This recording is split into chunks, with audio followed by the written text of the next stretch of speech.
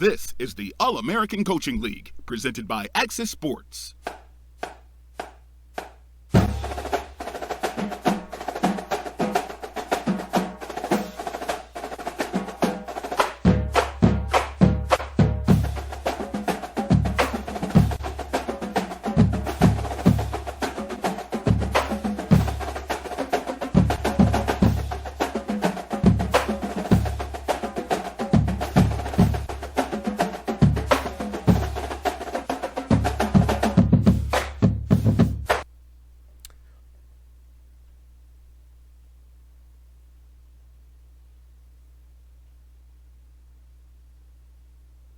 What's up, party people? What's up, ACCL in the house? What's up? This is Dave Axis, wrapping up the last 4 games tonight for the All-American Coaching League. 8 games down, 4 to go. Tonight we have number 14, University of Houston, traveling to Iowa State, the 15th ranked team in the nation. So 14 at 15 to get this thing started tonight. After that, we'll have the number 2 team in the nation, Central Florida, traveling to number 18, Marshall. And then number 9, San Diego State at number 23, Washington State. And then the nightcap, the wrap-up game for tonight and for Week 12 will be Indiana, the 11th ranked team in the nation, traveling to Western Michigan, the 22nd ranked team in the nation. Can everybody hear me okay? I think I might have messed the music up at the beginning, but at least you guys probably saw the video. But can you guys hear me okay in the chat? Looks like we got a few people logging in already, so that's good to see. Let's go ahead and get this started. I'm going to do the play-by-play for this first game tonight, which is, let me see here. It's going to be the University of Houston at Iowa State. I've got 2 of my buddies in the booth with me tonight. From the University of Memphis Tigers, Pepper Rogers is in the booth with me. Pepper, what's up, buddy? How are you tonight? Oh, good evening there, Dave. How's everybody out there this chilly Friday evening? Hey, it is chilly. It's going to be chilly in Iowa State, Bob Funk. I've got Bob Funk with me, too. From the University of Cincinnati.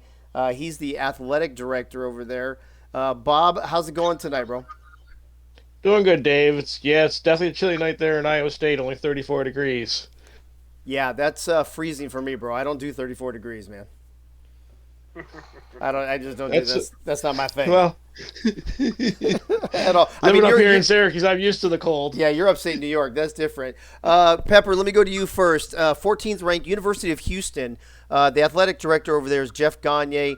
The head coach, Bobby Leo Moxon. This has been an interesting experiment over there in Houston with them. In the preseason, we saw them running the Navy offense. Weren't sure if they had the proper personnel for that. He might just be putting things in place for future seasons. What do you think about the University of Houston, ranked 14th in the nation, traveling to Iowa State tonight? Well, it's going to be an interesting game going on the road to Iowa State with the ranking 14-15. Look like it's going to be a pretty close game. But this Navy offense is going to be interesting to watch.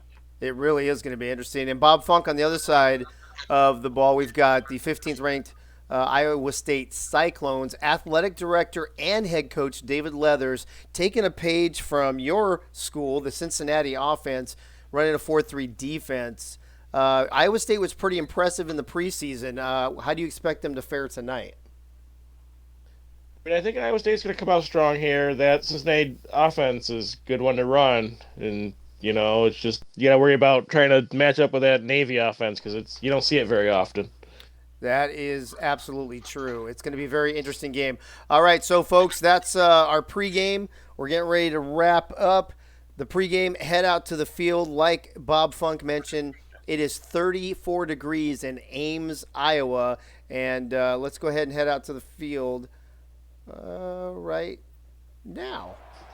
Dave, what conference is this game? Division-wise, Houston is part of the Wayward West. Iowa State is part of the I-35. Oh, this is a divisional game.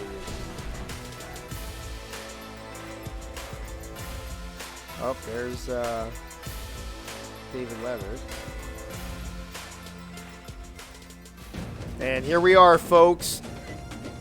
Welcome to Jack Trice Stadium in Ames, Iowa. A balmy 34 degrees. Coach Craven in the house just popped in. We get some flex bone action.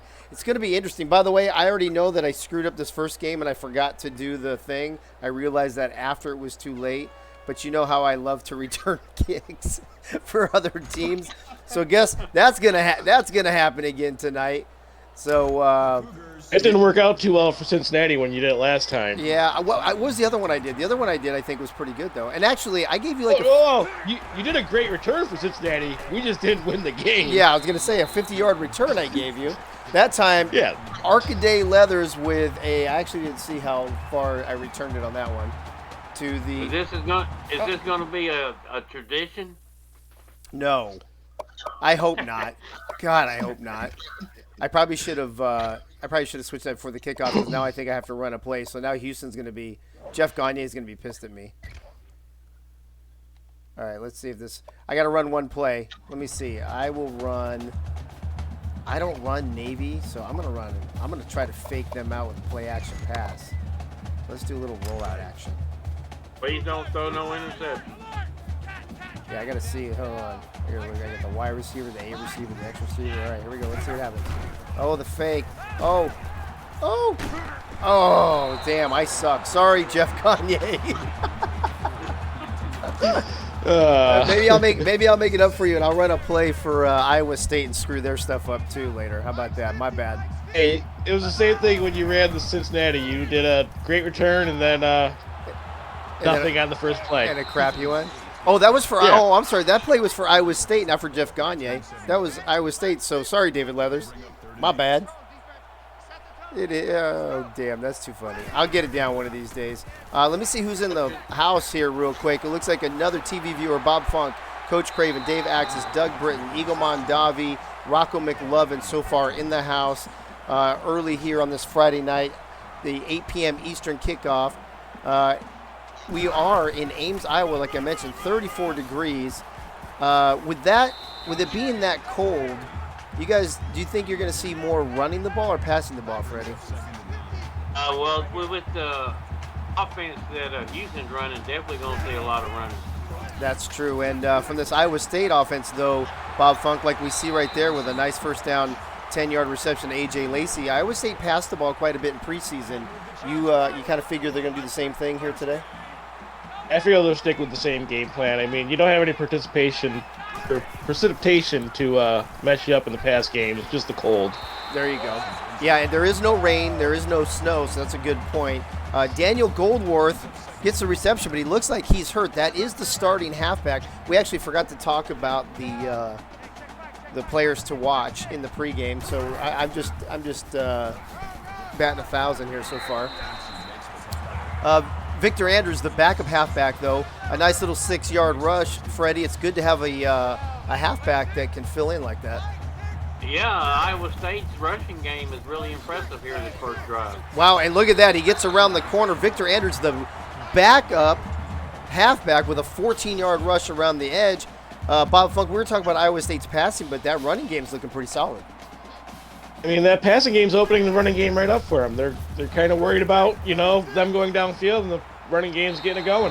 And look at that beautiful pass to Tanya Tantrum, 17 yards on the sideline, a little tippy-toe action, even knocked the cone over. Look at, they're not even picking up the cone over there. What's up? Because they're in a hurry-up offense, trying to catch the Houston defense off guard.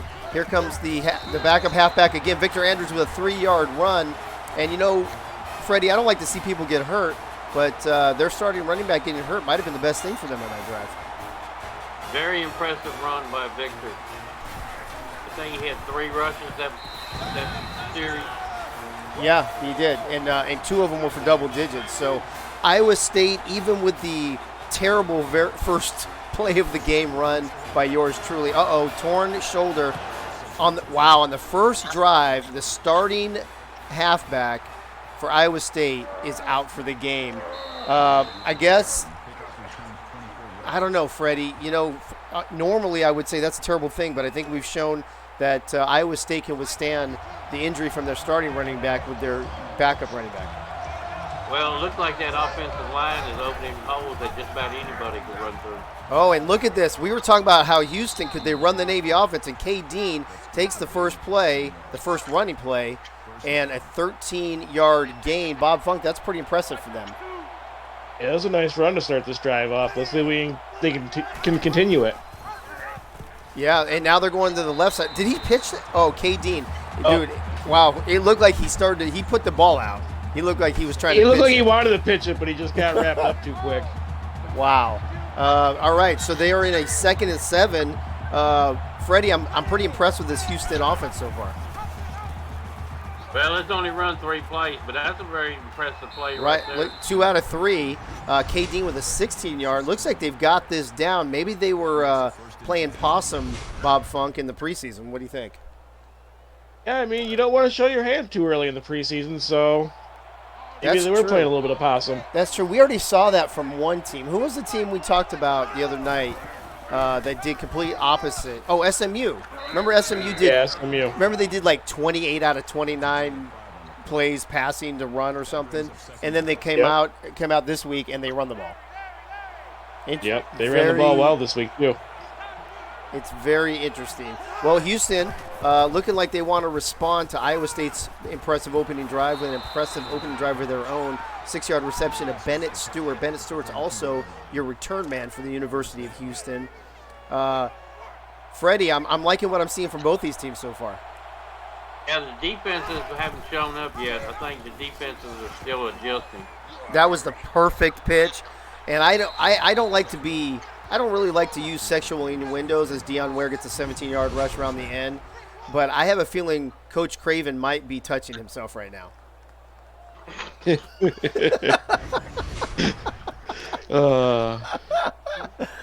Oh, look at Charles. I think Charles might be in the chat. I can't really tell. Do you guys think Charles is in the chat?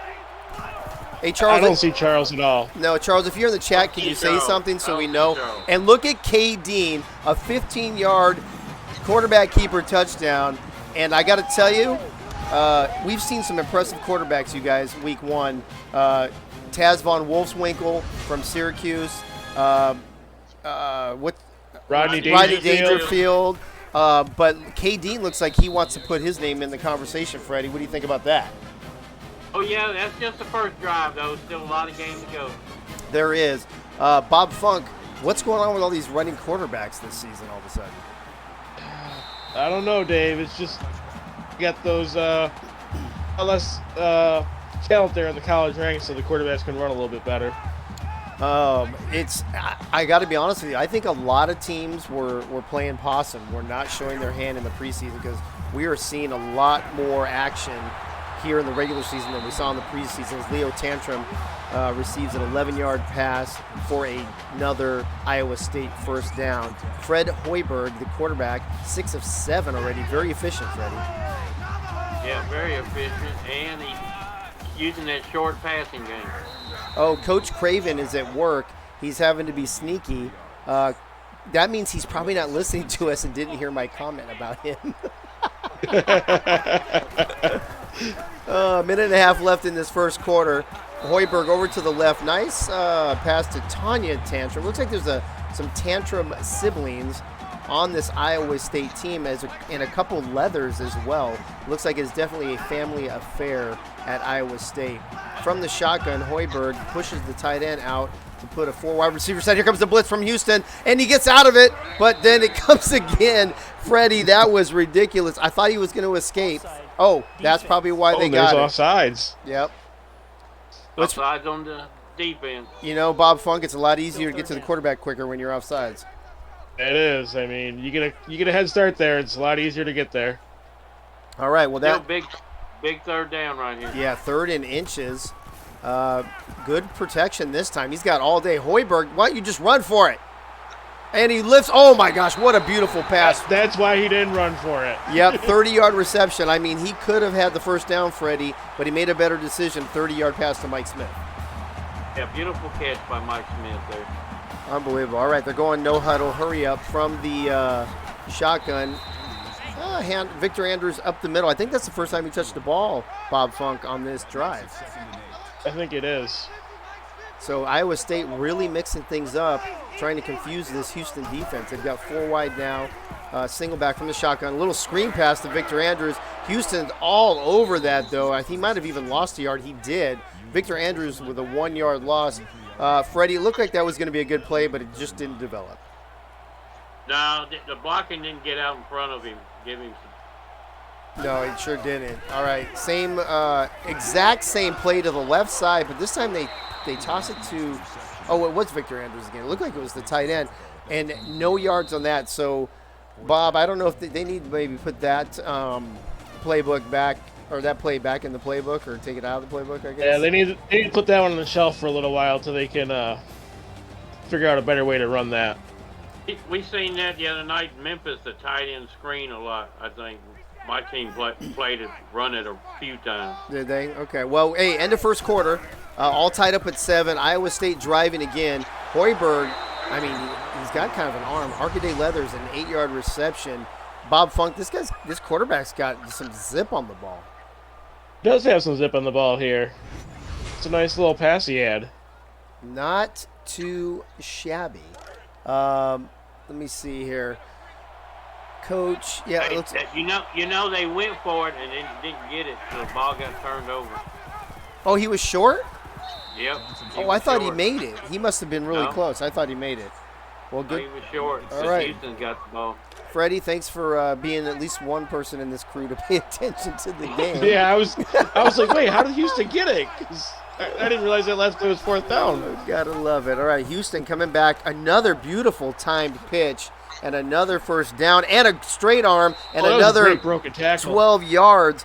Houston, Deion Ware with I don't know how far he went, but look at this, you guys. He gets the pitch. He's got the first down there, and then he's like, get the fuck off me, bitch. And he runs for another 12 yards. Bob Funk, that's impressive.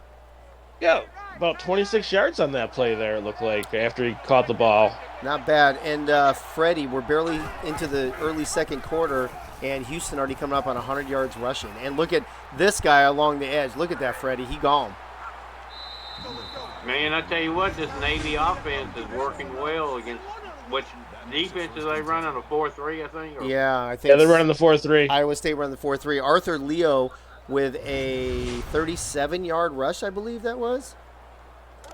Iowa State, man, Iowa State going to have to lock this down. Houston looking strong, looking fluid. This time they're going to be under center. There goes the man in motion.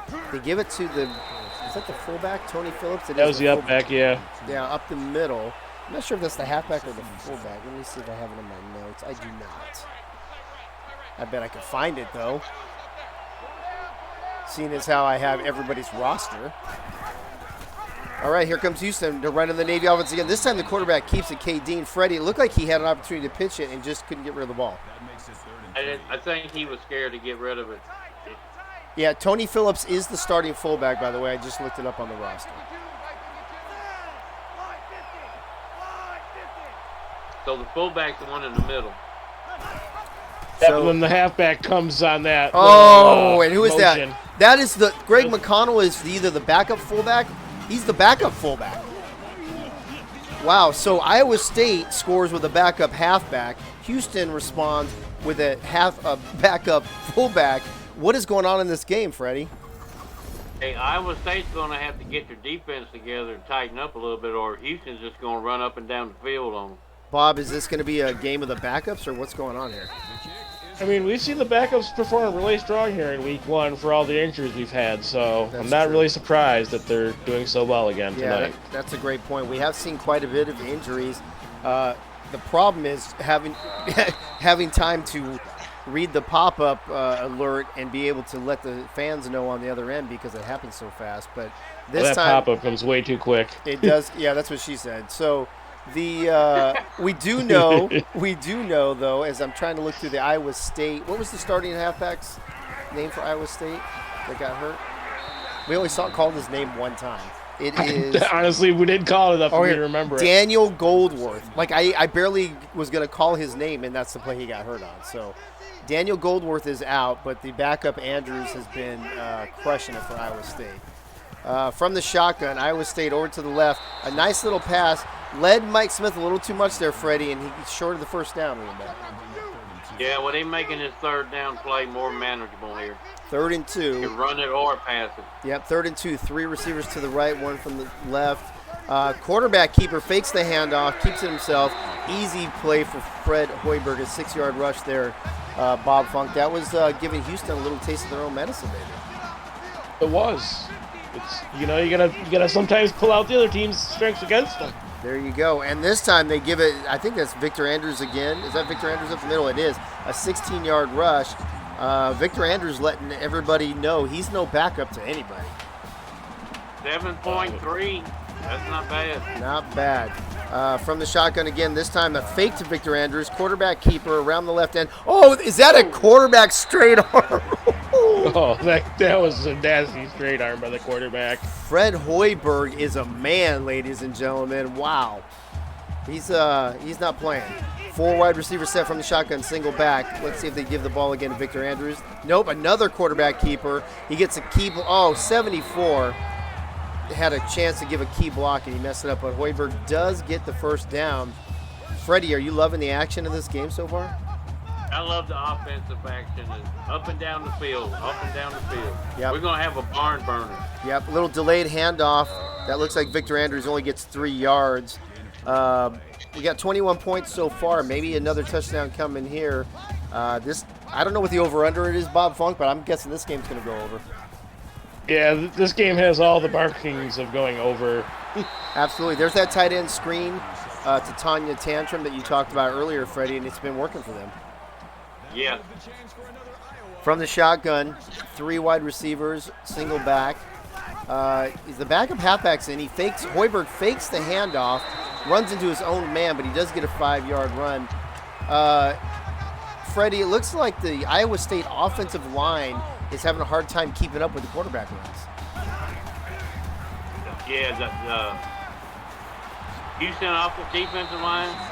No, I'm saying the offensive linemen for Iowa State, they keep getting in Hoiberg's way, and instead he could have some long runs, but instead he keeps getting short runs. Oh, yeah. Well, he's just reading that defense, keeping the ball or giving it up. And there he is, carrying it like a loaf of bread right up the middle. He actually looked really tired there, Fred, like he was out of gas. He's not the fastest player out there, I don't think. He's not. Yeah, he's looked pretty slow all night. Well, I don't know. He's getting the job done. He is getting the job done, but if I'm the coach, I'm telling him about the way he was carrying that football when he gets to the sideline. I'll tell you that, Bob. Well, I mean, Fred Hoiberg, I'm pretty sure he's a former basketball coach, so that is true. I'm not sure if he's used to carrying a football that often.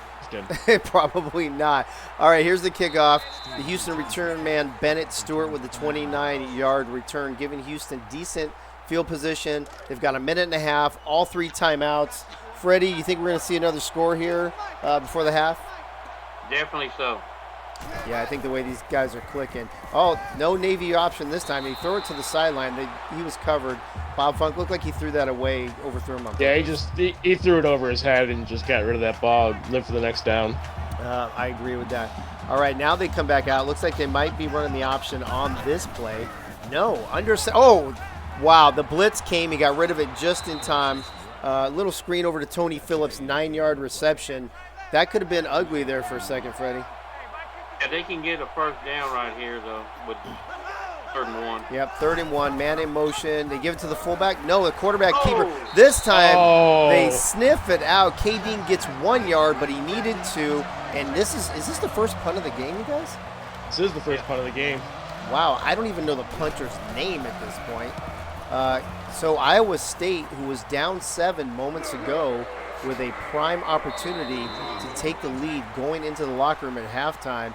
Freddie, you said there's going to be another score, but it looks like it's going to be Iowa State instead of Houston. I think both teams are finally going to tighten up here a little bit. They didn't see what teams are running, so they're going to start keying on them plays. Well, Iowa State got their first stop. Let's see if Houston can get their first stop. 10-yard reception to A.J. Lacey, just short of the marker, Bob Funk. 2nd and inches. Is this a time where you take a long chance downfield? I think I would here. Well, they go to a little 5 and out, which is great for first down. Tanya Tantrum gets out of bounds. I'm going to check and see if Tanya, I'm going to look at the roster right now. Tanya looks like a tight end, but she keeps lining up as a receiver, so I'm not sure what her position is. I'm going to look it up real quick on Iowa State here. As Hoiberg drops back. Great. I got to tell you guys, I'm really impressed with Hoiberg's arm. He really has some zip on the ball, like we mentioned earlier. Yeah, he's running he's throwing the ball really well here tonight, Dave. I'm trying to find this roster. Oh, and now there's the field wide open. Leo Tantrum, the brother of Tanya, 32-yard reception down the sideline. Freddie, that was a beautiful play. That was definitely a beautiful play. That corner got beat right there. He was blitzing. I don't know where he was going. Look at that. I think he was thinking the safety was going to cover over the top there because that safety just didn't move. I don't know why he was floating to the middle like that. I'm thoroughly impressed with Fred Hoiberg's passing. Bob Funk, though, 46 seconds. Iowa State's out of timeouts. I didn't realize they were burning their timeouts on that drive. Houston with 3 timeouts and 46 seconds. That's probably enough to put something on the board. It is, but... Go ahead, Bob. I mean, it's enough time, but it's just with that Navy offense, I'm not sure they have the down-the-field threat to do it. Well, we'll see here momentarily as I'm still looking for this roster that I had a second ago, and now I can't seem to find it. There it is. Leo Tantrum, wide receiver, Tanya Tantrum is the tight end. Okay, good. That makes me feel better. Dion Ware, an 8-yard reception. Clock's ticking, or is Houston burned the timeout? He used the timeout. Okay.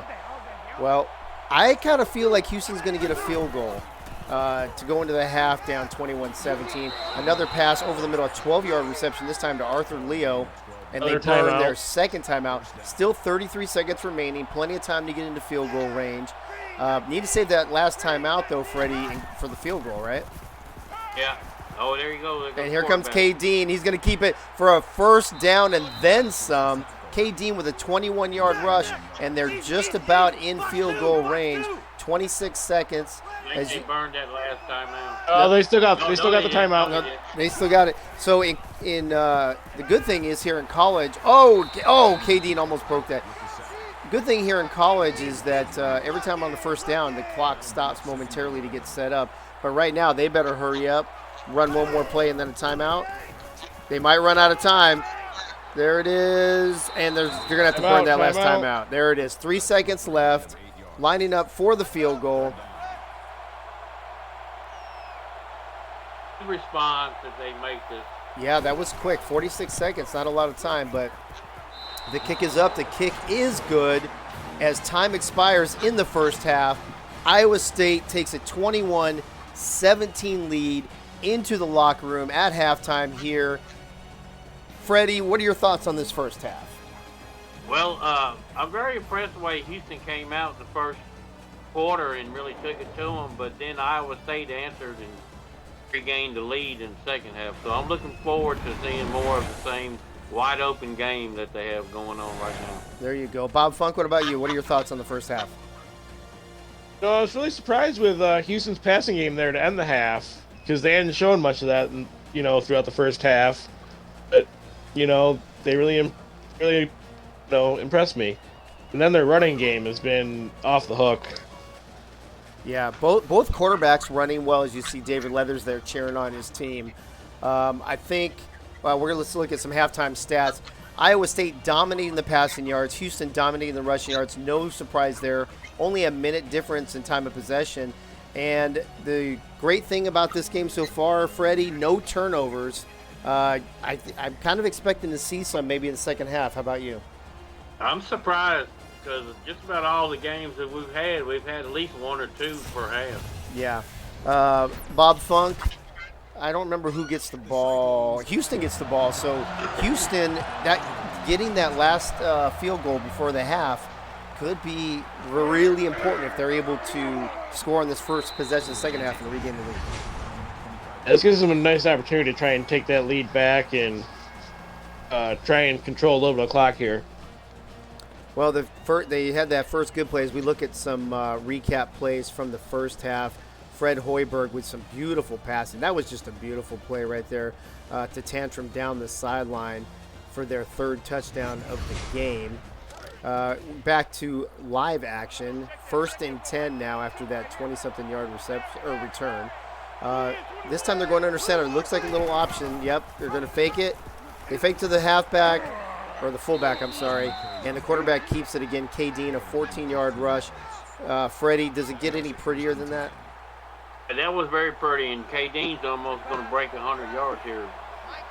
I'm not surprised at all. Same exact formation. This time they go to the left. This time he is going to pitch it, and he gets it off just in time. Arthur Leo with a 7-yard rush. He took a big hit at the end of that, though, Bob.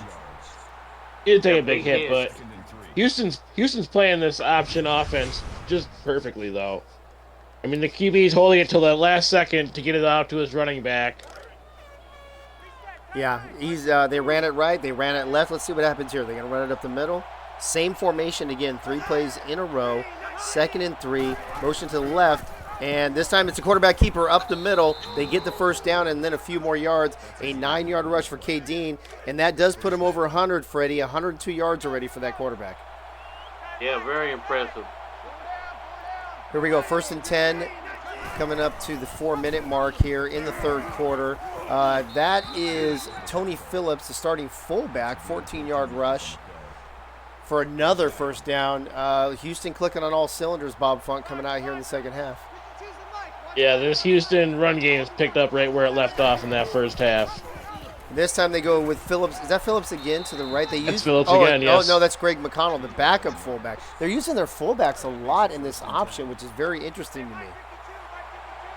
I think Navy uses their fullback a lot when they run the Navy offense. Well, there you go. This time, again, fullback up the middle, the backup fullback, Greg McConnell, with a 5-yard rush.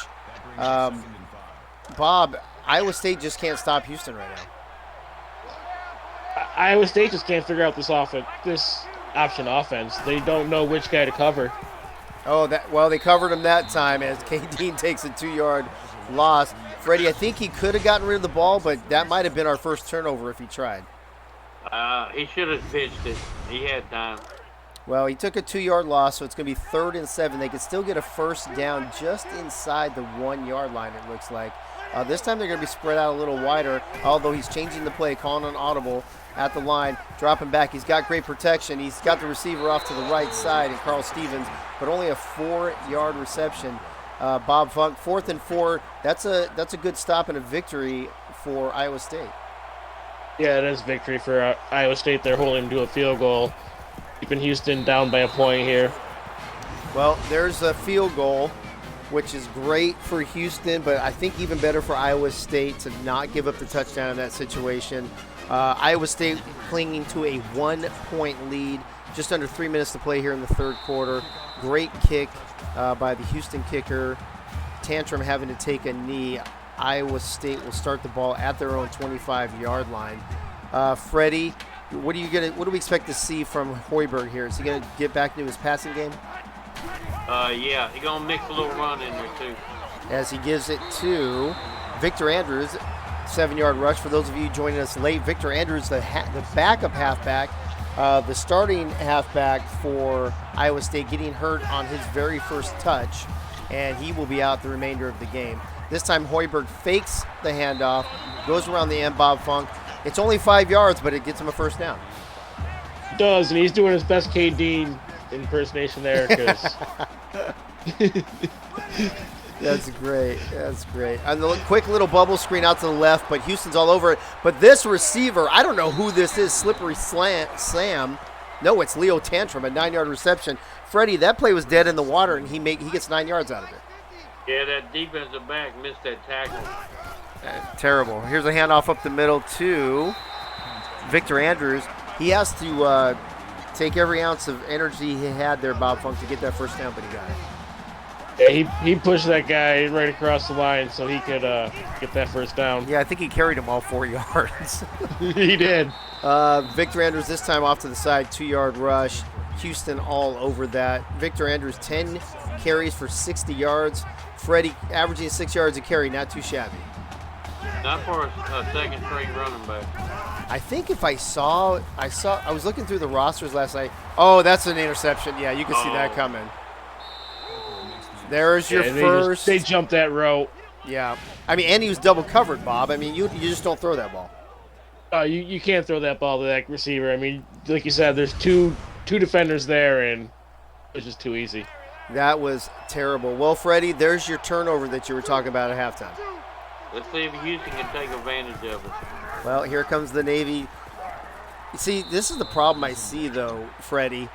When they run it to the short side, it doesn't work as well. They just don't have enough field there, I don't think.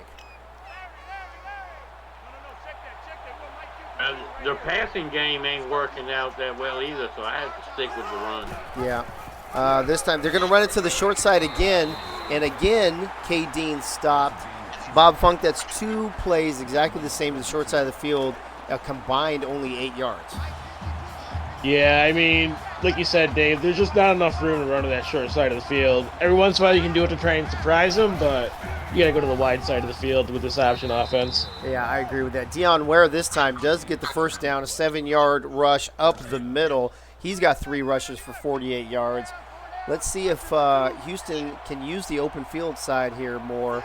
And they are going to run it this direction. This time, K. Dean keeps it, and he's going to he does get the first down, barely. That is his 15th carry of the day. Freddie, I hope he's got high stamina. Well, it looks like he can run it all game. Just keep feeding him. Well, he's going to keep. This time, that was Bob Funk. I think there was a busted play. The halfback ran one way, the quarterback had to turn the other way, and by that time, the defense was all over him. Yeah, it didn't look right there. That definitely looked like a busted play.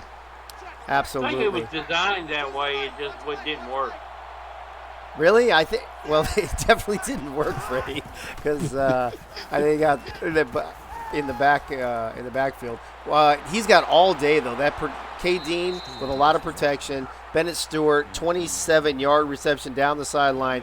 1st and goal now for Houston. K. Dean. Bob Funk maybe doing his best Hoiberg impression there? He might be. I mean, Houston hasn't passed a lot tonight, but they've been pretty effective, on that drive at the end of the half and then that pass there. Well, Freddie, when you got option, you just don't know when the pass is coming, right? Ooh, what a hit. He got blown up. K. Dean, are you okay? Leathers. Himbo Leathers. Oh, look at that. With the shoulder that and truck everything. Number is 2. The number of that truck is number 2. K. Dean takes a 2-yard loss as we get to the end of the third quarter. I'm not sure why the game is hesitating right now. Oh, there you go. It was another one of them leather boys, right? Yeah, between the leathers and the tantrums, there's a whole big old thing going on over there. Iowa State clinging to a 21-20 lead. Freddie, let me start with you. After all the fireworks in the first half, we only saw 3 points in that third quarter. Yeah, like I said, the defenses are settling down. It's Yep. going to be who has the ball last. Yeah, I think you're right. I love these close games, keeping me on the edge of my seat. As K. Dean, quarterback keeper again. Did he fumble the ball? No, 6-yard rush. He looks spent though. Bob Funk. He took a long time to get up. He's getting worn out. He's throwing the ball a lot tonight. Well, he's coming Running nice. quite a bit too. Yep, under center. Here they go. Oh, he's going to drop back a pass. Oh, the slant pattern. That was beautiful. A.J. Gary, 6-yard touchdown reception. Freddie, that was the perfect setup for that play. Oh, yeah. That slant, he got on that corner. The corner's inside, and there wasn't nothing to do about it. Nothing. Bob Funk, I didn't see a pass coming there. I thought they were going to run it again. Like I said earlier, I mean, when you switch that pass in there, when you've been running so much, it's been working very well for him tonight. And they're going to go for 2. The pitch to the right going nowhere. Deion Ware barely even got back to the line of scrimmage, if he even got back to the line of scrimmage. He didn't even get back. Freddie, do you like that? They were just. I'm sorry, Bob. Go ahead. They were just trying to make that a touchdown game there. Yeah. I understand why they did it, but I think it's a little too early. Freddie, do you like that, going for 2 to try to make it a 7-point lead with 4.5 minutes left to play still? Yeah. Okay, well, it failed, unfortunately, so Iowa State now only down 5. A touchdown will take the lead. as they settle in for their response to Houston's drive. Hoiberg under center. A little panicky there, Bob Funk. I'm not used to seeing that from him. He hasn't been behind tonight, so he doesn't know what to do. It feels like. What were you gonna say, Freddie? I think he's got a little cold in the second half here. He's not hot like he was in the first half. No, that's it. With 2 consecutive incompletions, both passes looking rushed. He's looking a little frantic. Neither was close to his receiver. Here's the difference right here, Bob. I think he feels more comfortable in the shotgun. I don't think he feels comfortable under center. I tend to agree with you there, Dave. And not that made a difference because it was from the shotgun. They threw the little screen pass, and it's a still lost 2 yards. loss. And just like that, Freddie, Iowa State with no response, a quick 3 and out to give the ball right back to Houston. They're going to have to hope their defense can put a stop on Houston, or this game might be put to bed on this drive. Well, here's the punt. Let's see if it's a decent punt. It is a decent punt, all the way back to almost his own 30-yard line. That was a great kick, but he returns it. Bennett Stewart 13 yards to almost midfield. 4 minutes. Too much time, Bob, I think, to milk the clock, but they could put a little hurt on it. I mean, you can go 4-minute offense here, but I don't think you're going to be able to burn this whole clock. Iowa State needs to either get a stop here or hold them to a field goal because a touchdown, this is probably going to be game over. Yeah, and There's that face mask, I think. Yeah, wow. So Iowa State with a great defensive play, finally stopping that option. And what do? They shoot themselves in the foot and give Houston another 15 yards on a face mask. Real quick in the chat, Abbott Costello, another TV viewer, Bob Funk, Coach Craven, Commander Root, Crazy Canuck, Dave Axis, Doug Britton, Eagle Mondavi, Lone Star Glory, and Maddie Sun joining us tonight. Welcome to the All-American Coaching League. This is game 1 of 4 tonight, and the last 4 games of the first week of 12 games played in the All-American Coaching League. What is Lone Star? Hey, Dave, I got a question for you. Go ahead, bud. When is our rankings due tomorrow? And player of the week? Well, is tomorrow Saturday? It's usually due by noon. I'm probably going to extend it a little bit because I usually make it a Saturday deadline when we have Thursday games. So I got to find a happy medium. Oh, there's Phillips from Houston has back spasm, says he will return. However, week 2 is going to start on Sunday, so it's definitely going to be due tomorrow, but I'll probably make it due tomorrow evening. Okay. And then that'll give me Sunday during the day to redo all the rankings for the graphics for Sunday night's games. Perfect. So I'll make it probably like 6 o'clock Eastern, something like that. Maybe 9 o'clock Eastern. We'll see.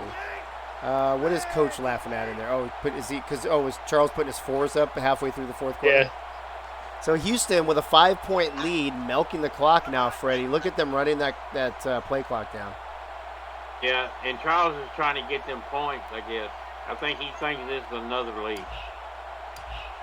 Yeah, what's he done? That's the problem. Yep, he needs to join Sims Anonymous with the rest of us. And there's K. Dean, 14-yard rush. Wait, was that not a touchdown? Oh, they're going to call him short of the goal. Just short, but Freddie, if they score here, is this ball game? Pretty much so, yeah. Because Iowa State hadn't done nothing with the ball in the second half. Yeah, they've done. It's been 2 halves for Iowa State. Yeah, they haven't even Iowa scored State this half. scored 21 in the first half and nothing this half. Absolutely right. No, Crazy Canuck. Apparently, he was a half yard short. I thought he was in too, but I'm sure the ref had a better view than I did. Wow. And I thought he got there, but well, if he puts it in here, and K. Dean's going to keep it. This time he does get in the 1-yard touchdown. Houston now going to take a 2-score lead. And Bob Funk, it might be too little too late now for Houston to try to come back. Well, that fat lady, she's warming up. Uh-oh. Does that mean Dandy Don's in the house yet, Freddie? Yeah, I think so. Don's back there. Yeah, he's tuning snap. up back there. Turn out the light. Well, let's see. You know what? We have seen some crazy stuff here in this league with teams scoring twice very quickly. We have, but with Iowa State doing nothing in this second half, I'm going to be shocked if we see that again. Yeah, Freddie, what do you think? I don't think they're going to be able to pull it out. They might be able to drive down and get a score, but they don't have enough time to get to it. Well, Fred Hoiberg with lots of time. He finally gets it away, but to Tanya Tanner for a 6-yard reception, Bob. But I'm thinking the defensive backs were all over those receivers. Yeah, they just had a blanket on those receivers. He had to go short to his check down. From the shotgun, 3 wide receivers, halfback. This time he does get over the middle, and that, folks, should seal the game. An interception by number 24, Kent. Does that say Kent? Does say Kent. Wow. Kent. Fred Hoiberg with a great passing game in the first half. In the second half, he throws 2 picks, and Iowa State going to get shut out in the second half on their home field. And now, Freddie, all Houston has to do is run the ball and run the clock. Yeah, that's all they're going to do. First handoff to Tony Phillips, the fullback, or the backup fullback, I believe. Or no, the starting fullback. Iowa State burning their first time out there. There you go. Still 1:49 left. It's not over, but I think it's over. It's as close as it can to be over. Yeah, exactly. Freddie, what was that? The Navy offense has been very impressive. It has. A couple rushes up the middle, not much yardage, but they're burning clock. This time they're going to run the option to the right. Quarterback keeper, K. Dean, and that 8-yard rush should seal the deal now. Yeah, that about seals it with that first down. A minute. That was their last time out. Yep. Only a minute 42 left in the game. They're going to keep running the ball. Iowa State cannot. Oh, wait a minute. Get out of here. Oh, they recovered it. Wait. Houston got it. No, Iowa State got it. No, Iowa State got it. Sorry. Yeah, Iowa State got it. Wow, it's so hard to see with all those bodies. Does this mean Iowa State actually has a chance? Nah, I still don't think so. You better put it in the end zone quick. Yeah, they better. Yeah, you got to score like 1 or 2 plays here and really hope for that onside kick. I mean, otherwise you're done. Well, there's Hoiberg. Those short little passes over the middle with no timeouts. You can't be thrown in the middle of the field. That's the worst thing. That's the worst thing you could do. Yeah, you got to be throwing sidelines or going deep. Oh, and a false start on top to add insult to injury right now. Oh my goodness.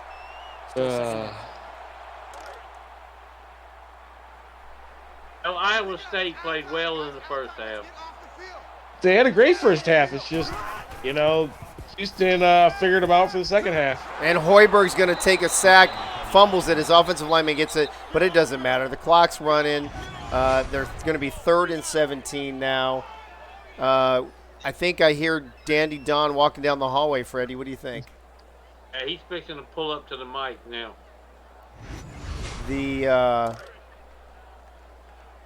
Why did the clock stop? Oh, it did. Why are they huddling?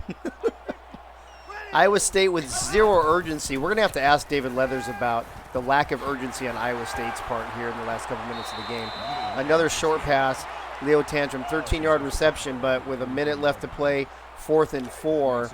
Bob Funk, you need bigger passes than that, buddy. Yeah, you got to be going, 15, 20 yards down the field, working the sideline. Hoiberg again, another to the side. First down, that'll stop the clock momentarily, but probably not long enough for them to get set up. 47 seconds now. Hoiberg overall with a pretty efficient game, 25 of 30, but when you throw 2 picks and score no points in the second half, it kind of deflates the percentage there, Freddie, don't you think? Yeah, well, they tried. I mean, Houston just had a better game plan in the second half. Better adjustments. Yeah, they absolutely did. What was the score at halftime? It was 21-14? 21-17. 21-20. No, 21-17. 21-20, wasn't it? No, it was 17. 21-17. They scored that field goal in the second half. That's right. Yep. It was only 3 points in the third quarter. That's right. Yeah. A first down? Yep, they gave him the first down. So I kind of feel like Iowa State's going to get a quick score. They're going to have a chance at a onside, but that'll be it. This will be only for posterity, sorry. And 28 seconds left, no timeouts. Houston said they ain't going to give up no more points. Well, let's see what Iowa State has to say about that. from the shotgun. Hoiberg. Oh, what a. Oh, he almost throws his third interception. He jumped that route so bad. Zeus Kent almost with his second interception. That pass was beautiful, Freddie, but the end result was not that pretty. Good defensive play. Oh, here comes Hoiberg in the pocket. He's got somebody, and there. I told you, there's the touchdown. Arcaday Leathers. Another one of those leathers. Arcaday Leathers. Oh, dude, where was that DB going for Houston? He totally ran the wrong direction. Yeah, he did. I don't know where he was running towards. Well, I mean, yeah, but hey, an onside recovery and a Hail Mary. That's all I'm saying. That's all you need. I mean, but it's a long shot here. It's back to that 5-point game. Danny Young had to turn around and go back to the locker room. If you don't recover this, it's game over. Yeah, that's it. That's and knee here. And he's going to try to return it. You take a knee here, and this is ball game. Wow.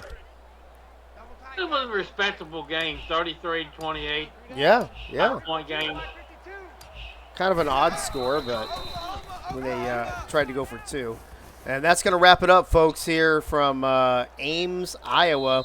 Iowa State not able to defend home field in their opening game, bowing to Houston 33-28. Freddie, as we see Houston celebrating on the field, what do you take away from this game tonight? The Houston offense was very impressive this afternoon, or tonight. Yeah, absolutely. Bob, what about you? Yeah, you're going to have to game plan for that Houston offense this season because you're not going to see that Navy offense, that they're running very often. Cliff Allen jumping in the house. Cliff Allen, how you doing, buddy? Yeah, they made it interesting at the end. I always love when they do. It always makes it a little more exciting, but I think it was definitely too little too late with only 18 seconds left. If they recover the onside, then maybe we have some drama, but very rarely in this league, in this conference, do you see the onside kicks recovered. As a matter of fact, we've had several already in week 1, and not a single one has been recovered by the kicking team. But Iowa State looked strong in the first half, scoring 21 points. Houston with the only points in the third quarter and the only points in the fourth quarter. Let's take a look at the game stats real quick. We'll look at team stats first. Dean is definitely player of the game. Oh, right? He's got to be. Look at the first. He's my vote. He got my vote. Look at that. First downs are even. Total offense is pretty even. But it's all opposite, right? It's passing yards versus rushing yards.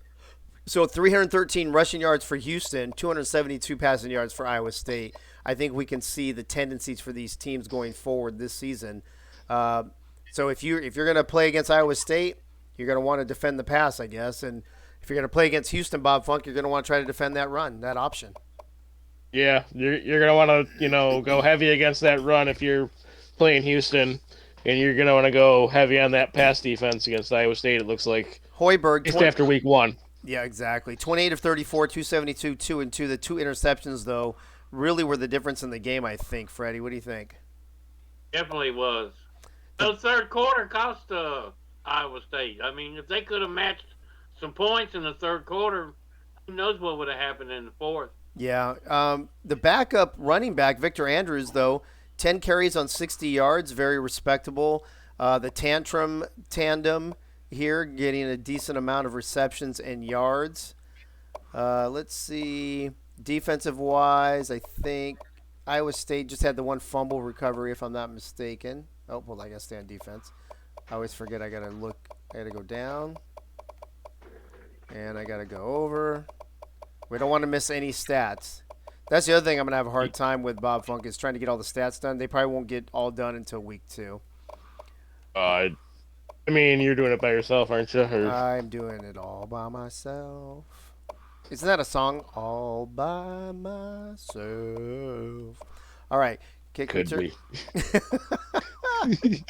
You got to go over on kicking also. I got to do what?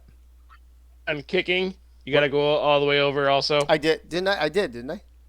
I don't know. I wasn't paying attention. I think I did. So look at K. Dean here. Only threw 9 passes, 8 of 9, which is phenomenal. For 80 yards and a touchdown, a 200 QB rating, Freddie. That's kind of ridiculous. That is ridiculous. But here's where it is, Bob Funk. The 149 rushing yards, 6 yards a carry right there.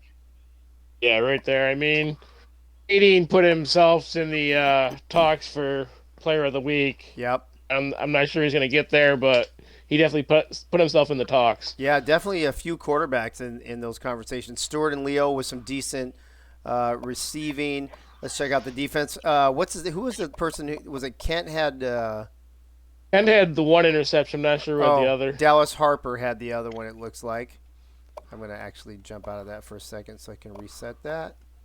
And we can look at all the defensive stats. What time is it? And we're a few minutes. We're right on schedule, folks. This is going great. In the All-American Coaching League, we play 5-minute quarters. So with the pregame and postgame, that puts us at about 1 hour for every game, which is exactly what we want. We want to keep things efficient here. Cliff Allen saying onsides would have been better. Yeah, that would have been definitely if they had recovered that.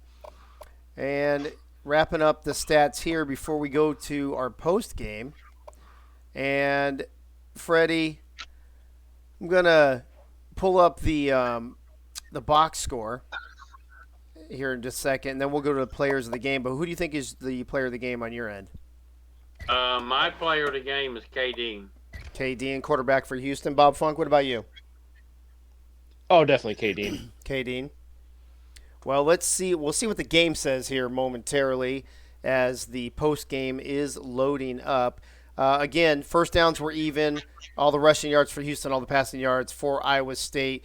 The 2 interceptions for that Iowa State threw versus the 1 fumble recovery. And Houston, of course, with running the ball the way they do with the benefit or the advantage in time of possession.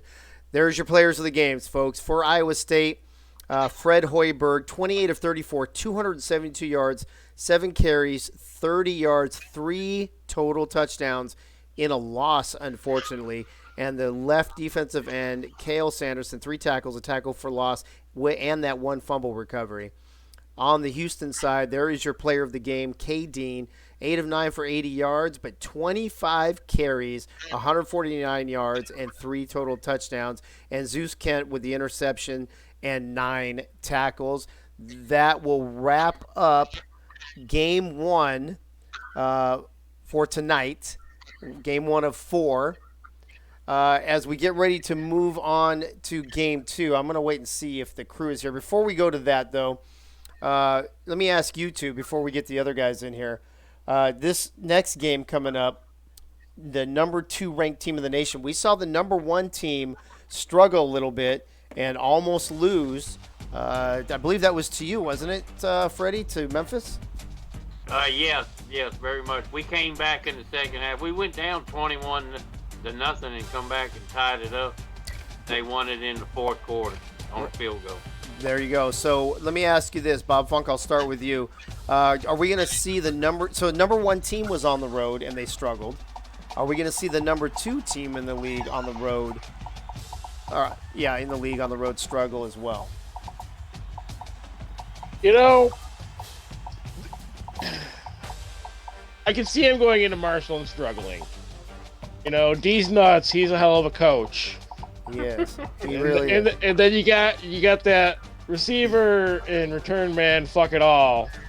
Oh, fuck it, dude. Fuck it all is. Dude, he's one of my favorites. I just don't know if UCF. Sorry, UCF has the tools to stop fuck it all. Well, UCF does have that strong safety, Morris Kuntz, that could definitely fuck it all.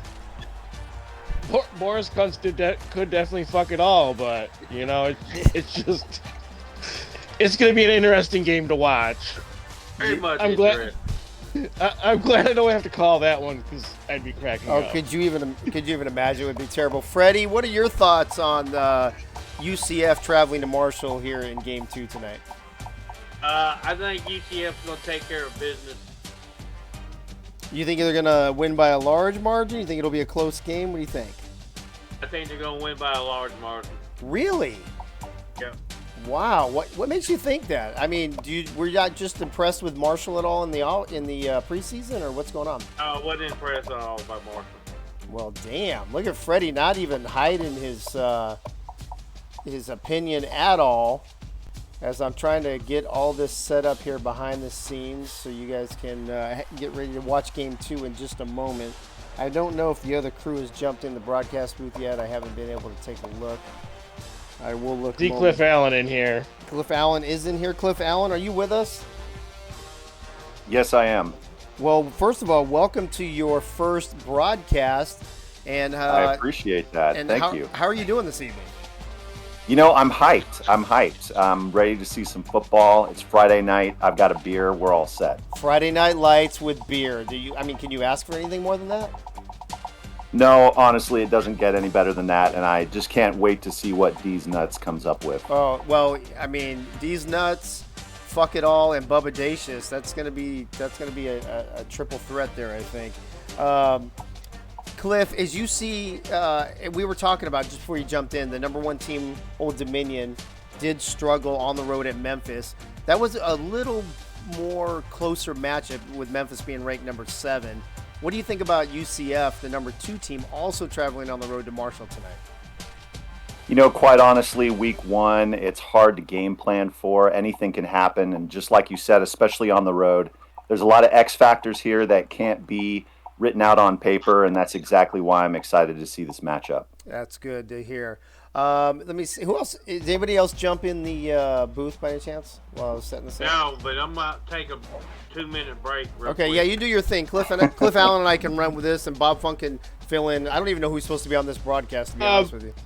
Dave, I'm gonna jump out of here for a minute. But Don't you love that? As soon as I say Bob Funk can help out, he's like, I gotta bail. No. I just got to bail for like 2 minutes. No, it's right fine, back. bro. I mean, we're expecting some more people in here in a minute anyway, so it's fine. And I mean, I'm gonna stick around in this booth on mute if I'm not doing the game. And you've got game. I think you have game 3. Yeah, I've got game 3. Also. Yeah, right, I got game 3. So sounds good. All right, Cliff Allen. It looks like it's just you and me. We'll hold it down. Yeah, we're gonna head out to the field here in a minute. I got to check the weather first real quick, because what we try to do here in the All-American Coaching League is we try to make the weather as accurate as possible. The times, obviously, we can't always do, because they're all going to be night games anyway. But I figure if we can at least get the weather straight, that'll give us some realistic conditions. You have a game later this evening, don't you? I do. You know, and I can't remember the matchup. I think I'm going against San Diego State. I so think that should you be are, interesting. and you're the home team. Yes. Well, at Marshall University, I just looked. It's only 52 degrees, which is not bad. It's not like that first game that we had. It was 34 degrees in Iowa. Okay, a little brisk November game. It is. I don't know what it is in Washington State yet. In Pullman, right? Pullman, you guys play in? That's correct. You know, I don't normally reside on the eastern side of Washington, but I can tell you it's probably cold. It probably is cold. I'm back. Freddie's back. Freddie, you missed absolutely nothing except me and Cliff talking about the weather. Before we go, we're about ready to go to the field. Good evening, Clint Torres. Oh, is Clint here in the booth? Yeah. Do I need to be here or should I bounce? No, you want to call this game? I would love it if you want to call this game. You want me to go play-by-play? If you want to, do you want to? Sure. Okay. Well, I'm going to throw out some shout outs in the chat, and then we're going to I'll touch the if you can see the screen, we'll touch the graphic real quick, and then we'll head out to the field as the teams are getting ready to. They're being held back by the producers on the field right now. They want to run out there. Real quick, in the chat, Abbott Costello, another TV viewer, Bob Funk, Cliff Allen, Coach Craven, Commander Root, Crazy Canuck, Dave Axis, Doug Britton, Eagle Mondavi, Lone Star Glory, and Maddie Sun. Thank you for joining us. This is Game 2, Game 9 for the week in the All-American Coaching League. Number 2 team in the nation.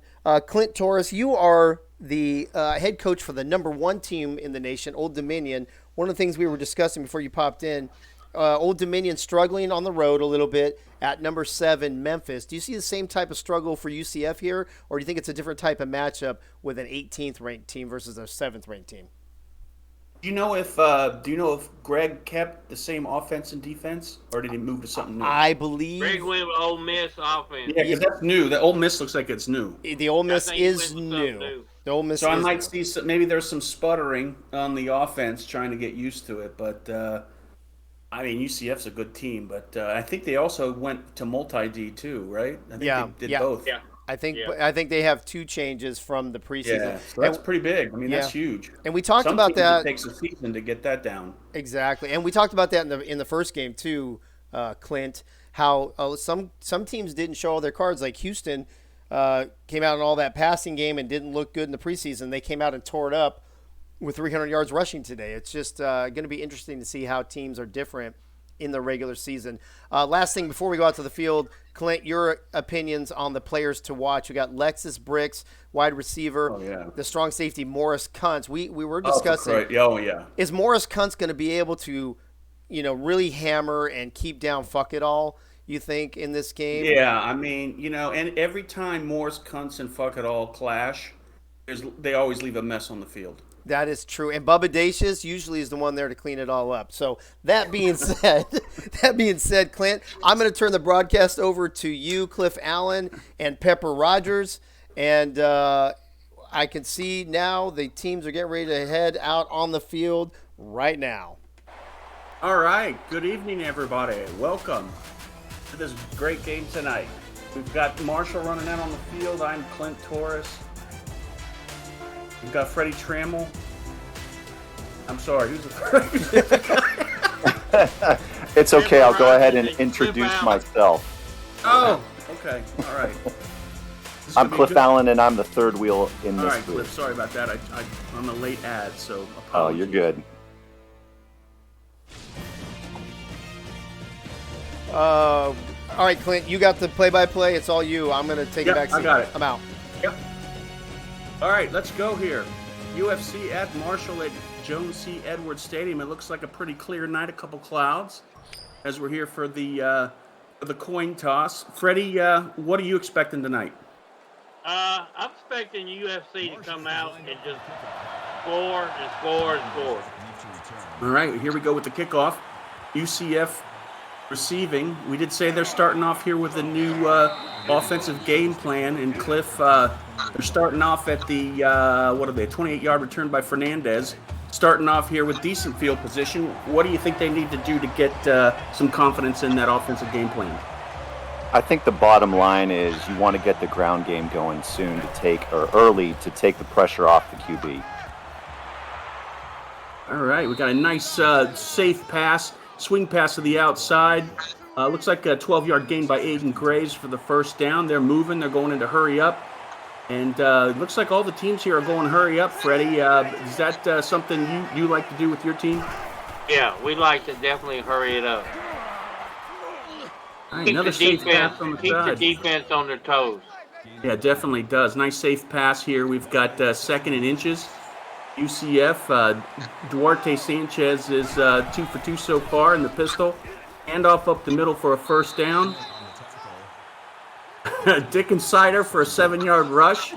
Cliff, what are your thoughts on Dick Insider? Well, if you're going to run between the tackles, you want to go deep and you want to go strong. Well said, well said. Another good run up the middle and a first down.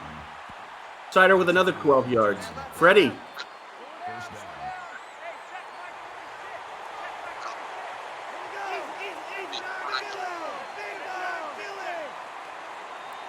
As I stated at the kickoff, we got a little partly cloudy, perfect night tonight for some football.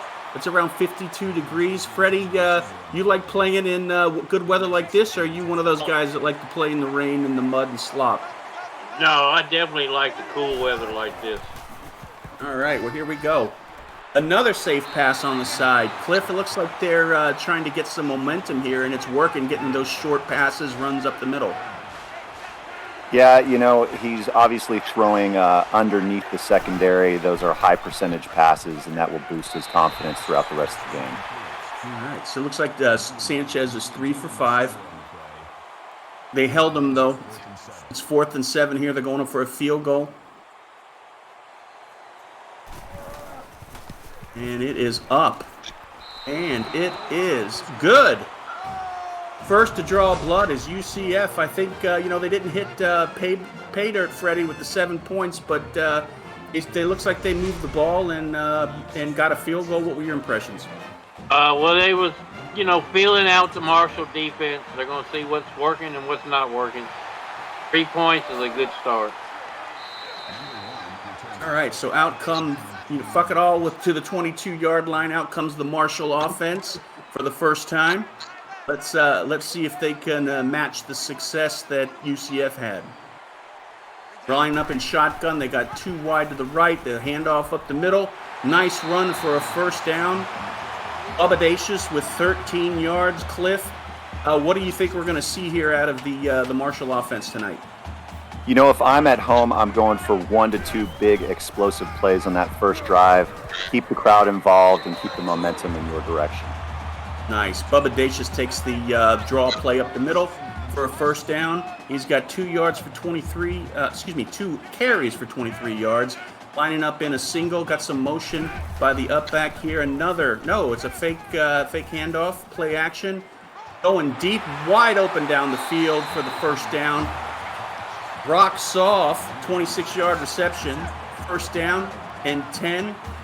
Freddie, it looks like we've got some explosions tonight here on the offense. Yeah, it looks like the offense came to play tonight. Another handoff up the middle, another decent gain. Bubba Dacius for another 4 yards. Both of these offenses seem to be moving down the field at ease, Cliff. Yeah, you certainly want to keep it on the ground just to keep the defense on their toes, and then you look for the play action pass deep.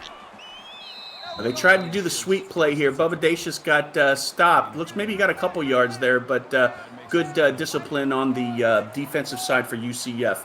We've got 3rd and 3 here, 2 minutes and 40 seconds left in the quarter. Back for a quick drop, throws it out of bounds. Doesn't look like he had anyone open, Freddie. Do you think maybe someone ran route, or what did you see there on offense? I think nobody was open. He just got rid of it. He didn't want to take a sack. All right, so 3 points tied up. Sets him up for a field goal. It is up, and it is good. We've got it knotted at 3 with 2 minutes and 32 seconds left in the first quarter. Cliff, man, so no touchdowns yet, but both offenses seem to be humming. Yeah, I was surprised by D's Nuts and his play call on 3rd down. I would think that there was something better in their playbook than that throw out of bounds. And let's see here, UCF getting the ball at looks like the 18-yard line. Let's see if one of these defenses could maybe make some noise here in the first quarter. Quarterback keeps it for the run. Decent gain there of 9 yards by Duarte Sanchez. 2nd and short. Playbook's entirely open here at 2nd and 1, Freddie. Yeah, Duarte's having a good game so far. Lines up in shotgun. Hands it off for a sweep to the running back. Powers for the first down. 3-yard rush by Sider. Gets the first down. Move the chains, Cliff. Again, neither of these defenses are lighting up anybody. Yeah, I think both sides are playing it safe, although with that quarterback keeper, I think that signals that UCF is ready to open up that playbook, as you said. So it looks like UCF, Freddie, they're going conservative, but they haven't been making any mistakes, and so far it's been working out good for them. Yeah, they're definitely working out. Moving the chain. Back in shotgun, quarterback takes an audible, hands off the middle. Looks like there's a sweep, actually bounces the outside for a first down. Nice run by Sider, 6 yards for the first down. Move the chains, 28 yards all night for Sider. Again, they're mixing it up on the ground and in the air, Cliff. Yeah, it may not be very exciting, but it certainly is efficient. We'll see if this continues to pay off for them. Plenty of time in the pocket there to get rid of the ball. 4-yard pass to Graves. Moving the chain, 2nd and 6. They're in the hurry up still. Quarterback lines up in shotgun again. We've got some motion by the halfback. Sets up behind the quarterback. Audible at the line. Looks like a delayed or maybe even a muffed handoff to the halfback and gets stopped. 4-yard rush, but Freddie, it looks like there was maybe something off kilter on that play. Well, he did get 2 yards on it, so they could have stopped him for a loss. Quarterback lines up in shotgun, got some movement by the halfback, fake handoff, quarterback keeper. Did he get the first down? He did. 2-yard rush by Sanchez. And this is, Cliff, we've got a league here where the quarterbacks aren't afraid to grab the ball and go. You know, I'm impressed with Sanchez and his size. He doesn't seem afraid to step forward and make a push for extra yardage. Another quarterback keeper, but this time Sanchez gets a 1-yard loss. Oh, Second man and 11. down. Sanchez is He may down. be down. Yeah, good call there, Freddie. Let's hope he's okay. Maybe it looked like maybe he was grabbing his hand. Let's look for the injury report when it pops up. It comes fast, fellas. Yeah, Booth curse at play right there.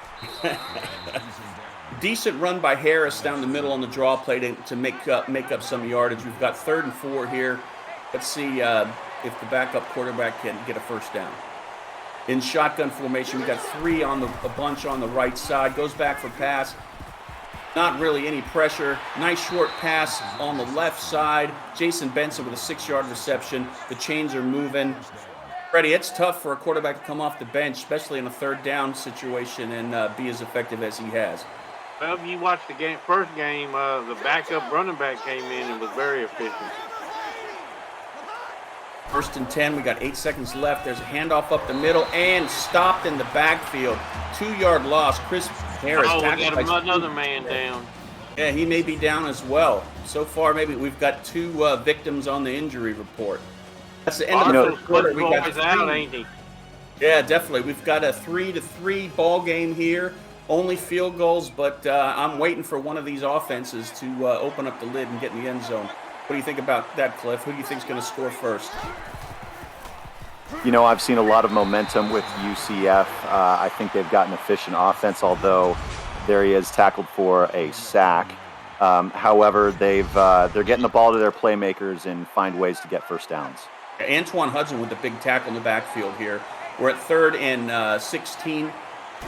Shotgun formation, back to pass. Looks like we're getting some blitz up the middle. Dumps it off to the safety valve. Nice pass, nice safe pass. Good run by Sider, 15 yards. 4th and 1, but it looks like they're holding them, and yet we have another field goal, Freddie. Yeah. And it looks like we've got the injury report from the sideline. The quarterback is out for 1 quarter. We've got a little issue with the shoulder. Oh, sorry. Disconnect. Oh. Okay, we got to take that keg out of the truck because we're getting some missed communication in the booth.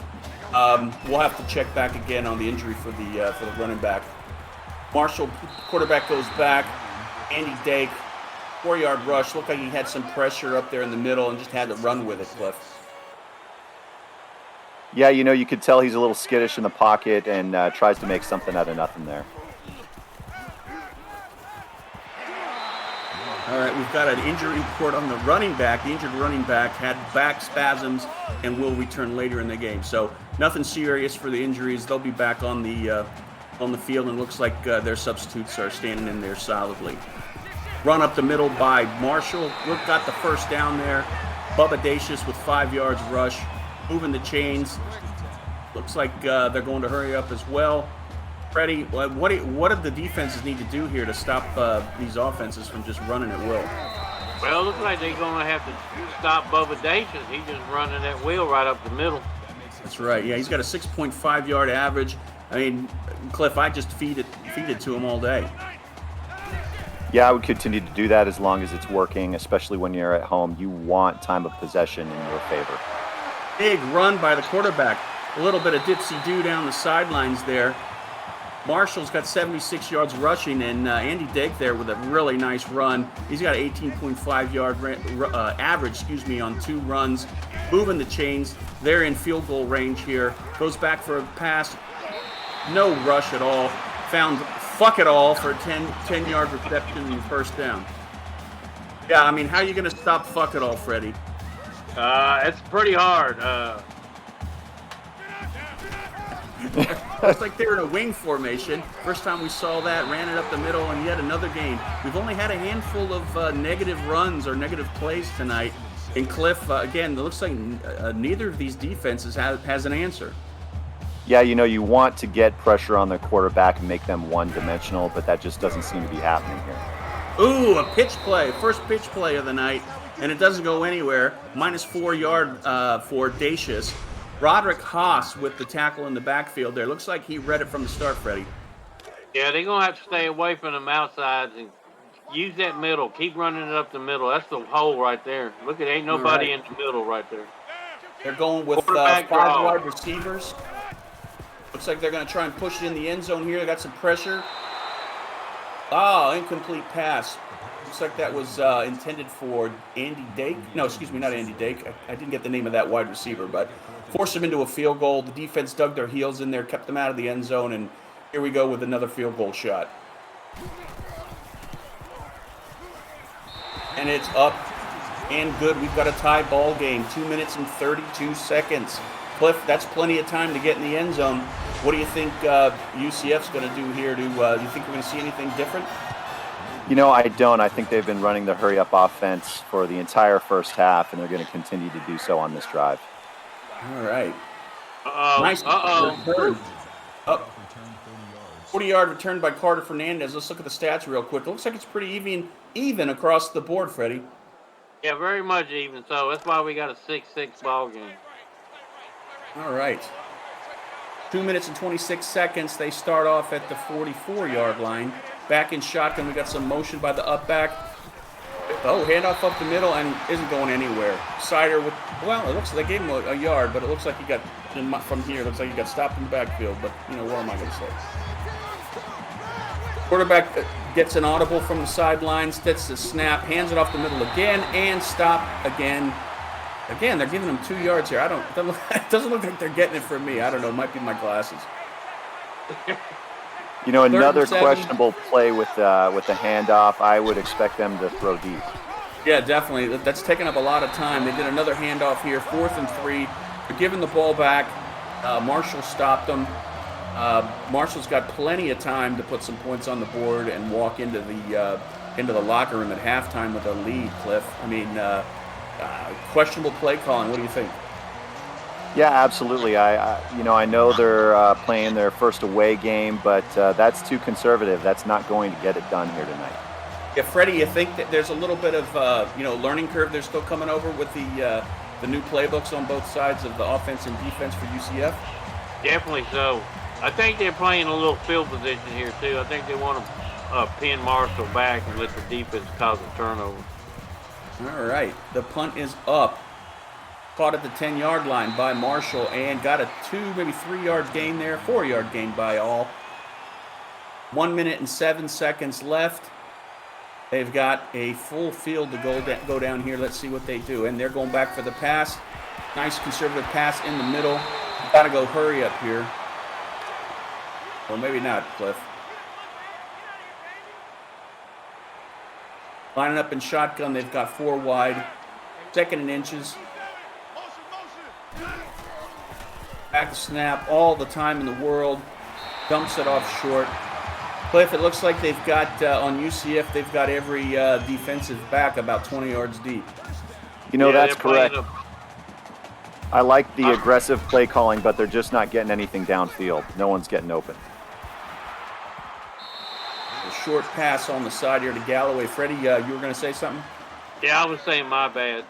Didn't mean to jump on him. Oh, okay. All right, we've got Marshall's in shotgun formation.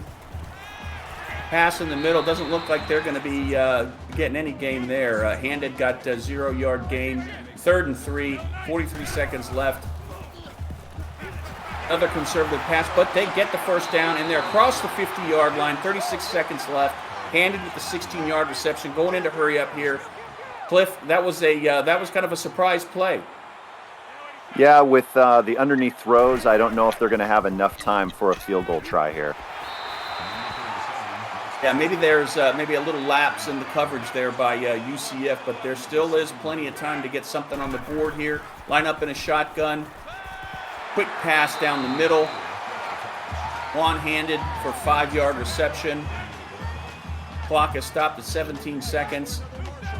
They're about maybe 10 yards out, Freddie, from a field goal. What do you think? It's a possibility. It all depends on what happens on this play. All right, 8 seconds left. 6 seconds, 5 seconds. They got to do something here. Stop the clock. Oh, they're running. They're throwing it. That was a wasted play. That was a wasted opportunity, Cliff. Would you have called the timeout or stopped the clock? Maybe try and get a field goal? I absolutely would have called the timeout and give yourself some time to look at your playbook and see what you've got. And if not, then get your kicker out there and give him a chance to put you up at half. Yeah, Now throw a Hail Mary. Yeah, definitely. Here we are at halftime, knotted up. Freddie, what any of these teams you think has the advantage coming out in the second half? No, it's even right now with 6-6 game. It looks like it's going to be a game of field goals. Yeah, definitely. But whoever wins is probably going to score in the last seconds on the clock. What do you think, Cliff?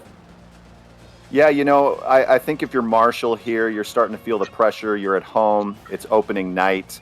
You would expect to be ahead at half, but, we've seen both sides play it very, very safe. And for what it is, there haven't been very many mistakes. So, Freddie, we've said a lot about the defenses on both sides, about letting them go down the field. But, hey, neither of them have let anyone get into the end zone. So, that's got to be something. Yeah, that's that bend, don't break. They just playing back and just letting them catch the ball and make the tackle. Yeah, and Cliff, it looks like we've got pass yards on the Marshall side was 103 to 57. Time of possession is relatively close. Rushing yards, the advantage to Marshall.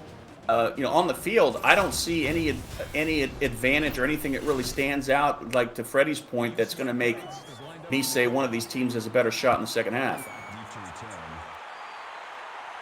Here we are in the kickoff in the second half, received by Marshall. On the goal line, they take it up. Nice return by Aaron, 27-yard return. Here they come. Let's see what kind of adjustments they made at halftime, Cliff. Yeah, if you're UCF, you like the fact that it's tied right now. I think I'd stick with what you've got unless momentum swings the other way. Okay, so let's give a quick shout-out to the the folks watching. We've got Abbott Costello, Bob Funk, Bo Martin. We've got Cliff Allen, of course. We've got the coach, Tackle Like a Dick. We got Commander Root. We've got Crazy Canuck.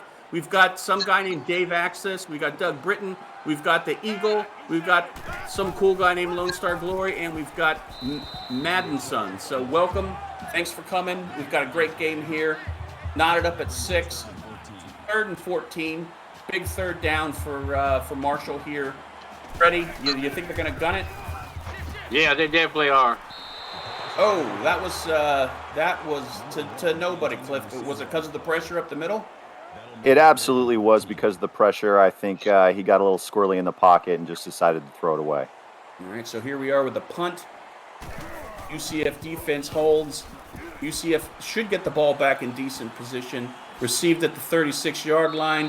Handful of yards on the return by Fernandez. And we've got an injury. Number 37. I don't know who 37 is. That's Greg Soto's third cousin. One of these days we might get a roster, huh? Handoff up the middle. Decent gain of 8 by Sider. Sider's got 43 yards. Decent yard average, Cliff. 5.4. You can't ask for any more from your running back. Yeah, no doubt. That's good production, especially on the road in week 1.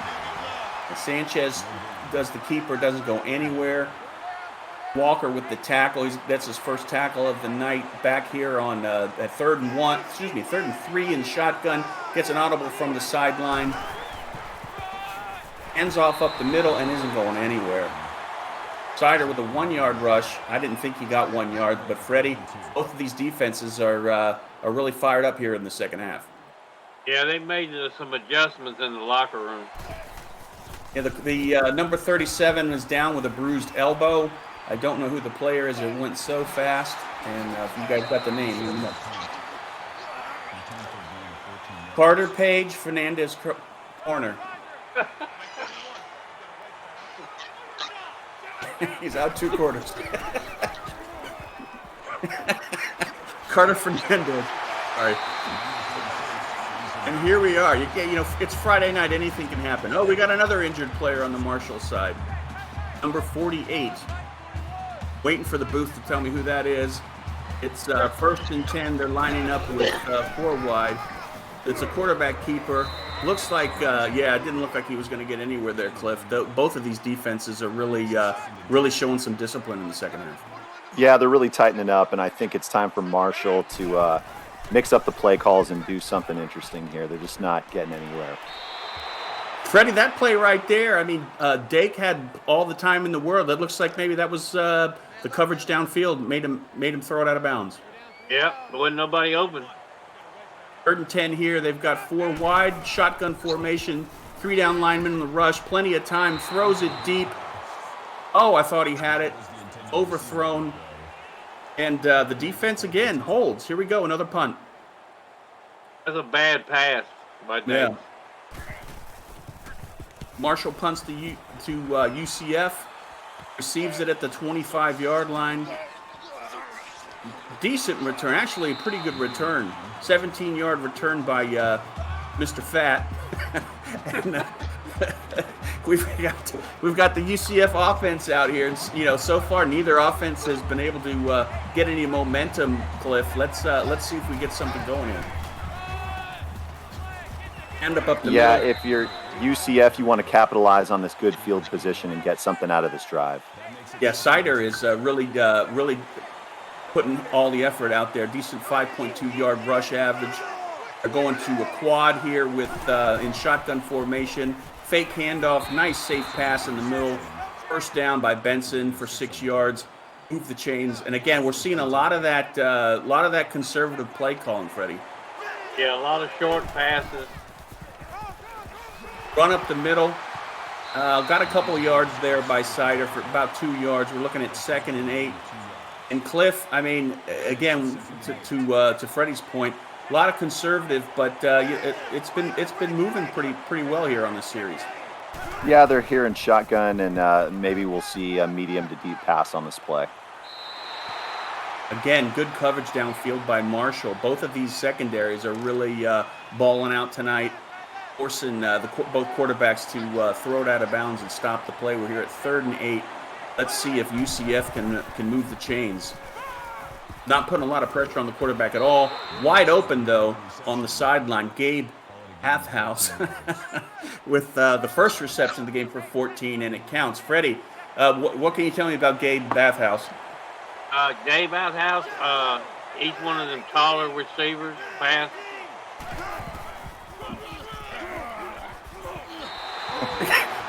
Got a Snyder with the run out of the backfield, gets stopped by Doug Stratton. 2nd and 10. Back in shotgun again for pro formation, getting an audible on the sideline.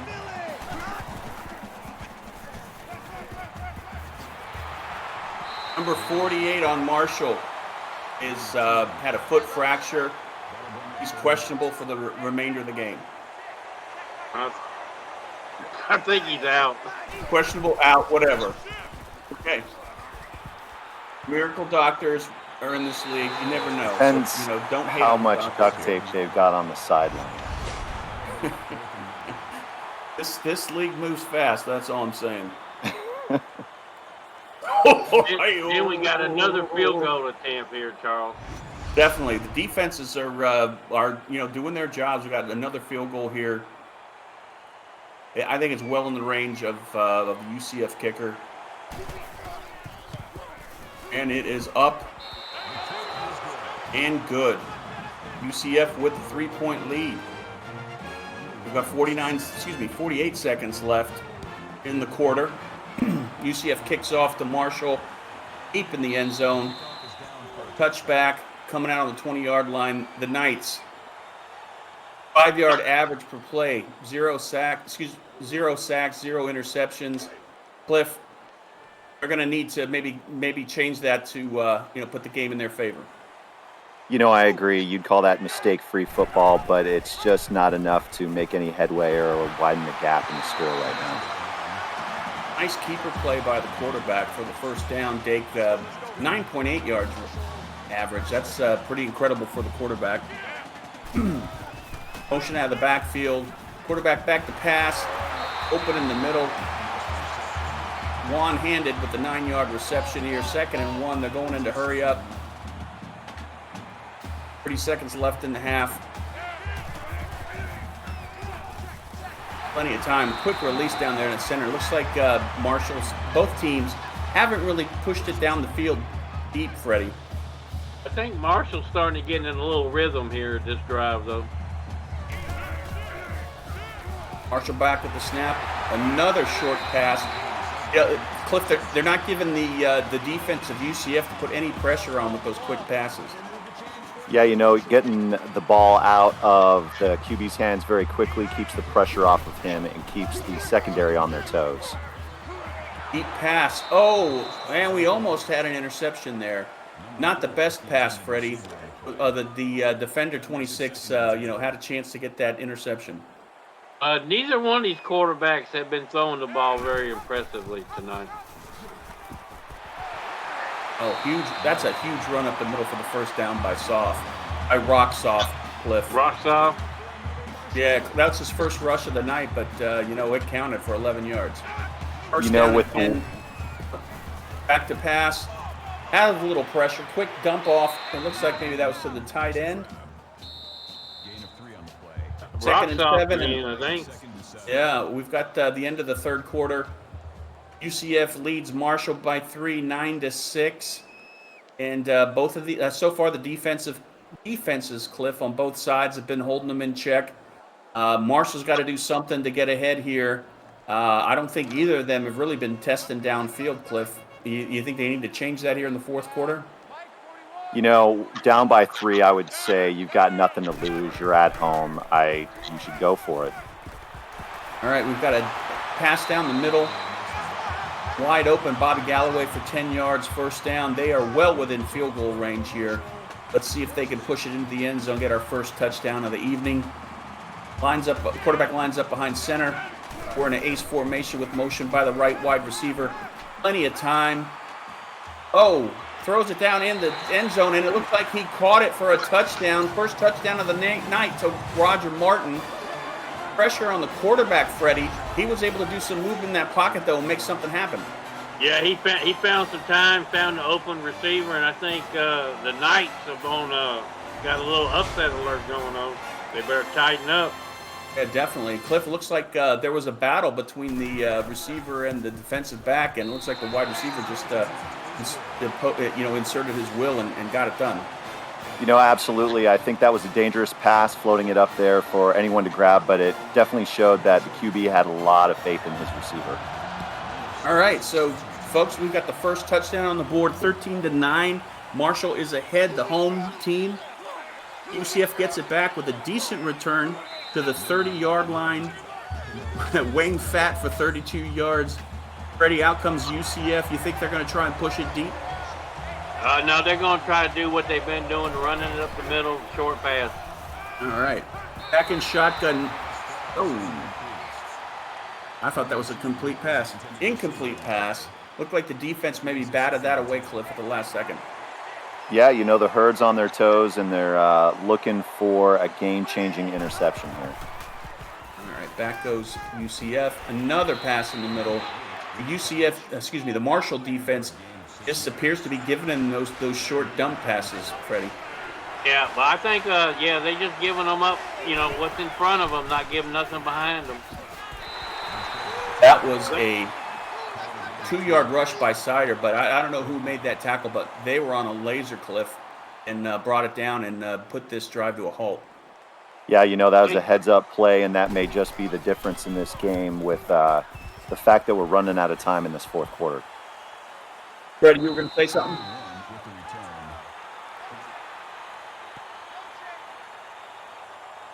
Freddie, you were going to say something? No. Just to mention that both these teams are from the Bootleggers division. Oh, yeah, this is definitely a rivalry. And Marshall's at home here, and they definitely want to pull a win off here, walk away with a victory over UCF, and also move up in the rankings. What do you think if they win tonight, Cliff? What do you think Marshall's going to move up to? I think it would make a huge statement from Marshall. I would say top 10. But Nice. that remains to be seen. We've still got 3 minutes and 30 some odd seconds before that can take place. Yeah, well said. Marshall back with the snap, has some pressure, has to move out of the pocket, had to get rid of it. Not a perfect pass.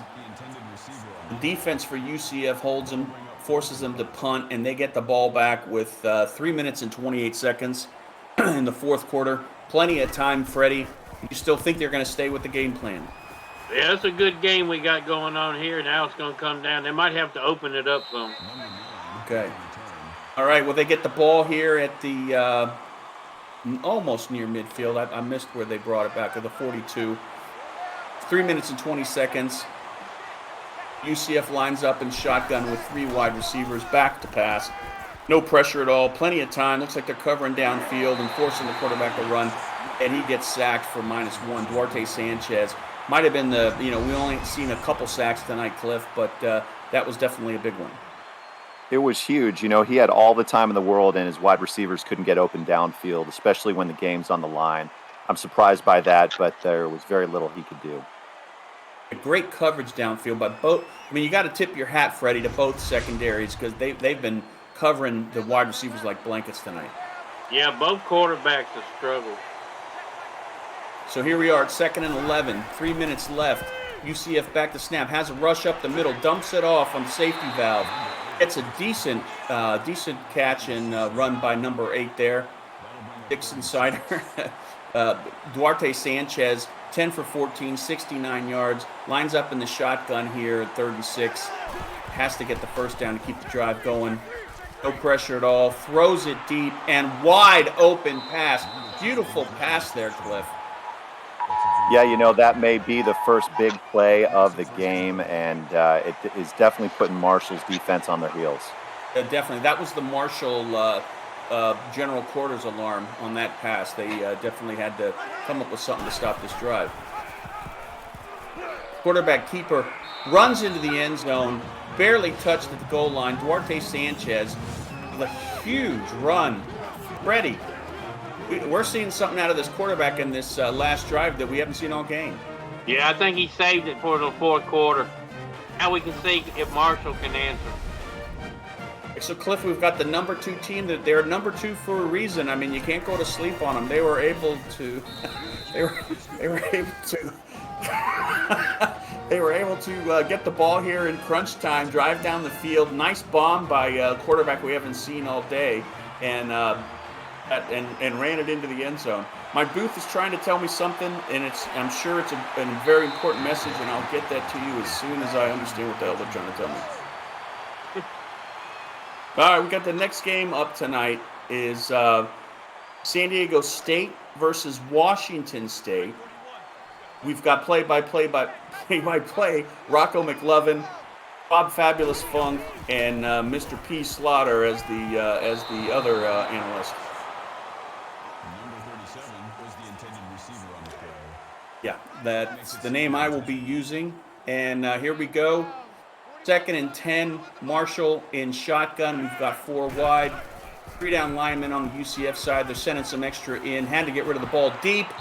Oh, we almost had another deep pass here, but wasn't able to get it off. I think it was that pressure up the middle. Marshall's only 2 for 7 on 3rd down here. All right, 3rd and 10. Huge play for Marshall. Dump pass off. Didn't go anywhere. Bubba Dacius got 3 yards on the reception, and here we are with a punt. Cliff, the ball's going to UCF. I'm assuming they're just going to try and run the ball out. I'm shocked that Marshall is punting the ball here. You give it away, you're not guaranteeing you're going to get it back. Definitely not. We've got a minute 56 seconds left. All timeouts for UCF. Freddie, what kind of miracle has to happen here in order for Marshall to get the ball back? Well, it need a turnover right here. In it or stop, 3 and out. All right, so UCF runs up the middle, gets 4 yards, 2nd and 6. We got 1 minute and 53 seconds left in the game. UCF is just going to try and run the clock out, running it up the middle. Sider with a 1-yard rush, 3rd and 6. 1 timeout left for Marshall. They get the first down here, Cliff. It's all over. Yeah, they look like they're going to throw the ball here and try to put the game away. Oh, and it is no good. It looked like maybe there was going to be some toe drag swag there on the sideline, but to no avail. UCF is punting, and Freddie's miracle might just happen. Yeah, I think Marshall's got a breath. They got a chance. Yeah, minute 43 is a lot of time. Ball all gets a 9-yard return. Minute 39, as I said before, Marshall plenty of time. They've shown they can throw the deep ball on that last drive, Cliff. They're doing a tight quad here. No pressure at all. Looks like UCF has got everybody deep. You think they may be able to drive up here and tie it up with a field goal? I mean, are you going to try to go touchdown, or are you going to try and tie it up? I think you go for the touchdown. Overtime is always a gamble. You're at home. Close this thing out now. Deep pass. Oh, and it is caught by All. 36-yard reception. Another deep pass by Marshall right at the key moment. 1 minute and 28 seconds. Dake 2-11 tonight. They are two. Every time they're in the red zone, they get points on the board. Marshall with a quick pass. They've got a minute 23. Freddie, plenty of time here. What do you think? Do you mix it up, or you just try and push it and get in the end zone? No, they better milk some of this clock and don't leave UCF any time. All right, that was the slowest run I've seen of the night by Bubba Dacius. Maybe he is a little tired.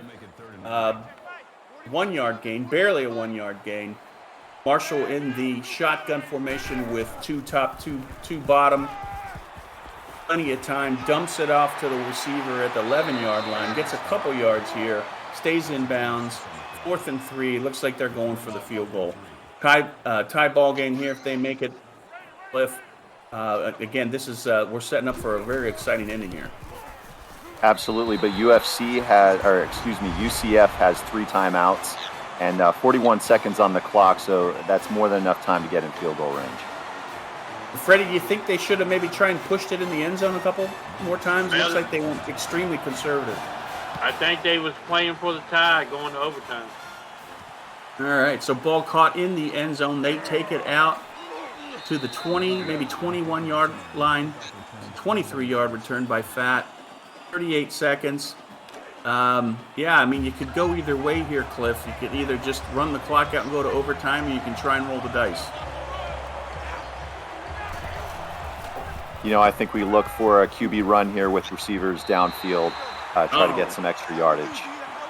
And they got minus yardage on that one. Clock is ticking down to 27 seconds.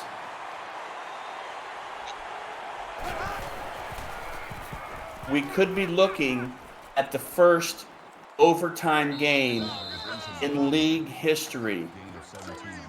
Sanchez with the first down run. In the long history of the league, we've got 16 seconds left. Back in shotgun. Looks like all the secondary Freddie is just lining up deep and giving them those dump passes. Yeah, that's all they're going to do is just let them have it, catch it in front of them, and make the tackle. 10 seconds left. 2nd and 8. Back to snap. And it is caught at the sideline, gets out of bounds. 5 seconds left, first down. Sanchez, 13 of 18 for 130 yards. Let's see if he tries and goes for the big one here, Cliff. Yeah, I think you need another 20 yards and and get out of bounds immediately for that to happen. He caught it! Oh, He caught no! it! He gets to the end zone! Mike Jenkins with the incredible catch! Oh my God! Let's see that again on replay. Holy mackerel. Freddie, he just tossed it up there, and that was just, fight for the ball. It was a Hail Mary, wasn't it? Because he just tipped it in the air and he caught it. That is why UCF, Cliff, is the number 2 team in the league. They No answered doubt. twice this half. No doubt walking in with big balls and not afraid to throw it up in the air. That is an unbelievable play. That could be the play of the week right there. Sanchez with 180 yards for the win. I think Freddie in the second half, Sanchez really, I think he's the player of the game. I think he really came out to play, and he had two key drives. Hey, it was just Marshall played well. I thought for sure they was going to pull this out right there at the end. But UCF, you know how they do it. They're the last and second place people. Yeah, I hate to say it, but they could be. They may take over the first ranking for first here. Cliff, what do you think? Yeah, I definitely think they're in the talk for it. I think that they were just more willing to take the chances when it counted instead of playing it safe, and they come out with the win here. Wow, this was an exciting game, folks. Can't wait to see what the stats are. I would imagine, Freddie, that they were pretty even. It seems like both the teams in that second half got some passing yards out there, and I think I would even say time of possession is pretty equal as well. I think the defenses got a little tired there late in the fourth quarter too. Yeah, I mean, not a huge difference here in total offense. Passing yards, 18-yard difference maybe. Zero turnovers, zero interceptions, zero penalties. Wow. Time of possession was, a minute difference.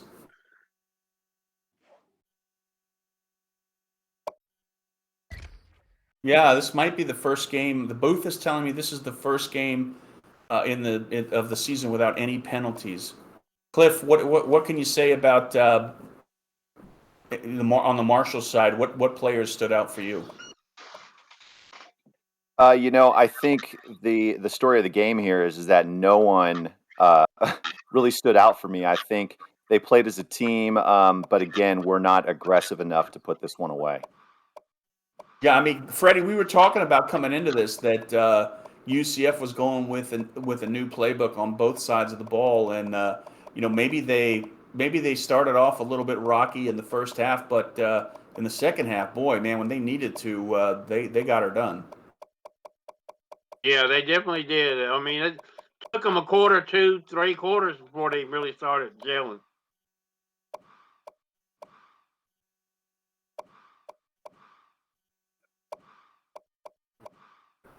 So, who do you think on the UCF side is going to make player of the game? I think it's going to be Sanchez. Yeah, I think it's going to be Sanchez. I would echo that. Before the last two final drives where they went ahead in the game, it was up for grabs, but he definitely stepped up, put the team on his back, and got the W. And I didn't see any. It doesn't look like UCF had any sacks at all. That secondary was they blanketed the wide receivers and the tight ends of Marshall all night, Freddie. Yeah, the line play was very well.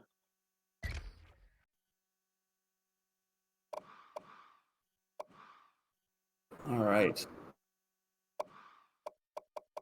All right. So we're going to go back. For those of you who might have missed it, we're going to go back and show you some of the stats. Gunny wanted to see some of the stats, and we are here to make people happy.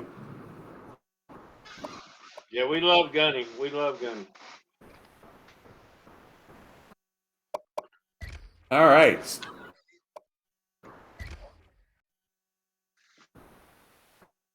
So That's crazy. Yeah, that was an unbelievable game. I think that was game of the week.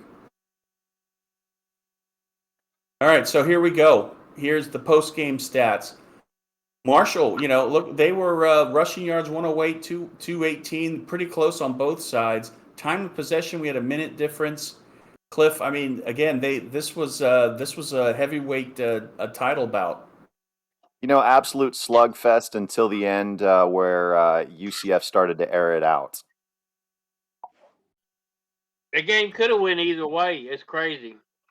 Yeah, so Andy Dake on the Herd side, 218 yards passing, 49 yards rushing. We got Sanchez on the UCF side, 180 yards passing, 33 yards, 2 touchdowns. I think we all agree unanimously that Sanchez is the player of the game. On the defensive side, Moore at right outside linebacker had a good game at 7 tackles and 1 tackle for loss. But I would also put on there in a third block the entire secondary of UCF. Man, they really locked it down, Cliff. Yeah, Andy just couldn't find anyone open, and short of one explosive run that he had, really just kind of an unmemorable game for him. Yeah, so, yeah, we did.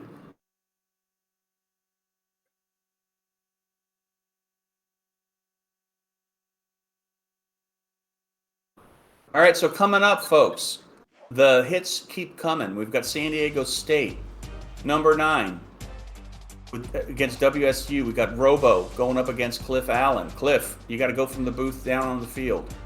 Yes, boys, thank you for keeping me in the booth here, but I've got to run over to Pullman, Washington, so have a good night. Any tips, Good job, though, Cliff. we're going to see that we need to look out for? Just win. All right, just win, baby.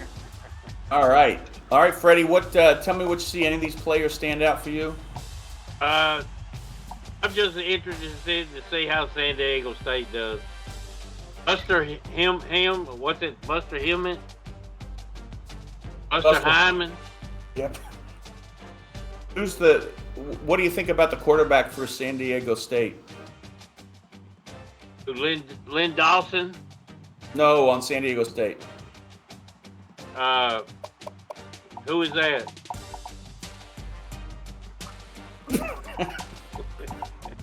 Sorry, that's cruel, Freddie.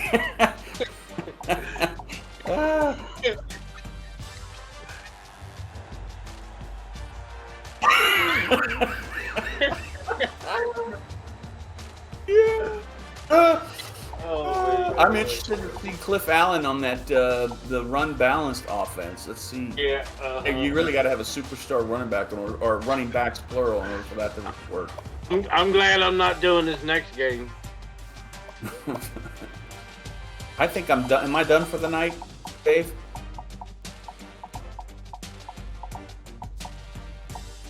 All right. All right. Rocco, I'm going to pass it on to the King Rocco as play-by-play. He's going to announce his crew. Freddie, thanks for joining me in the booth. And Cliff, thank you. He's gone, but thanks to Cliff. It was a fun night. And Dave, yeah, no problem. I'll jump in and help you anytime. Okay, thanks, Charles. Okay, Good job, with that, I'm Charles. I out. appreciate it, bud. And I want to say good night to everybody out there in the AA. Yeah.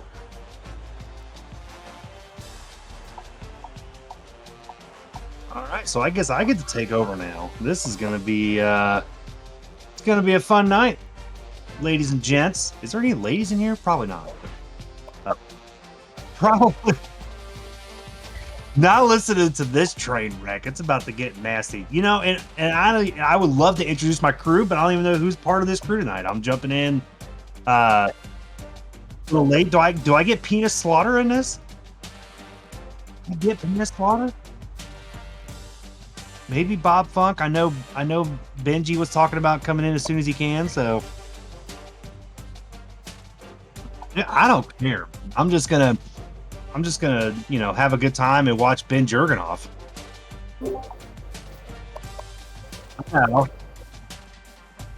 Yeah, I would love to, I've been Jurgenoff. I think I may have today. No, I can't remember. But anyway, welcome to the ACF. Left earlier. I was just looking at the weather right when you said that. It is 52 and it is raining AACL. What is going on, everybody? San Diego State is traveling to the beautiful Washington State University to take on the Cougars and want to get my main man, Penis Slaughter. That's an interesting name. Penis, how you doing, buddy? What's up, Rocco? Thank you for having me with you, buddy. There you go. Rocco and Penis. Rocco McLovin and Penis Slaughter. What better crew can you have than that? So let's just dive into this, man. Right? And is Bob going to be part of this crew? All right. So playing the third wheel, I'm gonna guess, or maybe he's the second wheel and Penis is the third. I don't know. But Bob Funk, the head coach from Cincinnati. Bob, how you doing tonight, man? I don't think he's back yet. All right. Well, me and Penis will just run the show, right?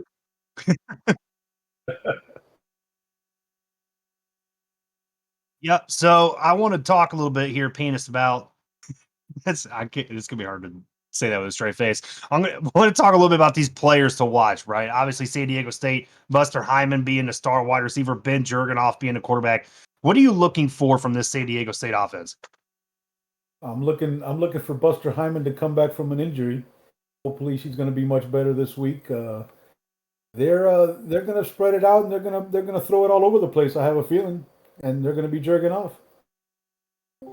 And I'll tell you something else too. I'm really interested in seeing this run balance team. I think this may be the only team that I've seen that running this type of playbook. Cliff Allen, doing a little things differently than the rest of the coaches in the AACL. But what do you think about the combination of Lynn Dawson and Beezer Washingbeard? Well, let's see what they got. I mean, I think we're all going to be interested to see what this run balance offense can do. And they eat up the clock and take up some time and keep the other spread offense off the field. Let's see. All right, Bob, are you back already, buddy? Hey, you guys got me now? There we go. Now we got you. Bob, I'm going to give you the last word before we hit the field. What do you think about this game tonight? I'm just looking to see how Ben Jurgenoff and Buster Hyman work out together. It's going to be an interesting combination. I agree with you. All right, let's take it out to Washington State University. Pullman, Raymond and Pullman. It'll be a chilly, wet night in Washington. Shocking. Yeah, does that shock anybody? That No, not one bit. 60% of the time it rains every time?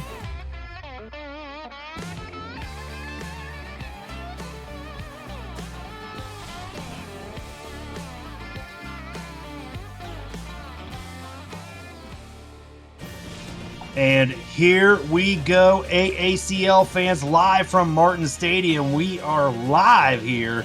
And as the San Diego State has traveled to Washington State to take on the Cougars. And I got to tell you, I am really intrigued by this game. It's going to be a little wet. And with San Diego State having that spread offense, will be interesting to see how they play in this type of weather. It looks like it's raining pretty hard there. Yeah, it does look pretty hard rain. Let's see what San Diego State can do. They are going to open it up with Ben Jurgenoff as the quarterback. And what an excellent name he has. And it's going to be 1st and 10 for the Aztecs. And that's going to be a handoff to the right side. And Barry McCockiner gets a 3-yard run. Man, you got to think they're used to this wet condition.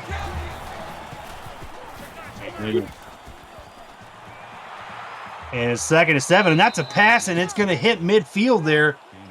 A 24-yard reception by, is that a Chio, a Cio? Like what? Somebody's got to give me the pronunciation on that. 1st and 10 for the Aztecs, and the short pass over to the right side, and that is going to be caught by Dick and Maez for a 4-yard gain. Dick and Maez for 4 yards. God, man. You guys in your fucking name. And there's a flag on the play here. That is going to be a false start. That's part of Rocco's preferences. Oh, good. This is already going to be bad. 2nd and 11 for the Aztecs here. Ball on the 48-yard line. Jurgenoff drops back. He's looking. He's going to look over the middle again, and that's going to be a complete pass and a 1st down. And look at the play by the receiver, Andy Jackson, with a 23-yard gain. That makes it 1st and 10.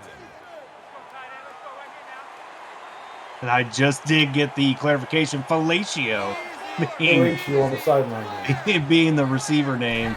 Dude, Robo, you're killing me. Drops back. He is looking, and he's got all day long. Finds his man in the middle of the field. Andre Parks with a 26-yard touchdown. That's a strike, baby. Well, I mean, we finally got a normal name. Yeah, I finally get a normal name, and look what happens, right? I mean, he had all day. That wasn't even the correct route, and all of a sudden, he just readjusts and goes right in the middle of the field where nobody is and helps his quarterback out right there. San Diego State jumping out to what's going to be a 7-0 lead here. 5 plays for 73 yards.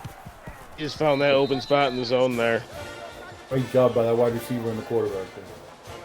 And now let's see what Washington State does to respond. You know, you don't want to get down too early against this team and take the crowd out of it. So let's see what the Cougars can do.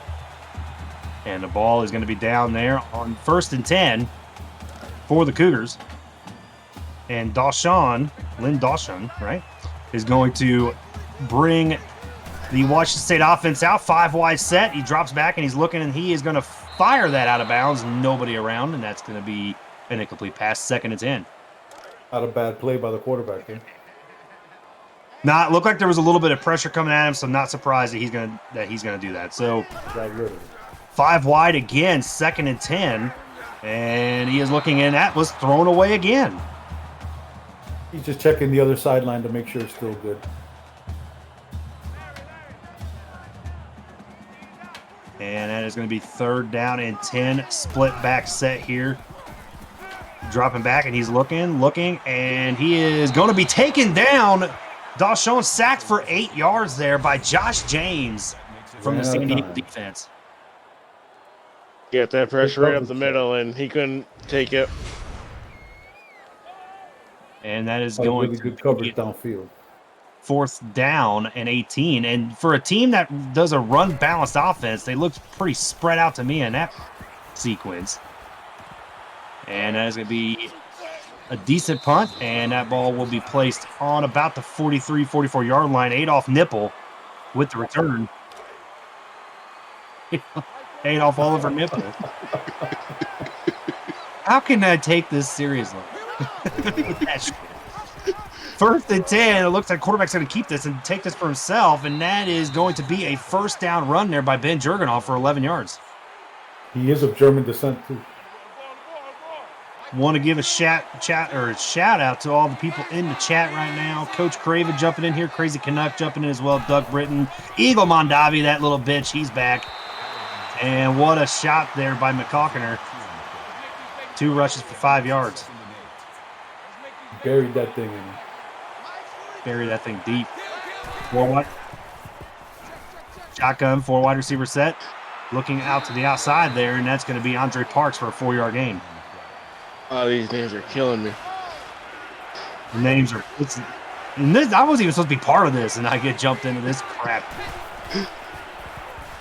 3rd That makes down it better. and 3. Yeah, exactly. And that is going to be thrown. He had a wide receiver open there, but throws it away, and that's going to be 4th and 3, and that's going to bring out the field goal unit.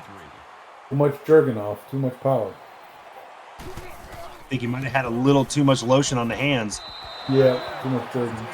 And the field goal is good, and San Diego State extends their lead 10-0 here, and Washington State is going to have to respond in this 1st quarter. They are going to have to respond here real quick. And what do you guys wanting to see out of this Washington State team on this next possession? Do they need to keep spreading it out a little bit, or go to that run balance attack? 'Cause we haven't seen them do that yet. I mean, if you're going to be a run balance, you got to at least run the ball, don't you? I mean, you would think. I mean, And we haven't seen that yet, have we? We have not seen him run yet. In the single back formation, they drop back and look and find a receiver open down the field. He turns on the Jets. He breaks a tackle and breaks another tackle, and he has taken out the 15-yard line. Warren Munn with a 60-yard reception. Nice play on the left sideline, though. Beautiful. Yeah, that was the first time they didn't go that 4 or 5 wide receiver set and was able to find a man open on that sideline, and what a big gain for them. 1st and 10. I guess the run balance is the running just back. a shield. And what is that the percentage name? is very high towards the passing. What is that running back's name? What? Look Look at this name. What the Richard. fuck, Robo? This isn't even Robo, this is Cliff. And that is going to be face mask on the defense, Daryl Davis, and that's going to be put up to the goal line.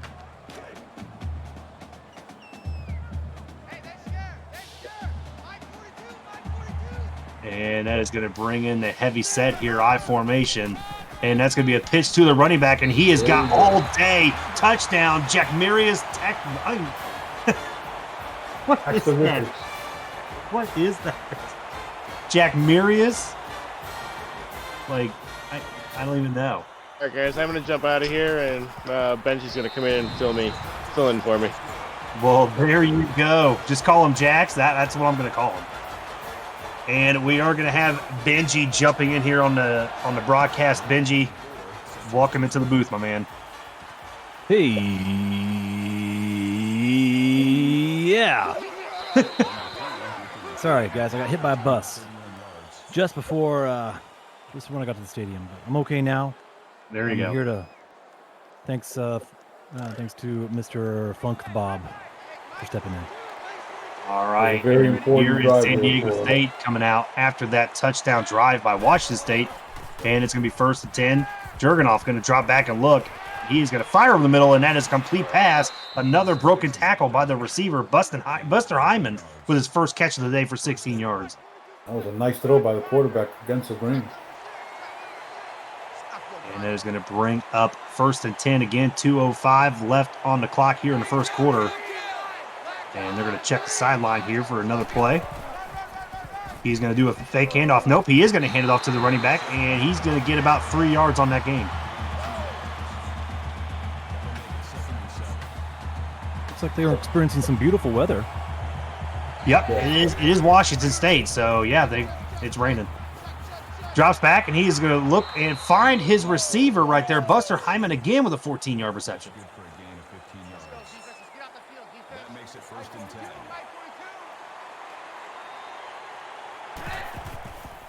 And then it's going to be a 4-wide receiver set. He's going to drop back and look over to the sideline, and Felicio with a 5-yard gain. Nice 5-yard gain to the outside. The weather doesn't seem to be slowing down anyone tonight. Yeah, that's what I was kind of afraid of, coming into this game with the rain. I thought maybe the spread offense wouldn't be that potent, but so far San Diego State proving that wrong. Jurgenoff dropping back. That's probably because of the white knuckle grip that he has on the football. And that is going to be an incomplete pass. He threw it right at the defender. Surprising that was not turned into an interception. Yes, he should really he should really try and catch that one next time. 5 wide receiver set for San Diego State. He's got and he is going to be taken down for the sack. And that sack is going to belong to Daniel Coleman, his first of the night. Missed blocks there for sure. Oh yeah. And that is going to bring up 4th down and 12, and that will bring up the field goal unit. This is a long field goal here. This is not a gimme. 44 yards, yeah. And that is going to be, and does it have the distance? It looks like it hits off the crossbar. Or may have been on the post to the right. Maybe the crossbar, I'm not too sure. Yep, it did hit the post. No good. Well, obviously, in hindsight, that was a terrible decision. And that is going to bring Washington State's offense back with pretty good field position here. 1st and 10, and the ball is handed off to Jax. He is going to roll over to that outside, but he only gets 2 yards on the game. Great wrap-up tackle on the outside there. It seems like both the games I've called so far, the outside run does not really work too well. And there's a handoff to the outside, and that is going to be stopped short again. 1-yard gain there, and that's going to bring up 3rd down and 7. Obviously, Washington State, when something doesn't work on 1st down, you do the same thing on 2nd down. The other side of it. 4 wide receiver set on shotgun. 3rd down, and that is going to be complete right around the midfield. Beezer Washingbeard with a 12-yard gain. Beezer Washingbeard, really an up-and-coming player for the Cougars. Hopefully he has a great season here. Dalshawn drops back. He's going to be looking, and he's going to fire deep down the middle, and that is going to be tipped around, almost intercepted by Davis. And that is going to bring up 2nd and 10 here for the Cougars. Right in the middle of the field. 2nd and 10. Playbook's wide open. And then it's going to be a 2nd down and 10. And he's going to get it right over the middle.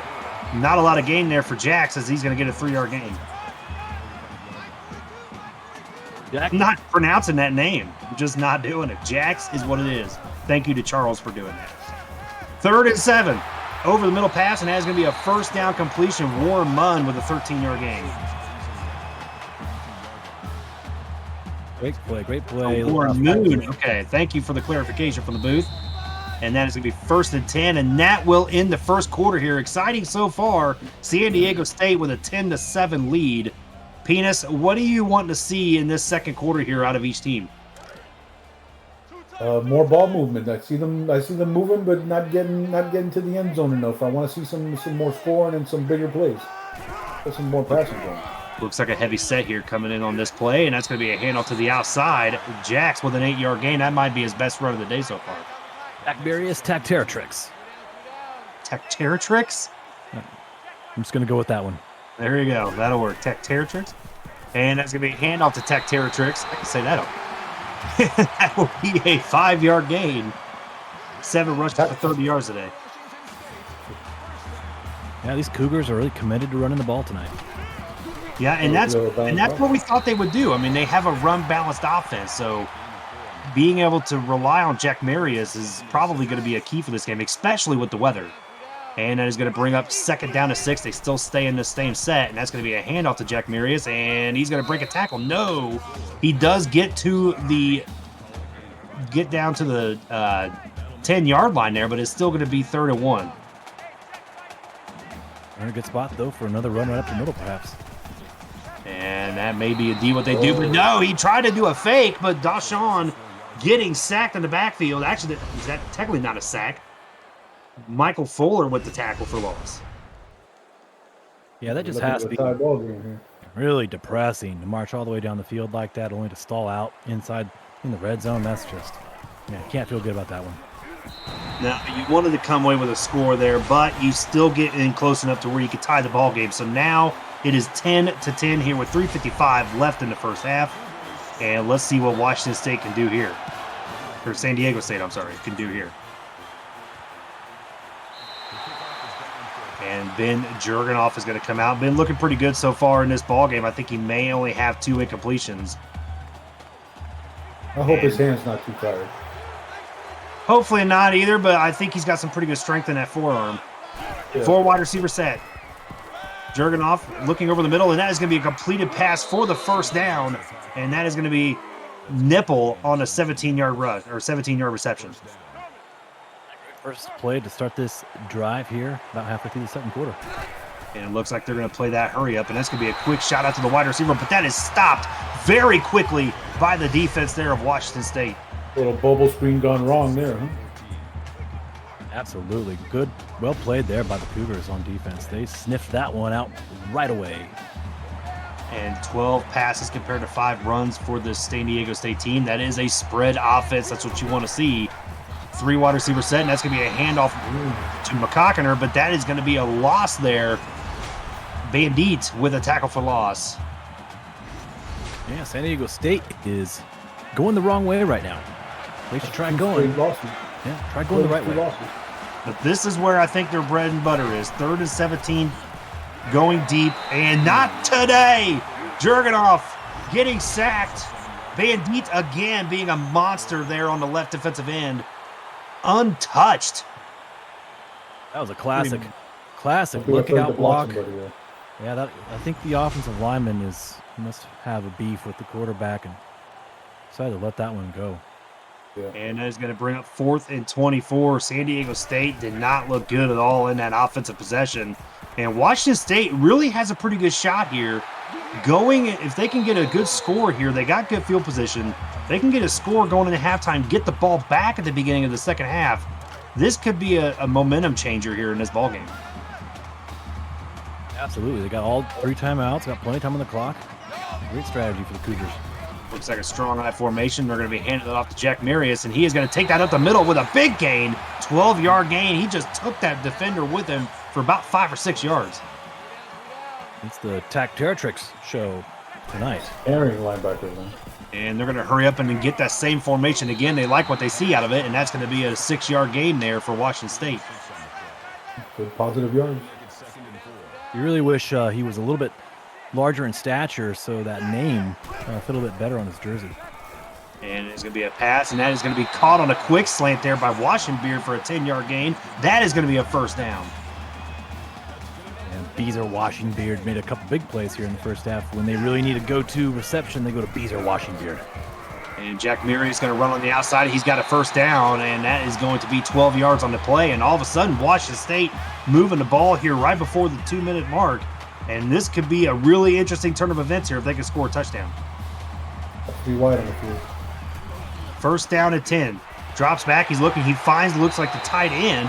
And there is a flag on the play. I think that's going to be a face mask on the defense. Face mask.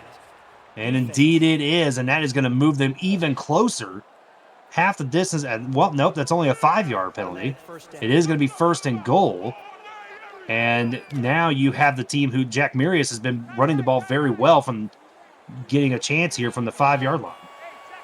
That penalty was on Willie Eat Me Out, by the way. And that is a fake handoff. And they're looking, and that is going to be caught. And that is a touchdown for Washingbeard. All the time in the world for the Cougars here. Good protection in front of that line. Great play fake.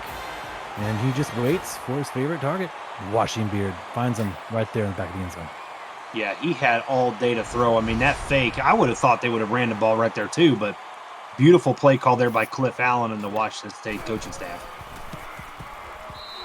And that is going to be a good extra point attempt, and the Washington State Cougars take their first lead of the night, 17-10, 2 minutes and 14 seconds to go here in the first half. And we will see how San Diego State responds, because I got to tell you, they didn't look good on that last offensive drive. They need to do a lot more work here to try to score and try to end this half on a tie game. Absolutely. Right now, as they break the huddle, quarterback's telling his guys, run the right way, down the field that way. Let's try and go try and go forward this time. This is a good start right here. There's a quick throw there to the outside. Felicio with an 11-yard gain, and that's going to be a first down, and they're going to run the hurry up here, which I do not blame them. Jurgen Off 13 for 140 yards today. First and 10, getting the play call change there from the sideline. And there's going to be a handoff to McCockner, and look at this, barreling through somebody. He gets a first down and more, crossing the midfield mark. 21-yard gain for McCockner. 5 rushes for 26 yards. That was obviously the biggest run of the day. 90% of his yards was on that play. You got 4 wide receiver set, first and 10. He's looking, he's going to look it to the outside, and that is incomplete in the hands of the wide receiver. You got to make that catch, buddy. Too much lotion on the ball, too much lotion. They're still in a good spot, though. Still in a good spot. Yep, they're in a very good spot here. Ball on the 43-yard line. He drops back. He's looking. He's going to fire over the middle, and that's going to be caught by number 10. That is Felicio for a 5-yard gain. Clock's going to run here. They're saving those timeouts. They're hoping they can find 5 yards right here on this third down. Shotgun bunch set formation. You got the one wide receiver alone up top. And they're going to be looking into the side, and that is going to be a complete to the tight end. Maybe, yeah, it looks like the tight end there. Dicking my ass, and that is going to be an 18-yard gain. Or actually, sorry, he got 18-yard gain. And that is going to be first and 10. And that is going to be a check down to the running back, Barry McCockner, for a 1-yard gain.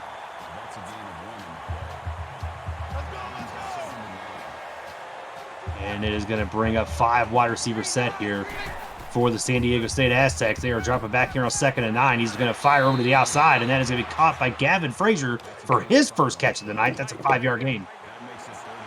One's getting in on the action. 3rd down and 3, shotgun formation. Looks like a tight formation. There could be a swing to the outside here, but nope, they're not going to do that. It's going to go to Greg Palmer for a 3-yard gain. It's 4th and 1, and San Diego State is going to have to kick a field goal. Heavy favorites on the road, electing to go for 3 on that 4th and 1. I'm going to circle this one. We'll see if this has an impact in the second half. Yeah, that drive is going to we're going to have to remember that, because, you know, having that play to where the wide receiver just did not try to go past the first down line, you have to get past that first down line. And did not do that. Warren Moon with a 33-yard return.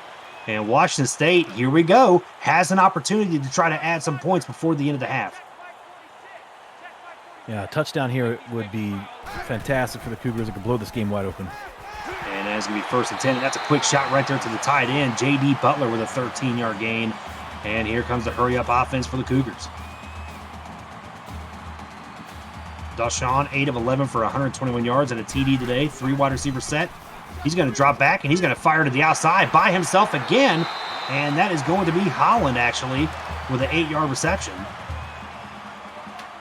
You would have liked to see it away from that run balance offense, too.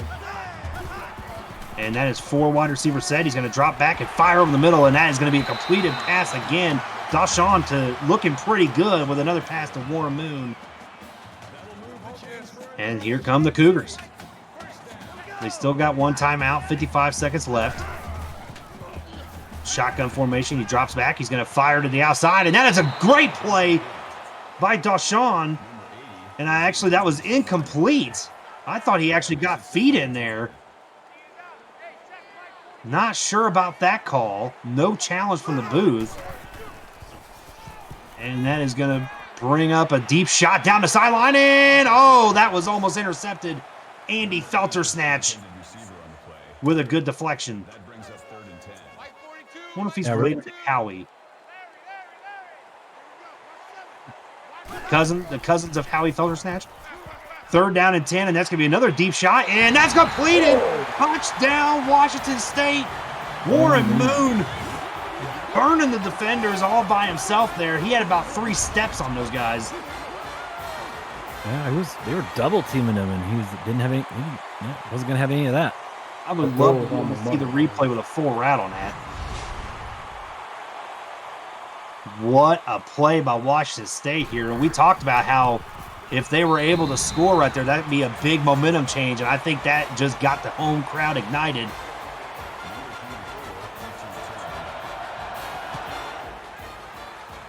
I am really shocked here about how that play just happened. And Washington State up 24-13. And the thing is, everybody, ladies and gentlemen, the AACL, they get the ball back at the beginning of the second half. So San Diego State right now needs to definitely respond to try to take some of this momentum away. Ben Jurgenoff is going to fire over to the right side and almost intercepted by Kendall Robinson. Triple coverage there. Still a lot of game to play here. I know the first half is winding down, but the AACL is a strange beast. There's an entire second half to play. They just got to try their best to put some points on the board here if they can. And what a great pass there by Jurgenoff to Hyman, 22-yard reception. That is the connection that we all talked about before the game. I think we need to see more of that here, even coming into the second half. Quick snap, and he's just going to fire that out into the sideline. That is going to be incomplete. 30 seconds on the clock, though. Still 2 timeouts, so you can afford to look for something medium to deep down the middle of the field here. Flip back formation. He drops back. He's going to fire to the outside, and that is going to be completed. Felicio with a 6-yard gain. And that is going to bring up 3rd and 4, same formation, 3 wide receivers. Jurgenoff going to drop back. He needs to fire it on the outside, and he does. And Nipple with a great play there, getting the feet down with a 12-yard reception. Still got holding on to that 1 timeout. Yeah, that was a great play. Saving that timeout, keeping it in the back pocket.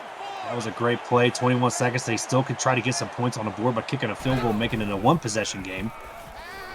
And that's going to be dropped back and looking and firing over the middle, but getting no yards, dicking my ass. Yeah, I would not have gone to my ass there. That would not be my first choice. I think he put a dick in Jurgenoff's ass because that was a bad play. And look at this. Oh, wow. That was almost a pick 6, ladies and gentlemen. San Diego State could have just gone to the bus after that one. If Cougars could have taken that one back, it would be over. San Diego State, a deep field goal here. He's already missed one. And he makes that one, and that field goal is good. And we will go into halftime with a 24-16 lead. And I want to get your guys' reaction here. Benji, going to you first. What do you think about this first half? Well, all the momentum with these super hot Cougars right now. We got a nice lead at halftime.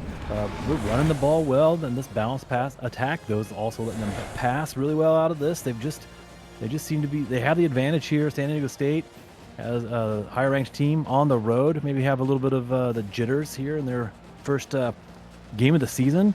But you know what? In football, there are 2 halves. So both teams are going to come out here on the field. They're going to have to play.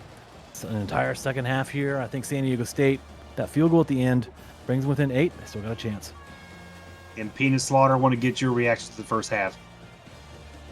Washington State's played a little bit better today. Not much, but a little bit. And but San Diego State, Aztecs are hanging in there and keep answering and responding when the Cougars score. So it's anybody's game, I think, at this point. Yeah, I gotta agree. I think in my mind this is really still anybody's ball game because Washington State has played better than I thought they would. Right? They really have come out. They're more of a run balanced team. The run has worked in certain situations, but at the same time, the passing game from Lynn Dawson has really been very good. And we will see how that reacts here in the second half. Washington State will get the ball, and there is a flag on the play, and it looks like it's going to be a face mask on the kicking team. Patrick Jackson getting the 15-yard face mask. Still first down. Yeah, not the best way to start the first half here, but one of the stats coming out of the tunnels, no turnovers. I thought this rain would have an effect. I thought we'd see more slippery balls than we have yet tonight. Yeah, and the good thing about it is if D's Nuts was around, there would be slippery balls, but he is not around, at least from what I can see. And that is going to be a 2-yard gain there for Jack Marius. And that's going to be second down. There's a handoff to Jack Marius again. He's going to go up the middle and just short. No, they are going to give him the first down there. Looked like he might have been a little bit short, but he gets the first down. If you're the Cougars, it's a Jack Marius Tacteratrix time, right? You got the lead. You want to melt this clock. Just give it to your stud and let him run this ball. Second down to 7 after another run by Jack Marius. And once again, another run by Jack Marius. He's going to go over to the right side, and that will be a first down again. 77 yards rushing on the day for Washington State. Well, they're pretty balanced. Doing a good job. And this is, like you said, Benji, this is where they're going to have to just start milking the clock, burning that through, and that's what they're doing right now, running the ball on every play so far. I would like to see a pass right here, though. 2nd and 7. You've been running the ball about 5 or 6 times in a row. Let's change it up a little bit. Let's get a pass, maybe a quick slant over the middle. And it looks like it's going to try to be an option play, but the quarterback's going to keep it, and he will get 0 yards on the game. It's up play there on defense by the Aztecs. Cougars are pounding them with the run straight ahead, and they're going to try and catch them off guard with that option, but the Aztecs, they played some great defense there. Made that stop. And here's going to be the first pass of the second half, and he's going to go deep down the middle. What a play! Jason Holland, 38-yard reception. If that would have been on the money, that would have been a walk-in touchdown. Beautiful catch there by Holland. Not sure what happened. For a moment there, it looks like the Aztecs forgot that there's forward passing in the game of football. And Dawson is going to go down with a sack, and that is Chris Reyes with his first sack of the game. This pressure right up the middle there is the toughest one. Aztecs put up a good goal line stand in that first half. If you remember, forced the Cougars to kick a field goal when they had the ball inside the 10-yard line. So they can play good defense here inside the red zone, and they're going to need a great series here. Can they limit the Cougars to a field goal here early in this third quarter? Nothing gets by my color commentator right there. 2nd and goal, and he is going to throw that out of bounds. And good defensive stand once again there by the San Diego State Aztecs, and that's going to be 3rd and goal. Or wide. Spread offense, 3rd down and goal. They're going to try to fire it over to Jack Marius. He's got the speed. Can he get past him? He cannot. Only a 5-yard gain, and that's going to be 4th and goal, and brings out the field goal unit for the Cougars. I think that makes the last 3 series, last 3 Cougar trips into the red zone, Aztecs have forced 2 field goals and only allowed 1 touchdown. That's some pretty okay-ish red zone defense. Aztecs playing on the road. They're still in it. Yep, and now the Cougars with an 11-point lead. San Diego State, this is where you got just under 3 minutes to go in the third quarter. You need a touchdown on this drive, I think. You don't get a touchdown here, and Washington State gets good field position. This may be a bad situation. But let's see what San Diego State can do here. 1st and 10, Jurgenoff coming to the line. Shotgun formation. Man in motion. He's going to do a handoff there to McCockiner, and he's going to barrel through somebody, but he gets tackled pretty quickly for a 2-yard gain. Like McCockiner wanted to take this ball the other way, but the play design was actually here towards us on the near side of the field. It looks like they're going to change the play there, looking at the wristband, and that is going to be 2nd and 8, and he's going to drop back. He's going to fire over to the outside, and that is going to be a broken play there. Fellatio with only -1 yards on that play, so he lost a yard. For you guys at home, if you want to know what -1 means, he lost a yard. And after a really strange dance in the pocket, the quarterback decides to go out wide. And it's kind of a lost play there, unfortunately. 3rd and 9, this is a big down. They want to stay on the field. They need to put points on the board, like you said, Chad. So this is a big play here on offense for the Aztecs. 3rd and 9, 5 wide receivers set, 4 wide receivers on one side. And he's going to fire down that sideline and almost intercepted. And good deflection there by the defender. And, oh, look at this. Jack Marius for Washington State is out of the game with a strained back. That is not a good situation at all if you're a Cougars fan, especially when you need that guy to be your bell cow and drain the clock. Now we're going to have to see what the backup running back can do. Going off the bench. Going off the bench. It's cold. It's rainy. He hasn't played yet. It could be tight. I wouldn't be surprised if you see a ball on the ground. Hopefully Cliff Allen was down there warming his hammies up. And what a spin move there by Patrick Darby, but didn't do anything. That's going to be a 3-yard gain. Good effort, Patrick. That was it's a good effort. That reminded me of a running back from across the pond. It's going to be 1st down, and that is going to be stuffed at the line. Patrick Darby again. Look, if you're Washington State, I think you may have to go away from the run a little bit here. Try to get that vertical offense going. That way you could take some pressure off of Darby. And there they go to that vertical play, but that is not going to do it. These are washing beer with a 1-yard reception, and all of a sudden San Diego State may have some life here. Yeah. Get hype, Aztecs. Get hype. They're in this thing, I think. You see that without their star running back, Washington State looks like a different team on offense. And that is going to be taken out by Nipple. Was it Adolf Oliver Nipple? Adolf Oliver Nipple? Yeah, I'll never say it correctly either. Shotgun set, 1st and 10 here for the Aztecs. Let's see what they can do, and they hand the ball off to Barry McCockiner. And that is going to draw a flag. Not sure exactly what that was. I didn't see a face mask, but then again, I guess I'm blind because that is a face mask on the defense. The Catholic Mango. Automatic 1st down. With the face mask, it's going to be an automatic 1st down. Great run on 1st down. Aztecs already across midfield, still in the 3rd quarter. Only down 11. So you're looking at a 5 receiver set.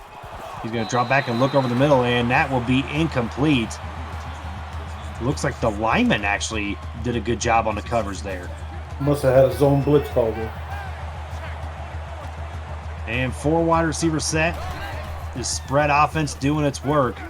Jurgenoff looking, and that is going to be just short. Ortiz with the deflection there, and that's going to be 3rd and 10. And I got to tell you, if you're Jurgenoff, this is where you really need to take advantage of this opportunity that Washington State is giving you. I mean, if you're not Jurgenoff, then I don't know what your problem is. But Andre Parks with an 8-yard reception, but that is not going to be good enough as they are going to have to punt the ball away. Defenses have really stiffened here in the 2nd and 3rd period. That's what she said. And look at this, a fake punt. And I don't know if that's I don't know if that was the best idea that San Diego State could have come up with there. I don't like that idea at all, Benji. What do you think? Well, again, in hindsight, that appears to be just a terrible decision. But you've got to applaud them for being aggressive, for sure. And it's going to be 1st and 10. Patrick Darby just is not getting anything done. He is no Jack Marius. That is for damn sure. Loss of yardage on the play there, 2nd and 12. And actually, that could have been exactly why they ran for the fake right there, knowing there's no Jack Marius terror tricks in the game right now. San Diego State figured if we don't convert the 1st down, we have to play defense here. Let's make Washington State convert some 1st downs by throwing the ball against us. And there was almost an interception there. Michael Fuller making a great play there for the Aztec defense. And it's going to be 3rd down and 12. And it doesn't look like so far any offense here is wanting to do anything in the end of the 3rd quarter. Safety blitz. And look at this, just short pass after short pass. I mean, if you're 3rd and long, why are you not trying to look to the middle of the field? Why are you looking for this little screen shit on the outside? Just beyond me. Aztecs brought a lot of pressure in that play. They did bring a lot of pressure, so maybe that's a good reason why they had to throw that quick screen out. But at the same time, it was, I don't know. I think Washington State and San Diego State both. Whoever actually makes one drive might win this game. I don't know. Or Washington State just holds them on defense enough. Maybe they'll just win this outright anyway. I think the Aztecs are going to move the ball in this next drive and get a field goal at least. So. And that is going to start the 4th quarter here with a punt. And the Aztecs get the ball at the 28-yard line. Adolph Oliver Nipple with a small return there. And that is going to be 1st and 10 for the Aztecs on the 28-yard line, coming out with a 4 wide receiver set. And he's going to hand that off to McCockiner. And that's going to be about a 7-yard gain. That's going to be 2nd and 3.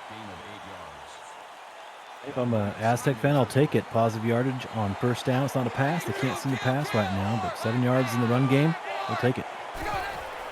And that is going to be a fake handoff, and Jurgenhoff is going to try to take this on his own. He does barrel through there, gets a 1st down with a 6-yard gain, trying to keep the Aztec offense alive.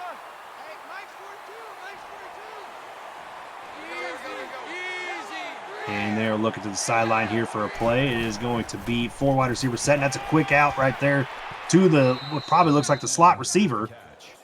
And Fellatio with a small gain, 2nd and 5. Fellatio is looking for Clint Torres on the sideline.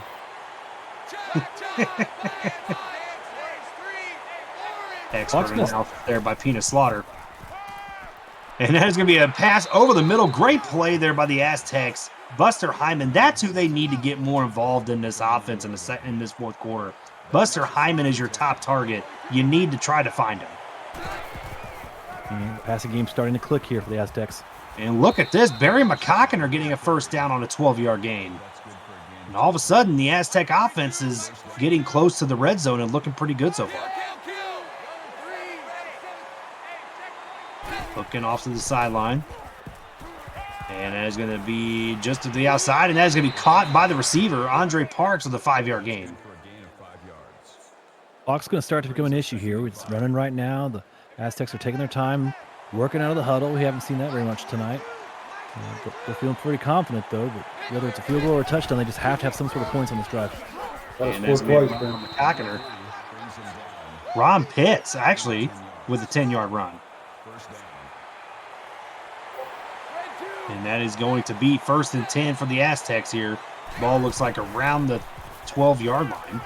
And that's going to be a shot in the back of the end zone, but that will be incomplete, trying to hit the Washington State Cougar mascot. Overthrew him, too. Yeah, just too strong. It's too strong. And that is going to be 4 wide receiver set here. Shotgun formation. There's a fake handoff, and Jurgenhoff is going to take it. Look at him just stiffing through the defense, and he is going to try to get into the end zone, but he is stopped. Wow. But he does get the 1st down for the Aztecs, and it's going to be 1st and goal, ball on the 1-yard line. That was a hard run. Jurgenhoff with that stiff arm. He had a hell of a grip. And look at Jurgenhoff again just walking in on his own. He said, fuck this. I got this, boys. Ben Jurgenhoff doing it by himself as he does best. Touchdown, Aztecs. Take off your pants and jacket. That's a touchdown. That was a good album by Blink-182. Just like that. Looks like they're going to go for 2 here. This could be huge, trying to keep this within the 3-point game. Play. Man in motion, looking for probably a quick little slant in the middle, I would think. And he does not get that. Oh, that was just not good. Calvin Nash does not get it to the end zone. And that is going to be a 5-point lead now for the Cougars. And if you're the Cougars, you don't have Jack Marius to milk the clock. What do you do, Benji? Well, I have no idea. I'd probably be really scared right now. I'm lacking confidence. Nothing's going right. Yeah, I mean, you got the lead. You're the underdog. You're playing at home. You don't want to mess up. And speaking of it, look at Patrick Darby finally doing some damage, 12-yard gain.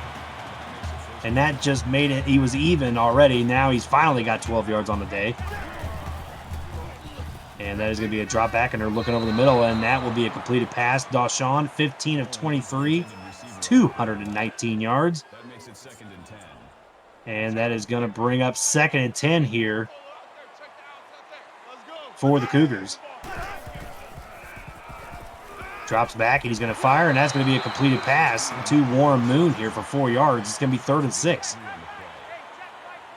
Yeah, here we go. Are they they're passing the ball? You'd expect them to do the same, or would they make the decision to run it to keep the clock running here? I think they're going to have to pass. Let's see what they do here. Changing the play at the line. Pat and his fanny. Classic. Taking the time. Yep, letting that clock milk as much as they can before they snap the ball.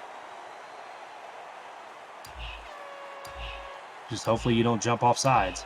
Or jump to make a false start, I mean. There's no Chad Rowland on that Aztec line. There is no Chad Rowland on the Aztec line. 3rd down, that's going to be a deep shot to the sideline. And, oh, he had a man open, but just overthrew him. And that is going to be 4th down. And now if you're the Aztecs, you have all 3 timeouts. You have a 5-point deficit. A touchdown will get the lead. And let's see where they start their field position here. And it looks like they're going to be just past it. Oh, wait, maybe not. Holy nuts. Look at this. Wow. And he just stepped out of bounds. Adolph Oliver nipple. Wow. I mean, barreled through that one, bounced off another guy. If he didn't step out of bounds, I think he was gone. Fantastic moves. And there's going to be a catch there, and hit hard was Andre Parks there for 5 yards. That is going to be 2nd and 5 for the Aztecs. Jurgenoff, 26 of 36. 5 wide receiver set. Jurgenoff drops back. He's looking. He's going to fire to the outside, and that's going to be a completed catch there by Andre Parks. He's going to get a lot of yards there, getting to the 25-yard line. And all of a sudden here, you're already in field goal range. You don't want that, though. You have to get a touchdown. Don't have to panic. Plenty of time to 3 timeouts. 5 wide receiver set again. Looking to the outside. Andre Parks is just the man to find. And look at that. He's going to get down to the 5-yard line. That play is working. That's the same play. It's the same play. Washington State did not change their defense at all. They have got to change their defense here in order to stop this. But you got a man in the slot wide open. Jurgenoff keeping it himself. And that's going to be a 3-yard rush there. 1:24 left, and the clock is running. 2nd and goal for the Aztecs. He's going to do it again. Same play. It might be the same play. He's got that wide receiver in the slot right there, though, that has nobody in front of him. A little quick pass right there, and boom, you got a touchdown. He said, fuck it, I'm taking it myself again. And that is a touchdown for the Aztecs.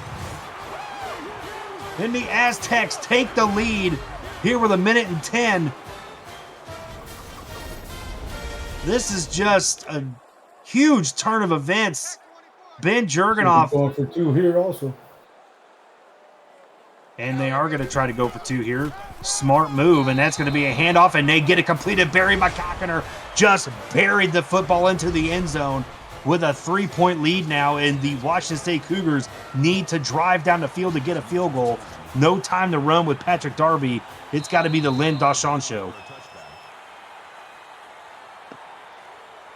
Great comeback. This is a great game here so far. Both teams, as you can see, over 300 yards today. The Cougars, this has to be the drive. 4 wide receiver set. Darshawn drops back, and that is not what you do. You don't throw it to your equipment manager on the sideline. That is going to be 2nd and 10. Just a bit outside. Fast decision to throw that one away. That was a very fast decision. Not sure if what deal there was there with that. Tight end in motion. Darshawn to the tight end. He's going to look, and he's going to get a completion to that tight end. And that is going to be a 1st down there. J.D. Butler, 3 catches for 30 yards today.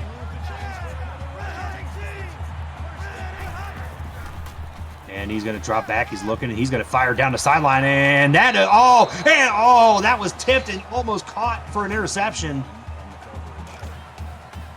Curly Pubes. What a play by Curly Pubes.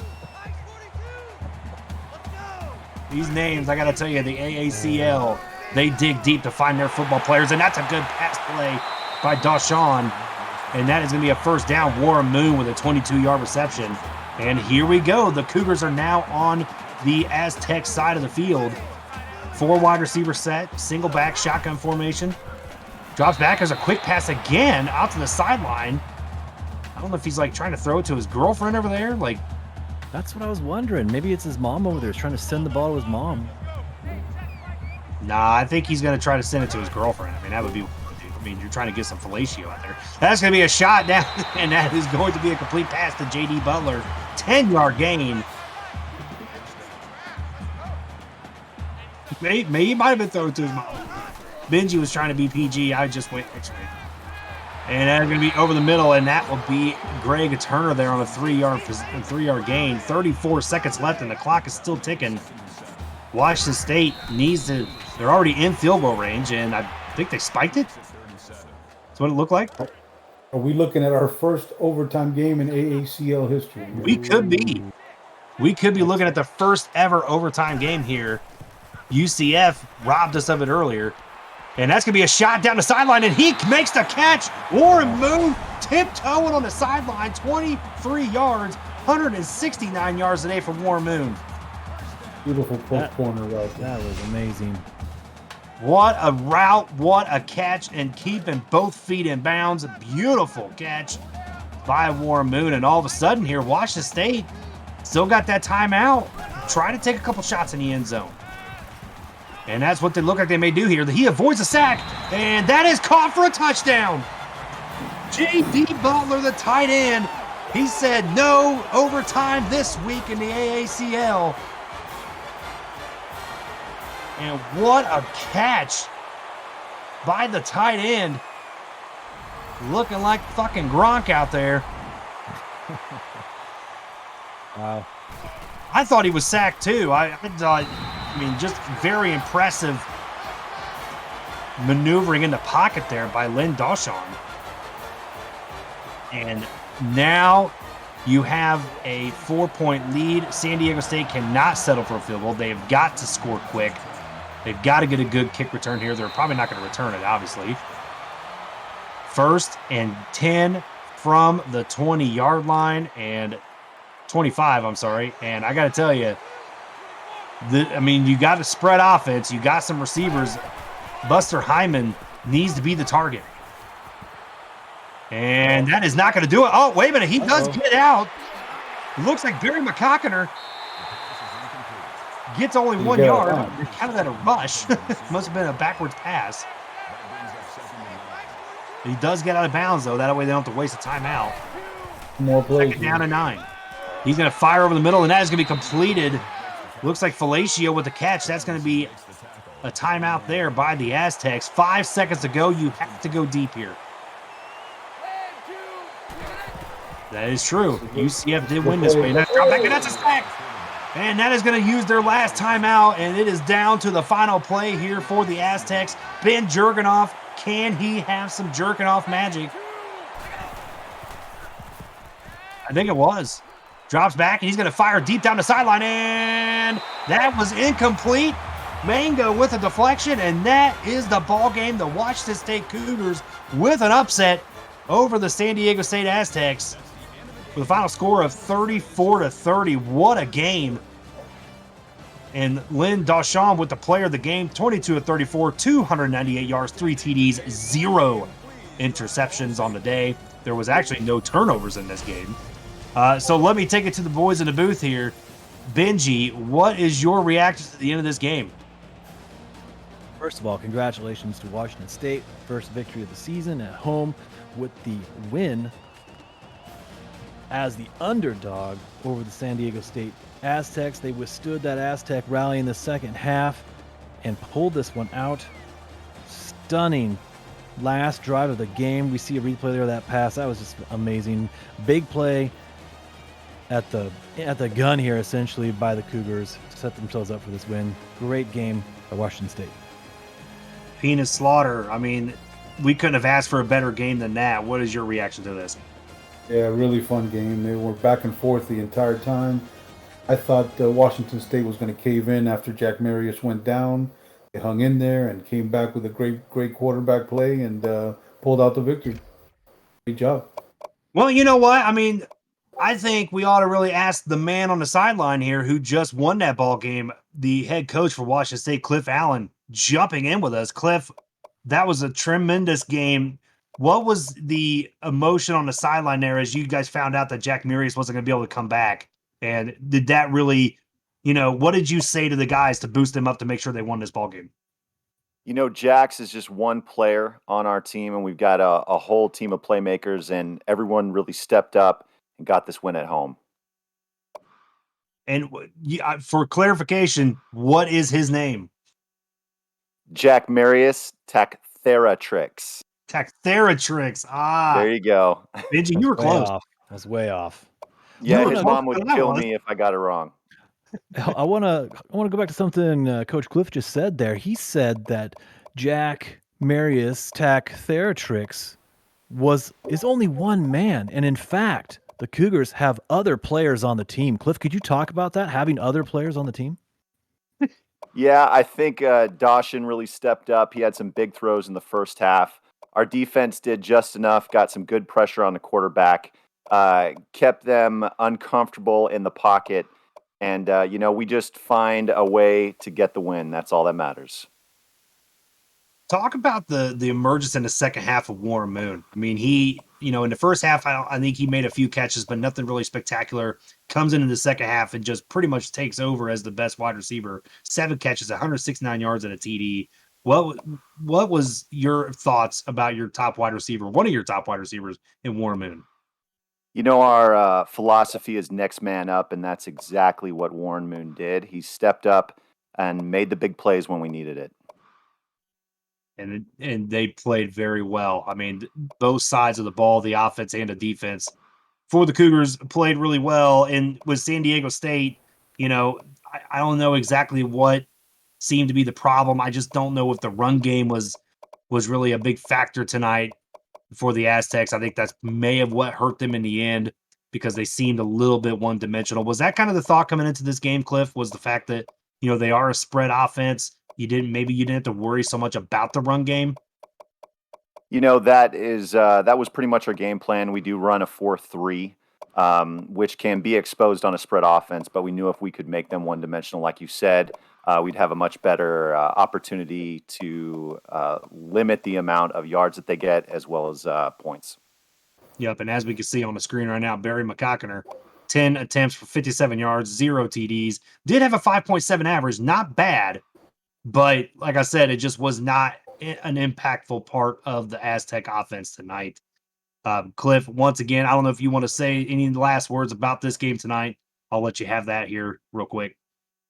Yeah, I just want to say San Diego State's a formidable opponent, and we appreciate them coming out. And Booth, thank you guys for a great game. All right. What's awesome is now we're going to move into the post-game show, and we're going to look at these stats here real quick. San Diego State barely getting the edge on the first downs, but how even those are, Rocco. Yeah, rushing yards, 88 yards for Washington State, 76 for San Diego State. I mean, it was pretty much just balanced all the way around, as you can see. But time of possession favored the Aztecs, but really it was just about the big plays, the impactful plays in this game. Warren Moon and Dawson were two guys that just really had an impact. And as you can see here, players of the game, 22 of 34 for 298 yards, 3 TDs, 0 picks for Dawson. Ben Jurgenoff on the other side, the white knuckler, 29 of 40 for 302 yards, 9 carries for 11 yards, 2 TDs, 2 rushing TDs, which really kind of put San Diego State in a position to possibly try to win this game. They did take the lead on one of those touchdowns, but it just was not enough. Kendall Robinson for the Cougars leading the team with 8 tackles and 1 tackle for loss. Jason Sims, 10 tackles and a tackle for loss for the Aztecs. An all-around fantastic game. Once again, being able to call something great. Benji, final word here on this game. Yeah, at the end of the day, as we look at these numbers on the screen, they're just numbers. They're just numbers. And I think both teams, as they head to their respective locker rooms, can hold their heads up high, especially the Aztecs. On the road, they showed some mettle. They came back after being down They fought through that adversity. They're going to have a good season this year. And for the Cougars, go celebrate. Go to town, Cougars. That's a great victory in their first game of the season here in the AACL. All right, Pete Slaughter, last word for you, man. An excellent game. Two good teams that played each other tough, and I don't know if the game could have been any closer in the stats department. Good job by Washington State to pull it out at the end. But both teams are going to be fighting hard all season. Great game. All right. With that, I want to thank our beautiful, bald, sexy commissioner, Dave Axis. Thank you again for doing what you do for us here at the AACL. I'm really looking forward to this last game, obviously, because it is the Indiana Hoosiers. It's finally time to get the Hoosiers AACL career kicked off. We're looking forward to this game. So I actually have to go down to the sideline here because I got Whoa. head coach here. Before you go away, do we at least have some good, funny, making fun of Eagles names like he has for Chad? I really didn't want to make this team disgusting and have anybody really named Eagle on this team, because I just feel that we're better than that, right? I mean, we don't need any sort of Eagle. I understand that. That's a good motto to have. It's a good motto to have. But you know what? Hey, that just means you're more in his head than you are in his.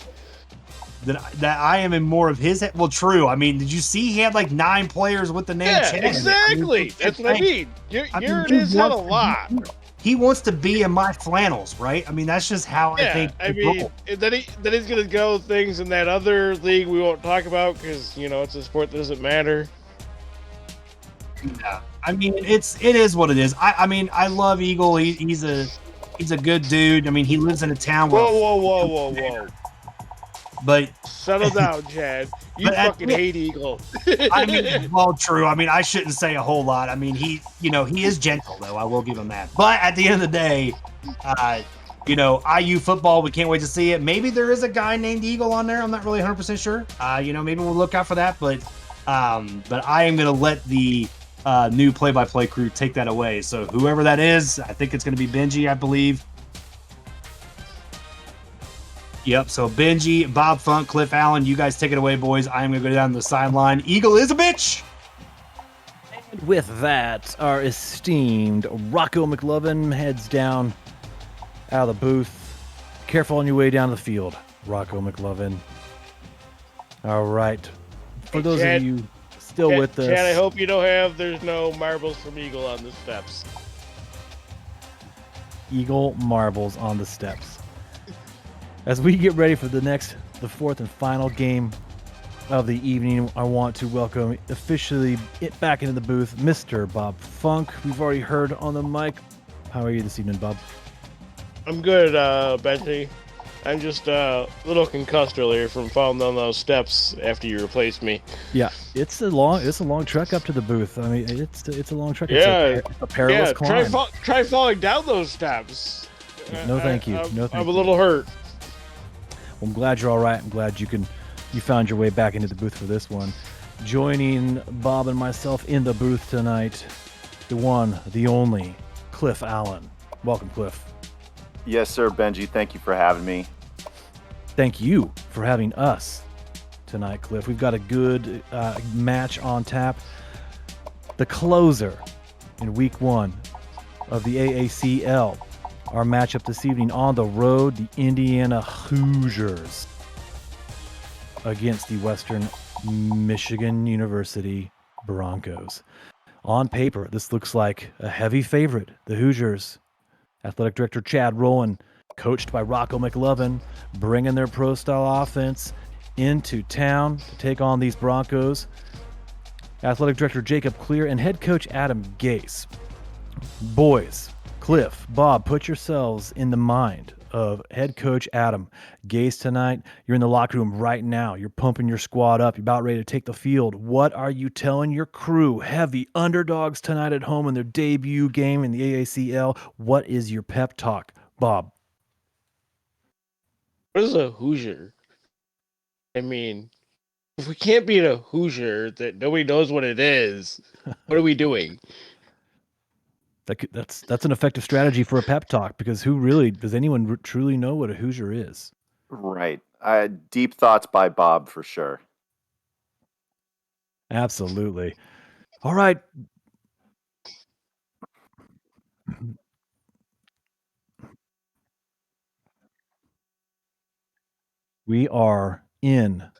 It's go time, ladies and gentlemen. We're in Kalamazoo for this kickoff. It is cold, brittle weather tonight. It's going to be some hard hitting action. We're going to hear it. We're going to feel it up here in the booth. What a game. Close this We one have out. 32 degrees tonight. and snow tonight for this game. It's gonna be an awesome one. I think there's nothing else to do. Let's see what unfolds. Let's head down to the field.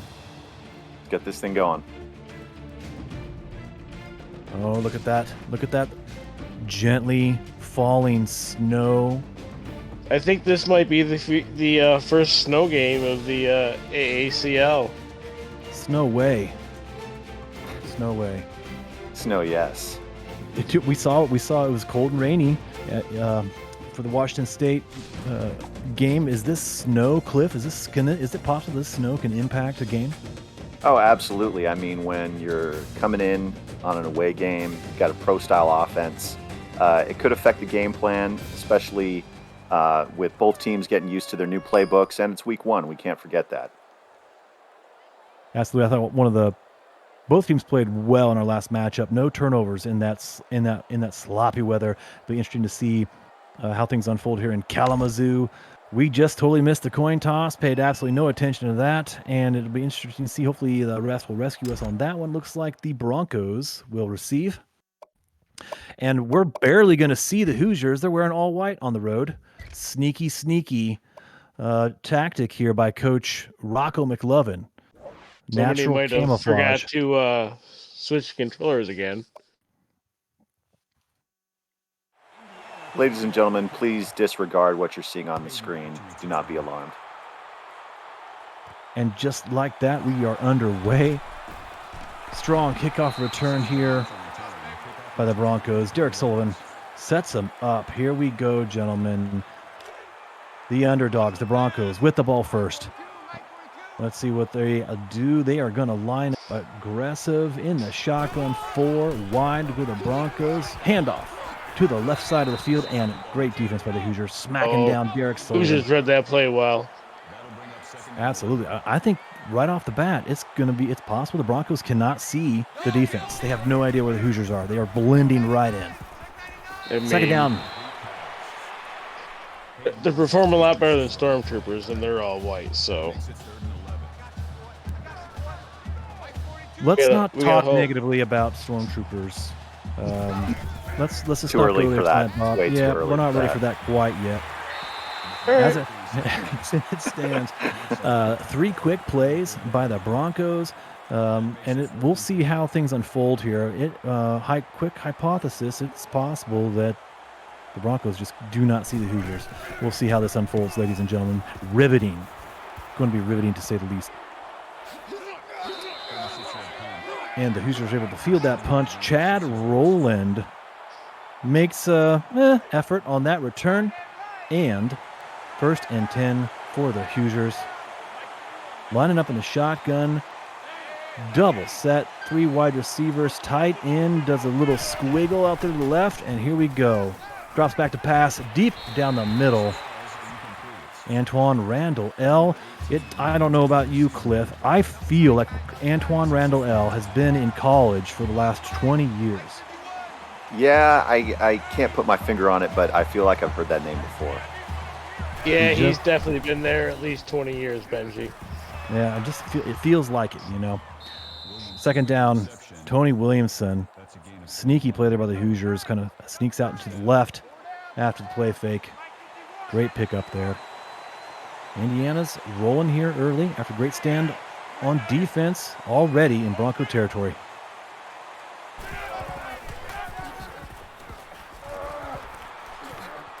Handoff to the left side, bounces out. There we go. Antoine Randall coming back to the Hoosiers after playing in the NFL with the Steelers. I mean, kind of suspect.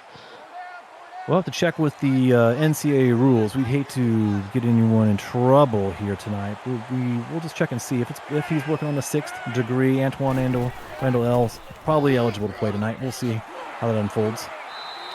Second down, though, the Bronco defense stiffens, forces the run out wide, able to wrap him up. Yeah, let's his keep in father mind may have that- just been lazy and just not added the junior there. I don't know. Let's just keep in mind there's no oversight committee for the AACL, so it's inconsequential. That is very true, Cliff. I think the AACL knows what they have here.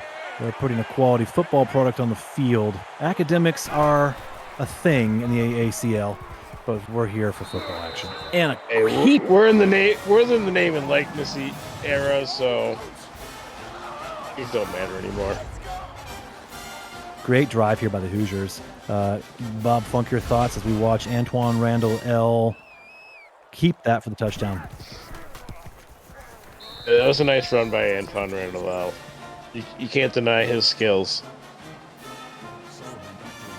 You cannot deny his skills. That's correct, even at his age. Absolutely.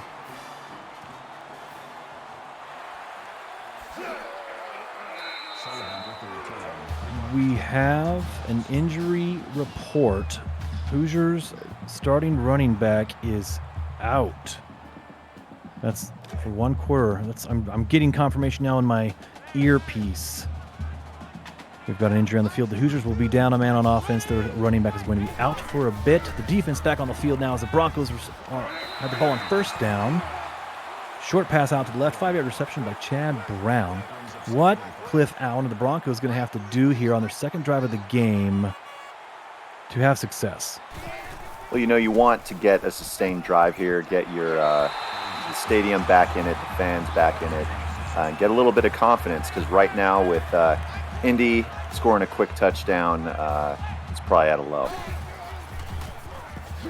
Yeah, still in the first quarter, though. Maybe the excitement of the game is still pulsing through them. They're just trying to settle down a bit. The first drive didn't quite have the success they wanted, but they have a first down here. Dropping back to pass again, another completion. Slowly and steadily here, the Broncos are putting some plays together. One foot in front of the other. Having some success here. Starting to move this ball upfield. Bob, They're having what? What you? did you say? They're having what? Yep, we're just going to move forward with that one, and we'll let that one go. We're not going to talk about them having sex on the field. I think I had some interference in my headset. Still second down. Well, whatever's happening on the field, it's exciting. West Michigan's looking to get a few first downs here. That's what they need to do. There we go. Great play by the Broncos. They're kind of lapping looked like a little bit of a pistol approach there. New look. Great. Had some good success on that play. Pick up the first down. Gerald Bradley just beasting it to the first down line there. Absolutely. Here in the pistol again.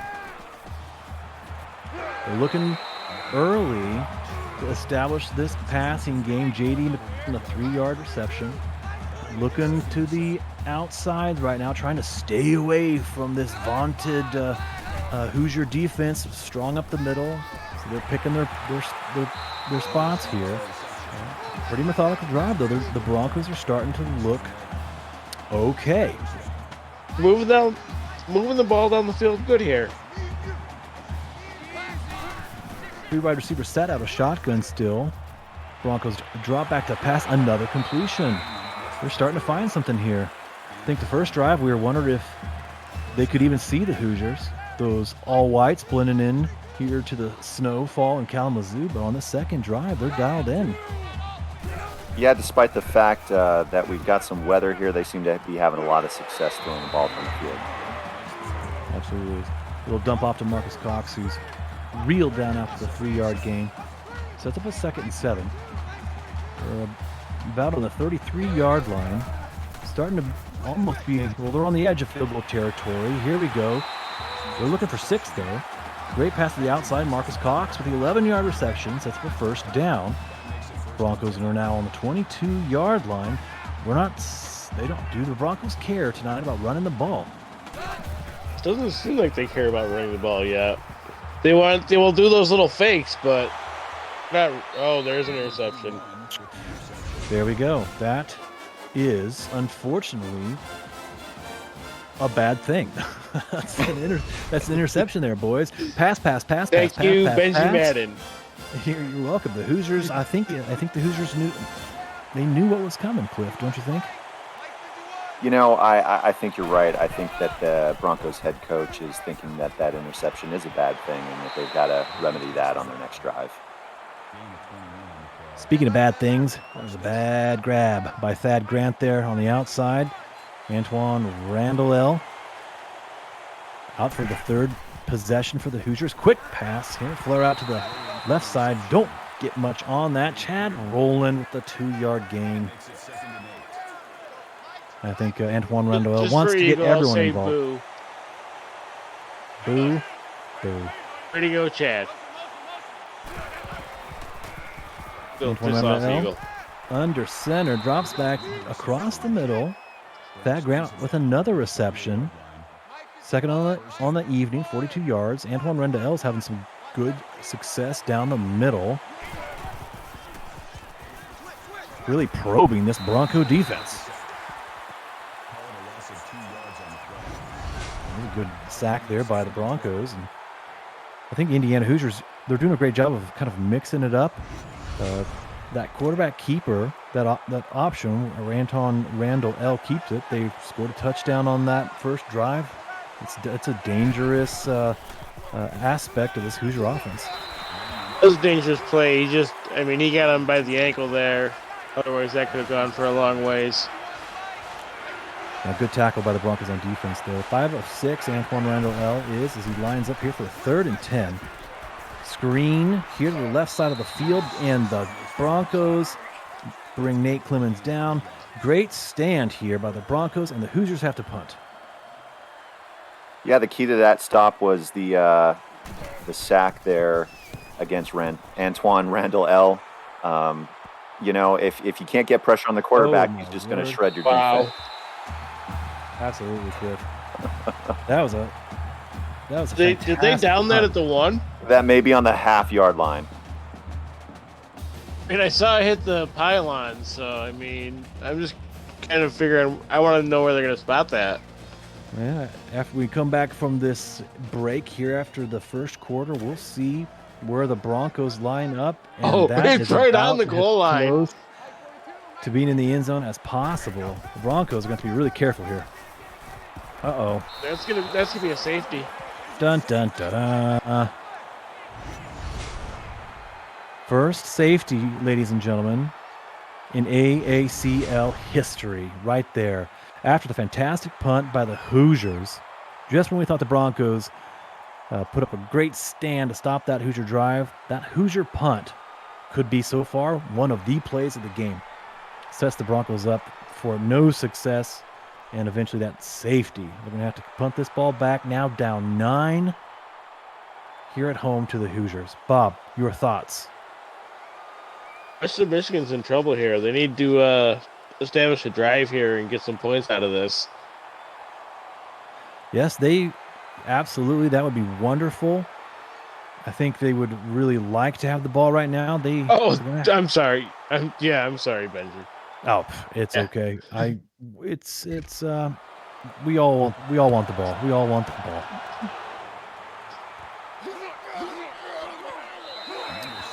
ball. Did anyone get the name of the player? I did not. Who made the safety? See, our audience expects us to be able to deliver that quality Eagles a information. bitch is the one who got the safety. Was it Eagle a bitch? There we go. We got good intel from our spotters. And Lonnie Dickshot with a 12-yard reception. The first time we've heard from Dickshot tonight. Recipient of that pass from Antoine Randall, who is hot still, 7 of 8. Lining up in the I formation here. Heavy run formation, but Antoine Randall drops back. Another pass here to Dickshot, 2 in a row. That's a great play. I think it really caught the Broncos off guard. Lining up in that heavy run formation. Here we go again. And Antoine Randall. Dickshot always catches you off guard. Most dick shots do. And Antoine Randall drops back to pass. Here he floats a lovely soft ball-like lob to Tony Williamson. The Broncos are just way out of position. That's a great play there by Antoine Randall. And they're on the move again. They are threatening. They could, Cliff Allen, blow this game open if they can put 6 on the board here. Yeah, I think if you go up 2 scores, it definitely is going to be difficult to come back. Broncos are going to need some of that Kalamazoo That was magic. close right there to being a touchdown. He just barely missed getting that one. Did he even get 1 foot in? I don't know if that's the rule in this league. It is 1 foot. He didn't get that. Oh, and Chad Rowland with the touchdown. Yeah, but we need to stop. Everyone, please stop. Just a moment of silence. We have a Chad Rowland touchdown. Hey, always the moment of silence when Chad Rowland scores. Yeah. It just rarely happens that Chad Rowland scores. And just like that, the Hoosiers are up 16 on the Western Michigan Fighting Broncos. Technically, only 2 scores.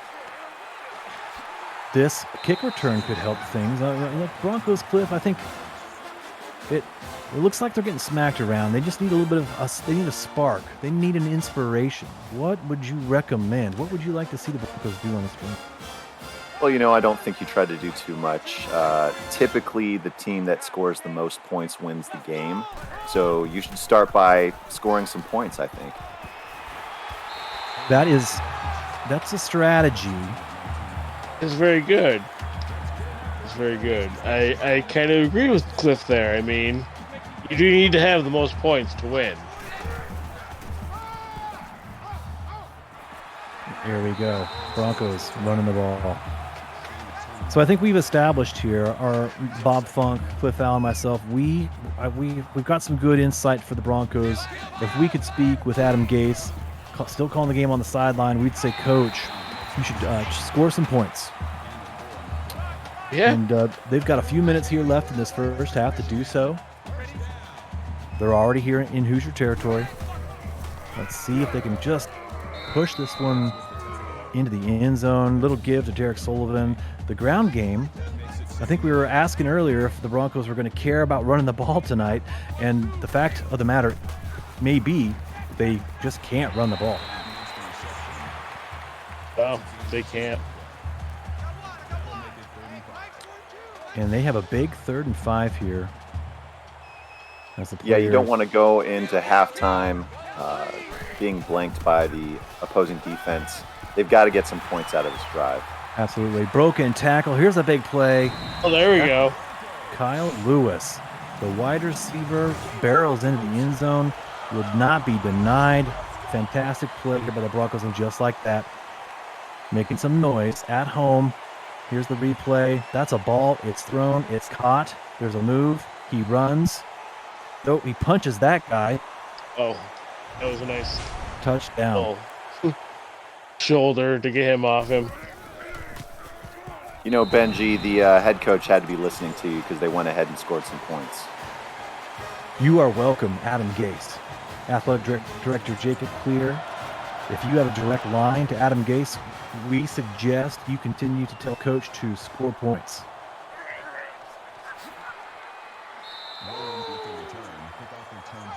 And just like that, Chad, all of a sudden, it seems Chad Rowland's hands are all over this game. He's everywhere. Returning kicks, catching balls, scoring points in the end zone, really making an impact in tonight's game. Seems like Chad just likes to have his hands on the ball at all times. So he's handsy tonight. Fantastic play there, deep over the middle. One big shot so far. Is old reliable for Antoine Randall L. Big play, dick shot here. 3 receptions. That one the biggest across the middle there. Yeah, if you're the Broncos, you just don't want to see any of Dick Shot on the field. Yeah, Dick Shot has just been controlling this game also with Chad Rowland. Whoop, whoop. Oh my gosh. Someone better check on Antoine Randall L. He slipped. That looks like it could have been painful. You could break a hip, especially at his age. Yeah, I Doing mean, something like that, that's just definitely at that dangerous. age, you can't get thrown down on your hips. No.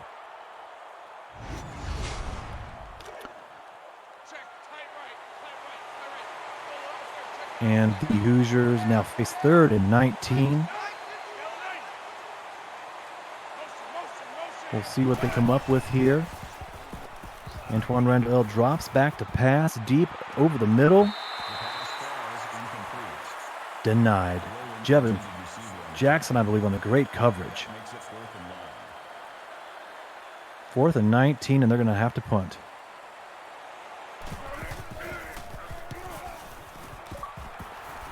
Still 2 minutes left to go after the punt. Seems like they were a little close to punt there. I think I would have tried a field goal at that range. Yeah, They're that going stop for was it, huge for the Broncos because it keeps this game within reach. You want to walk away with some additional points and get within one score here. Absolutely. They can be strategic. They have 2 timeouts, 2 minutes on the clock. They don't have to panic. They had a good last drive, the last possession. See if they can just put some points on the board here. 5 wide, aggressive formation. They connect with Kyle Lewis on the outside for 12 yards. They get out of bounds. They stop the clock. Sets up a 1st and 10. Could be really interesting here if at the end of the first half the Broncos could put another touchdown on the board. Great handoff here. Great play on the handoff, I should say. Maybe caught the Hoosiers off guard. Might have been expecting that pass as the Hoosiers look to be playing a bit of almost a prevent style defense. Maybe just want to keep the ball in front of them. And the Broncos are going to try and take advantage of that here. Another handoff. It's the draw. Broncos are taking advantage of it very well right now, just with their prevent defense. With the defense like that, yeah, the Broncos having some success. That play, that was a bummer for your Bronco fan right there. Good success. Yeah, the Broncos really need to score here. I mean, Indy gets the ball to start the second half, so they need to get some sort of points here. Yeah, I think you're better off just throwing that ball out of bounds. Oh, go the other way, sir. Gerald Bradley got a little confused there. Bob Funk, what happened? He ran into his lineman, got confused, and just went backwards. Potentially a butt fumble there. I don't know. Yeah, there was no butt fumble, but, I mean, there was definitely a run into your lineman and go backwards situation. There was definitely butt action. Well, that butt action has now led to a punt for the Broncos. They had a great opportunity here on this drive. They have to punt away, and they're going to give the Hoosiers another chance here. Chad rolling with another return. That's not what you want because Indiana starts, like I said, second half with the ball, so you wanted points there. Yeah, what does head coach Rocco McLovin do here? Does he be aggressive? You got to go aggressive here. Knowing they're going to get the ball right back, or is he just trying to kill this clock? You go aggressive. Antoine Randall was trying to kill someone with that throw. Ball's incomplete. So that's up 2nd and 10. Ball is on about the Hoosier 26, 27-yard line. They have a ways to go. Another slip. Check the hip. Almost a pick 6. Jerry Raymond. I think he's so upset with himself. Hanging his head in his hands there. I feel like Antoine Randall and his old hips, he can't get that footing in the snow. Yeah, I definitely think that field conditions are playing a factor here in this game. Absolutely. And hey, look at that. Good job, Western Michigan Broncos. You got forced a punt and get another chance here. If we can get a good return, we'll see what happens. And that is a return of 8 yards by Derek Sullivan. Now, Cliff Allen, what are you going to do here? 30 seconds on the clock. If you're head coach Adam Gase, what are you saying to your squad? I think you go big or go home. That's just it. You've got some time on the clock. throw it to the sideline, throw it deep, see what happens. Brian Merriman, 17 to 20 there. Just looked to be a little bit of a dink drop off there, a dunk over the middle, and that actually was the best thing that could happen on that play. That fell incomplete, stops the clock. 2nd and 10. All day in the pocket. Goes to the left-hand side, but good defense there by the Hoosiers. Yeah, you want to see him go down the field here. What do you have to lose? You're playing at home, down to the Hoosiers. You have a timeout here. You're the underdog here. You're the lower-ranked team. You want to go down the field. Get some points. Yeah, these check down throws just are definitely not going to get it done. And, we're seeing inaccurate throws all over the field because of the snow. They're just better off going in and taking the points that they've got. Yeah, the weather tonight in Kalamazoo, the snow on the ground, it's beautiful. You see the cheerleaders. They're making their snow angels. It's a very picturesque scene here in Kalamazoo, but it is not great weather for football tonight. No, it's not very good weather for football. Well, it depends on your preference for football. Do you like the weather games, or do you like the weather games? Sorry, Bob, to interrupt. Matt Kerr had a golden opportunity there to run that back for 6 points. That could have been huge for the Broncos. He picks that up. That he's definitely going to the end zone. Yeah, I have no idea why he looked so happy about that. That was dropped points for sure. Yeah, I would be really down if I was him. You really let everyone down on that play. What are we supposed to do now, right? And here we go. Here's the heave. Last play of the first half and an interception. Intercepted. Well, it's an interception. I'm sure the Broncos would have loved to have seen their star linebacker earlier in that drive actually make the catch there and take that in. But as it stands, we are at the half, 16-7. The Indiana Hoosiers on the road with the lead tonight. We're going to check out some numbers on the screen, everyone at home. They're called statistics. And I'm going to bring Bob and Cliff here in to get their thoughts. We're seeing a few of the replays. Bob Funk, your thoughts here as we've seen one half of football in Kalamazoo. How are things shaping up here? I mean, I feel like the Indiana Hoosiers are doing what they should have done. With a higher ranked team, they're coming into West Michigan, and they're just asserting what they need to do. Yeah, we see on that replay there, the footing. Antoine Randall L., the ancient one, having some difficulty with his footing. I'm sure team doctors are ensuring his hip is still intact, no dislocations there. Cliff, as you look at these stats here on the screen, what are your thoughts now at the half? Statistically, they're pretty close. We know from watching the game that the play of the first half was that safety. That allowed the Hoosiers to pull ahead, and the Broncos just haven't been able to keep that pace. Absolutely. That safety, right when we thought the Broncos had swung the momentum to their favor, they stopped the Hoosiers, who at that point were looking strong on offense. And then that punt. I'm not even sure who the Hoosier punter is. Is it Chad Rowland? We'll see. Can we get a check there? Anyway, that punt was fantastic. Chad Rowland is the returner. Well, I could be Chad Rowland. I only say that as we see Chad on the screen. He just seems to be everywhere tonight. Just wouldn't be surprised if he was also punting. I think we know that the rules are laps in the AACL. Just wouldn't be surprised if Chad was also the punter. As it stands, first possession of the second half for the Hoosiers with this lead. Playing on the road here, number 11, the Hoosiers against 22, Western Michigan University. These Broncos, they're going to want to do their very best here to limit the Hoosiers offensively. Their defense played better at the end of that first half. They're going to want to put a strong emphasis here on making sure Antoine Randall is uncomfortable as the weather continues to potentially be an issue in the second half. On 2nd and 9, ball thrown incomplete. Antoine Randall's numbers here, 12, 21, approaching 200 yards. Oh, no third down conversions yet on the night for the Hoosiers. Could this be the first one? 3rd and 9. Antoine Randall L drops back and no. Nope. They come up short again.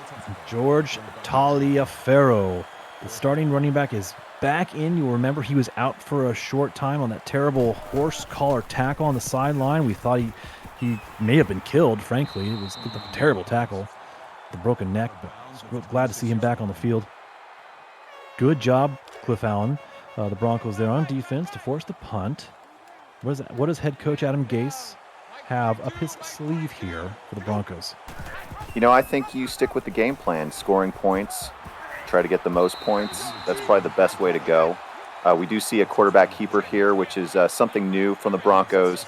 They may have changed up their playbook to try to get more production out of their offense.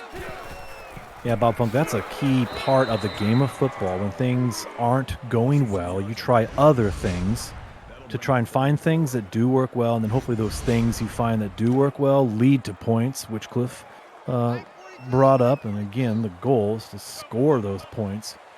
So I'm sure that at halftime, the adjustments were made by the Broncos. Bob Funk, do you think we're going to see that translate to a good play on the field here in the second half by the Broncos? All right, I'm drunk, and I can kind of figure out the circle you talk. So I'm sorry, ladies and gentlemen, for our co-host here. Please disregard his comments.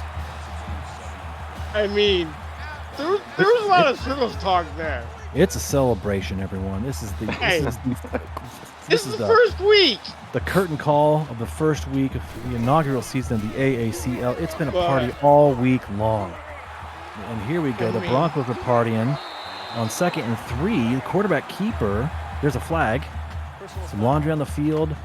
There are some signals. And he is saying that guy did something. Cliff, it looks to be a face mask, right? Yeah, that's correct. That is the front cage on the helmet, if you are unaware. And you can't grab those. Those are off limits. Oh, wait. So you could grab the face mask. Oh, okay. Here we go. Big play right there by the Broncos.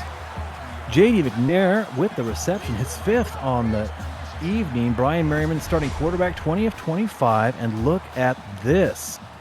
Bob Funk, you may be drunk, but this is plain to see here. This is a great opportunity for the Broncos right here. Oh, the Broncos are starting to make a nice comeback here. I mean, I like to see the second half comeback. Yeah, maybe it was only a matter of time before they really settled in here. First game at home. The nerves are settled now. We're well into the second half of this game. They've got a great chance here. Indiana is starting to stand up on that line defense. Yeah. So 3rd and goal. We'll see what happens here. 3rd and goal from the 4. Starting quarterback. Was that what we heard? The starting quarterback is injured? No. No.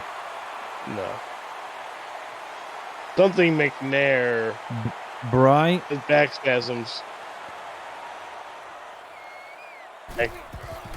We did a terrible job. We did a terrible job of celebrating that Bronco touchdown. You know, I think that quarterback keeper is huge for the Broncos. QB has really put the team on his shoulders and finished that drive with a run in the end zone. Momentum is swinging here in Kalamazoo. Look at these drives. Punt, interception, punt, touchdown. The Hoosiers' last 5 drives. And what's amazing to me is the Hoosiers have had all the momentum on their side, and yet they're only 2 points ahead late in the 3rd quarter. Absolutely. Randall Allen, his old hip, he just keeps slipping in the snow. Every time he I'm not going to drops lie. back, The Hoosier he QB slips. seems to be the only person who is slipping in the snow. He could just be really dramatic. You know. Do you think it's an equipment issue or more of like a drama queen thing? It's going to start to get old, whatever it is, right? It might be a drama queen thing. As we see here, though, it's, if he's going to continue to play that way at the quarterback spot, I think the Broncos are going to be fine with it. The defense is playing really well here, forcing the 3rd and 8. Antoine and Randall L under center here with a 14-step drop back and throws what looks to be almost a screen to the right. It's the first down for the Hoosiers. Yeah, and that's John Brothers' first reception, and it couldn't come at a better time as he extends this drive.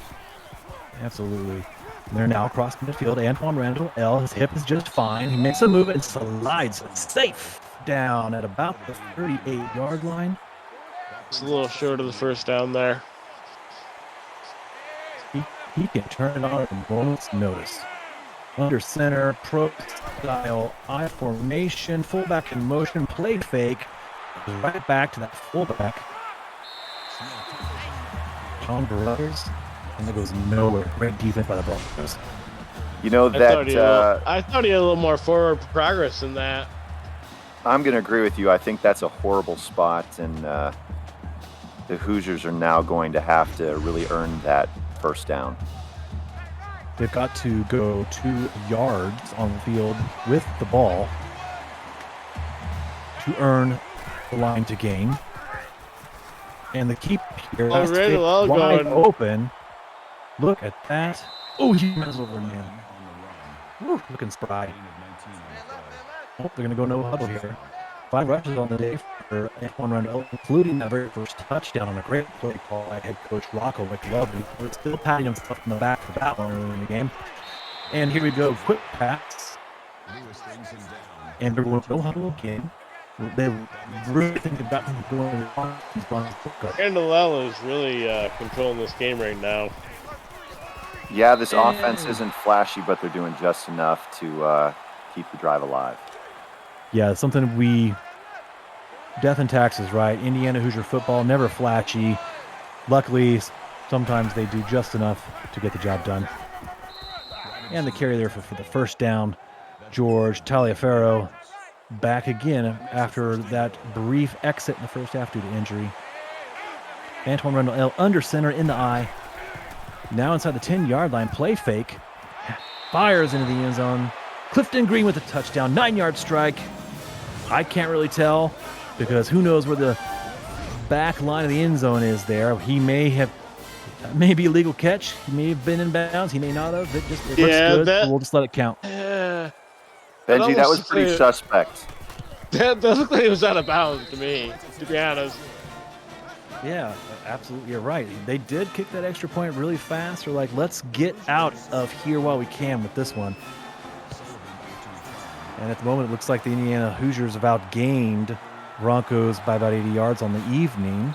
Of course, the Broncos have a great opportunity here to gain some ground back. Bob Funk, only 36 seconds left in this third quarter. That was a great drive by the Hoosiers. But I don't think the Broncos are out of it just yet. No, the Broncos aren't out of it yet, but they really need to get some points out of this drive. Absolutely. And quarterback Merriman there, not the best start on first down. Throws it away, though. Lives to play another down. 2nd and 10.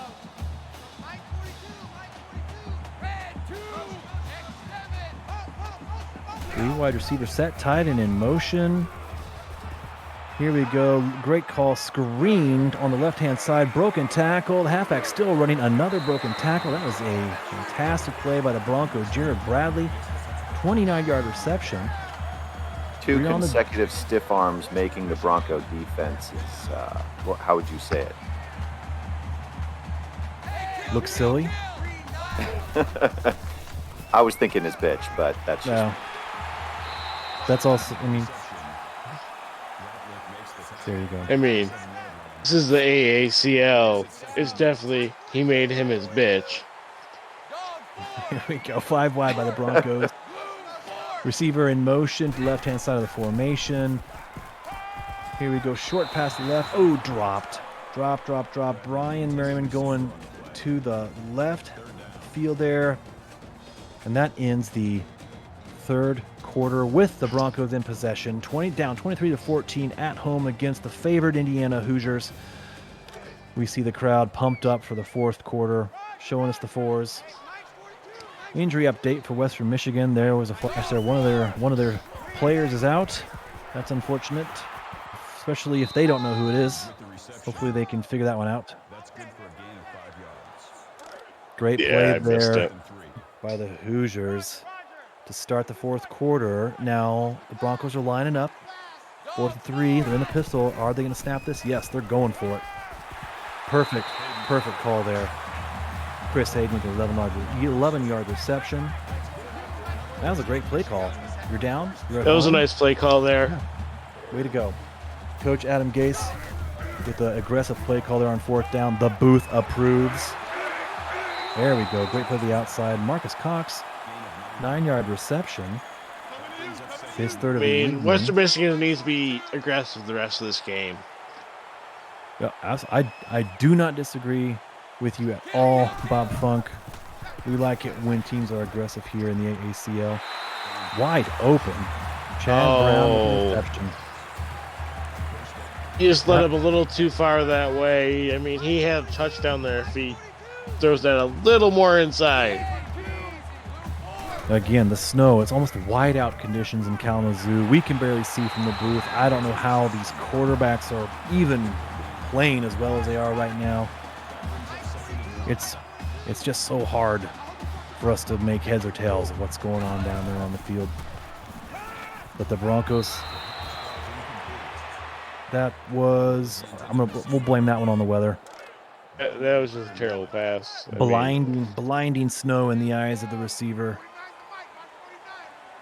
Western Michigan University Broncos may invest in face shields after tonight's game.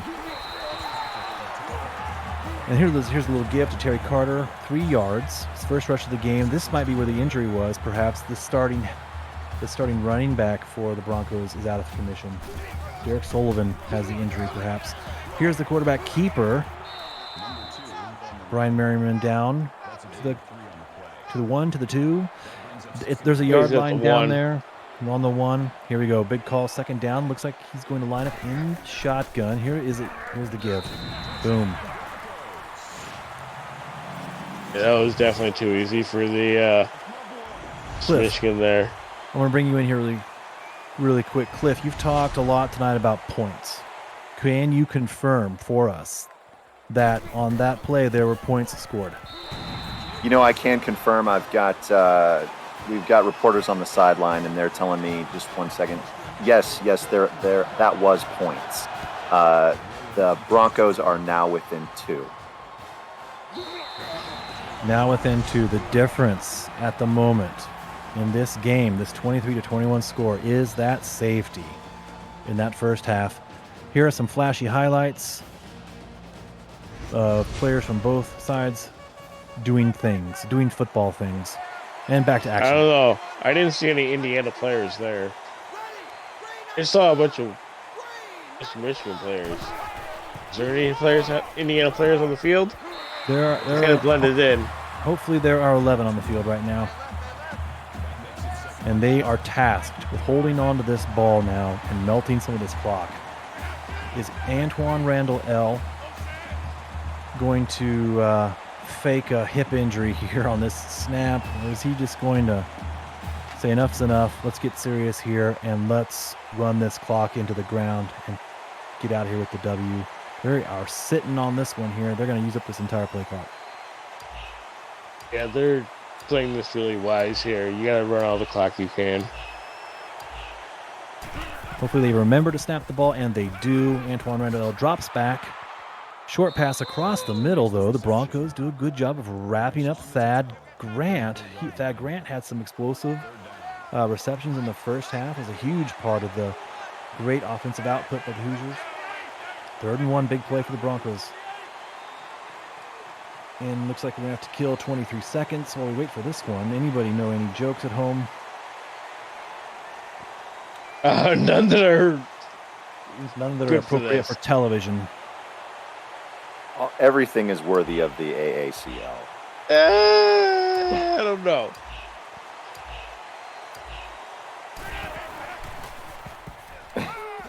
Here we go. Yeah, there's Randall some paperwork involved with those jokes, I believe. Hey, there was Lonnie Dickshot. We have not called his name in a while. Gets back in on the action. Clock's running now. 1st and 10 for the Hoosiers. They are going to... I wonder if Coach Rocco McLovin is sending play calls in. Run the ball, run the ball, run the ball. And Antoine Randall L. is just choosing to do his own thing. That is a... Look at that run by George Taliaferro. Almost killed a man there. That could have iced the game right there. Randall L. is older than Coach McLovin, so he's going to do what he wanted to do. That's very true. That has to be an awkward coach-quarterback relationship. That'll make it 2nd and 4. Somehow they make it work, though, don't they? They do. 2nd and 4 for the Hoosiers. No timeouts for Western Michigan at this point. They need a miracle. Just stop the Hoosiers there. Force a 3rd and 3. If they can make the stop here, they may have a few seconds on the clock. But quite frankly, I don't even think I was never good at math. So. I think you're just outside of field goal range here too, so you're playing the clock game more than anything else.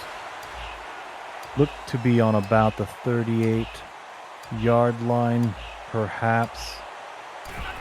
Yeah, there's snap, a pass, and a sack. Look at that. The officials are going to wind the clock here. And the Western this is going to end it. Michigan University Fighting Broncos will have a chance.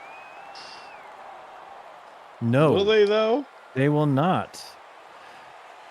Again, I'm sorry, ladies and gentlemen, math. It was not something I spent much time on at the academy. All right, so with 4 top 10 teams losing ahead of Indiana at number 11, how far do you guys think they move up? Well, at least to number 10. Well, yeah, this game was pretty close. I don't know if you're going to see a lot of movement in their rankings. Yeah, but you have number 9, 8, and 7 all lost. Well, Bob, Cliff, thankfully that we leave that up to the experts. We leave that decision up to. But we're part of the experts. I think we have established that this booth is not the experts. Oh. We are. Unfortunately, we're all of us are voters, so clearly we are. Hey, but what we should do now, though, is talk about what we saw on the field tonight. A well-played game by the Indiana Hoosiers, who do enough to skate out of Kalamazoo with a 23-21 victory. At the end of the day, the main difference was that safety by the Hoosiers. Western Michigan finally found their footing in the game and did come back and played very well, I thought, once they were done with the jitters. But they lose at home in the first game of the AACL. I'm going to pitch it to both of you boys as we watch some of the highlights and now take a look at some of the stats.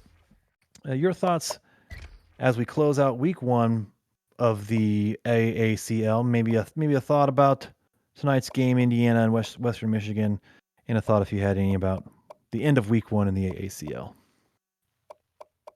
Yeah, I'm not going to say that I have a crystal ball, but the team that did score the most points did win tonight. On the flip side of that, I think the last 3 games this evening were all within 1 touchdown. Exciting games and a great way to close out week 1. Absolutely, Cliff. Mr. Bob Funk. Yeah, it was a great week 1. I mean, I feel like the quarterbacks may have dominated the week. You gotta look at As von Wolfens, whatever, fucking Winkle, some bullshit. That's a long name. Exactly. It does Rodney fit on the jersey, though. It does, somehow. Rodney Dangerfield. We have, what was the Houston quarterback? Dean.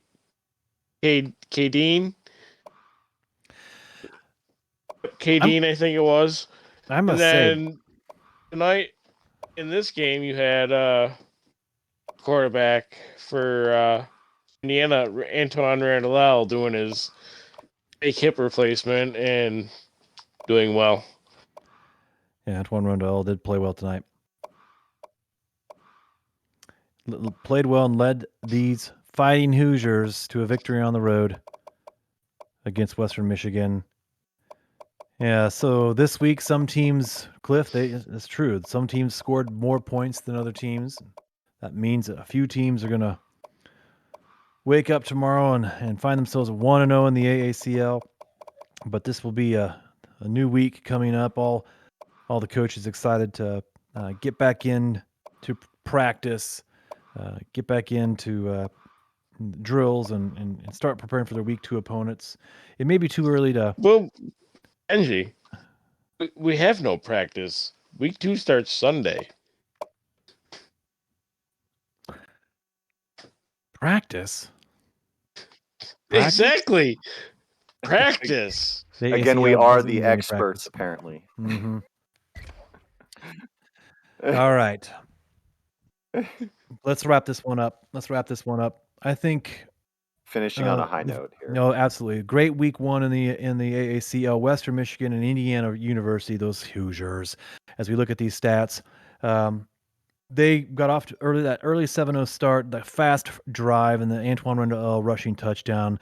I thought at that time Indiana looked strong and Western Michigan maybe deer or bronco in the headlights there a little bit, but they came back on, they played well. But here we look at the stats, Indiana leading in most of the categories.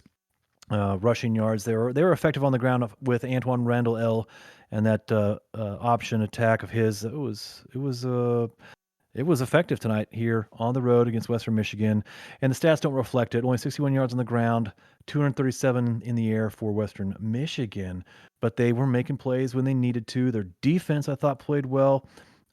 Again, after the uneasy start, they really began to play well. So I thought the game itself was well played for a game in the snow. As we look at your players of the game, quarterback Brian Merriman in the losing effort for the Broncos did have I thought he played strong, 237 yards on 27 completions, 4 rushing attempts for 30 yards and had 2 touchdowns. His opponent, Antoine Randall L., 249 yards through the air, 6 carries for 23 yards and 3 touchdowns. Antoine Randall L., hopefully he's not too sore to take the field next week. I'm sure team doctors will be tending to him. And then John Lewis, the strong safety, and Doyle McPoyle, cornerback for the Hoosiers, were the defensive players of the game. Closing thoughts as we see the players of the game on the board from you, either Bob or Cliff. I mean, I think Randall was definitely a player of the game, but that safety was the defining moment. Yeah, despite the Broncos' loss here, I think they've put the league on notice that they are here to play. They made a game out of it. There's no quit in this team, and I'm looking forward to see what they're capable of in week 2. Absolutely. Well said, Cliff. Well said, Bob. I think that will wrap up the quality analysis from the booth on our closing match of week 1 in the ACL. I think joining us in the booth, perhaps our esteemed commissioner, we could convince him to come on and maybe a parting thought from Mr. Dave Axis to all of us, your children, as we bring this week 1 to a close. Oh, Benji, thank you so much. Appreciate it, Cliff, Bob Funk, everybody who is participating in the broadcast. I really appreciate it. Guys on the call tonight, Rocco McLovin and Clint Torres as well. Pepper Rogers was here earlier, as well as Penis Slaughter. I think that's everybody from tonight's cruise. A couple of interesting facts for tonight. Going into tonight, away teams were dominating, but they got home teams got 2 more wins. So of the 12 games this week, 2, 4, 5, 6, away teams 7, home teams only 5. So road teams playing very well today, and like Bob Funk said earlier, quarterbacks definitely dominated the players of the games. I just want to ask each of you real quick before we sign off, which we're going to do here in just a minute. All the games tonight were close. Some of the other nights we had a couple blowouts, but tonight all the games close. I don't know how many games each of you watch, but just give me each of you real quick, Benji. I'll start with you first. Thought about the overall, I guess, presentation tonight, if you will, all the games being close. Week 1 is always going to be interesting in any league, and I think in the AACL, coaches now after week 1 finally have game day. Finally have to. I think all coaches were excited to see how their teams would perform, but it was at the same time a mystery. It was the unknown. I think now teams settled down. The games were close because the teams are good in the AACL with good coaches. And so it's going to be up to those strategists, those coaches, their staffs, trying now to find that edge in their game planning to try and take their team to the top. I think the games, honestly, in the AACL here in season 1, I think they're going to be close all season long. And I think it'll be great action week in, week out. Yeah, it's going to be some great on the edge of your seat football. That UCF game, the way that ended tonight was crazy. And actually, I misspoke. Away teams were actually 8-4. They won 3 of 4 tonight. Cliff, let me ask you, what does that say about the league, about with the away teams dominating home teams this first weekend? Well, I think very clearly it speaks to that there is no home team advantage, and that this is going to be obviously a very competitive league. Most of the games we saw tonight were very, very close and came down to the last possession. And so like Benji said, I think there's going to be a lot of scheming this week and adjustments of game plans. It'll be interesting to see what our coaches come up with for week 2. Yeah, I agree with that. And last word tonight, Bob Funk, before I make a couple announcements and we sign off. Bob Funk, give me your overall impression of week 1 in the AACL. I feel like week 1 went really well. We had a lot of different game plans. There was a lot of quarterbacks that just dominated this week between S. Von Winkle, Ronnie Dangerfield, E. Dean earlier. It's just been an exciting week it's been for the first week of the AACL. Yeah, I agree. And I appreciate everybody's help. I appreciate everybody's participation. This has been just as fun as I had hoped it would be, and I hope you guys think the same. Real quick, last thing I want to say before we sign off, we do have a quick turnaround from week 1 to week 2, since we will be off for a week and a half over the Thanksgiving holiday. Tomorrow is our only day off. And then we will have games Sunday, Monday, and Tuesday. So just a quick reminder to everybody, coaches poll, player of the week, all that will be out first thing in the morning. It's going to actually be due by tomorrow night, so we can have new rankings going into Sunday. And then we're going to knock out Sunday, Monday, Tuesday. Then we'll have a week and a half off. I'll have time to catch up with stats and all that. You won't have any stats until after week 2, just because there's not enough time in between weeks 1 and weeks 2. So just wanted to give you guys a few heads up. I'll be up late tonight working on all that. So when you wake up bright-eyed and bushy-tailed in the morning, you should wake up to a whole shitload of requests from me. Aren't you just glad to wake up to that on a Saturday morning? Yeah. Is that all going to be due in our locker room? Correct. It will all be in the locker room, and I'll give instructions when I send everything out. But it will all be due in your locker rooms, or what we call coaching suites here in the AACL, because we take care of our coaches and we treat them like royalty, the royalty that they are. You know what I meant. I know what you meant. That being said, it's time to rock and roll. It's time to wrap this shindig up and get the hell out of here. So thank you, everybody. 12 games down already. Week 1 is in the books.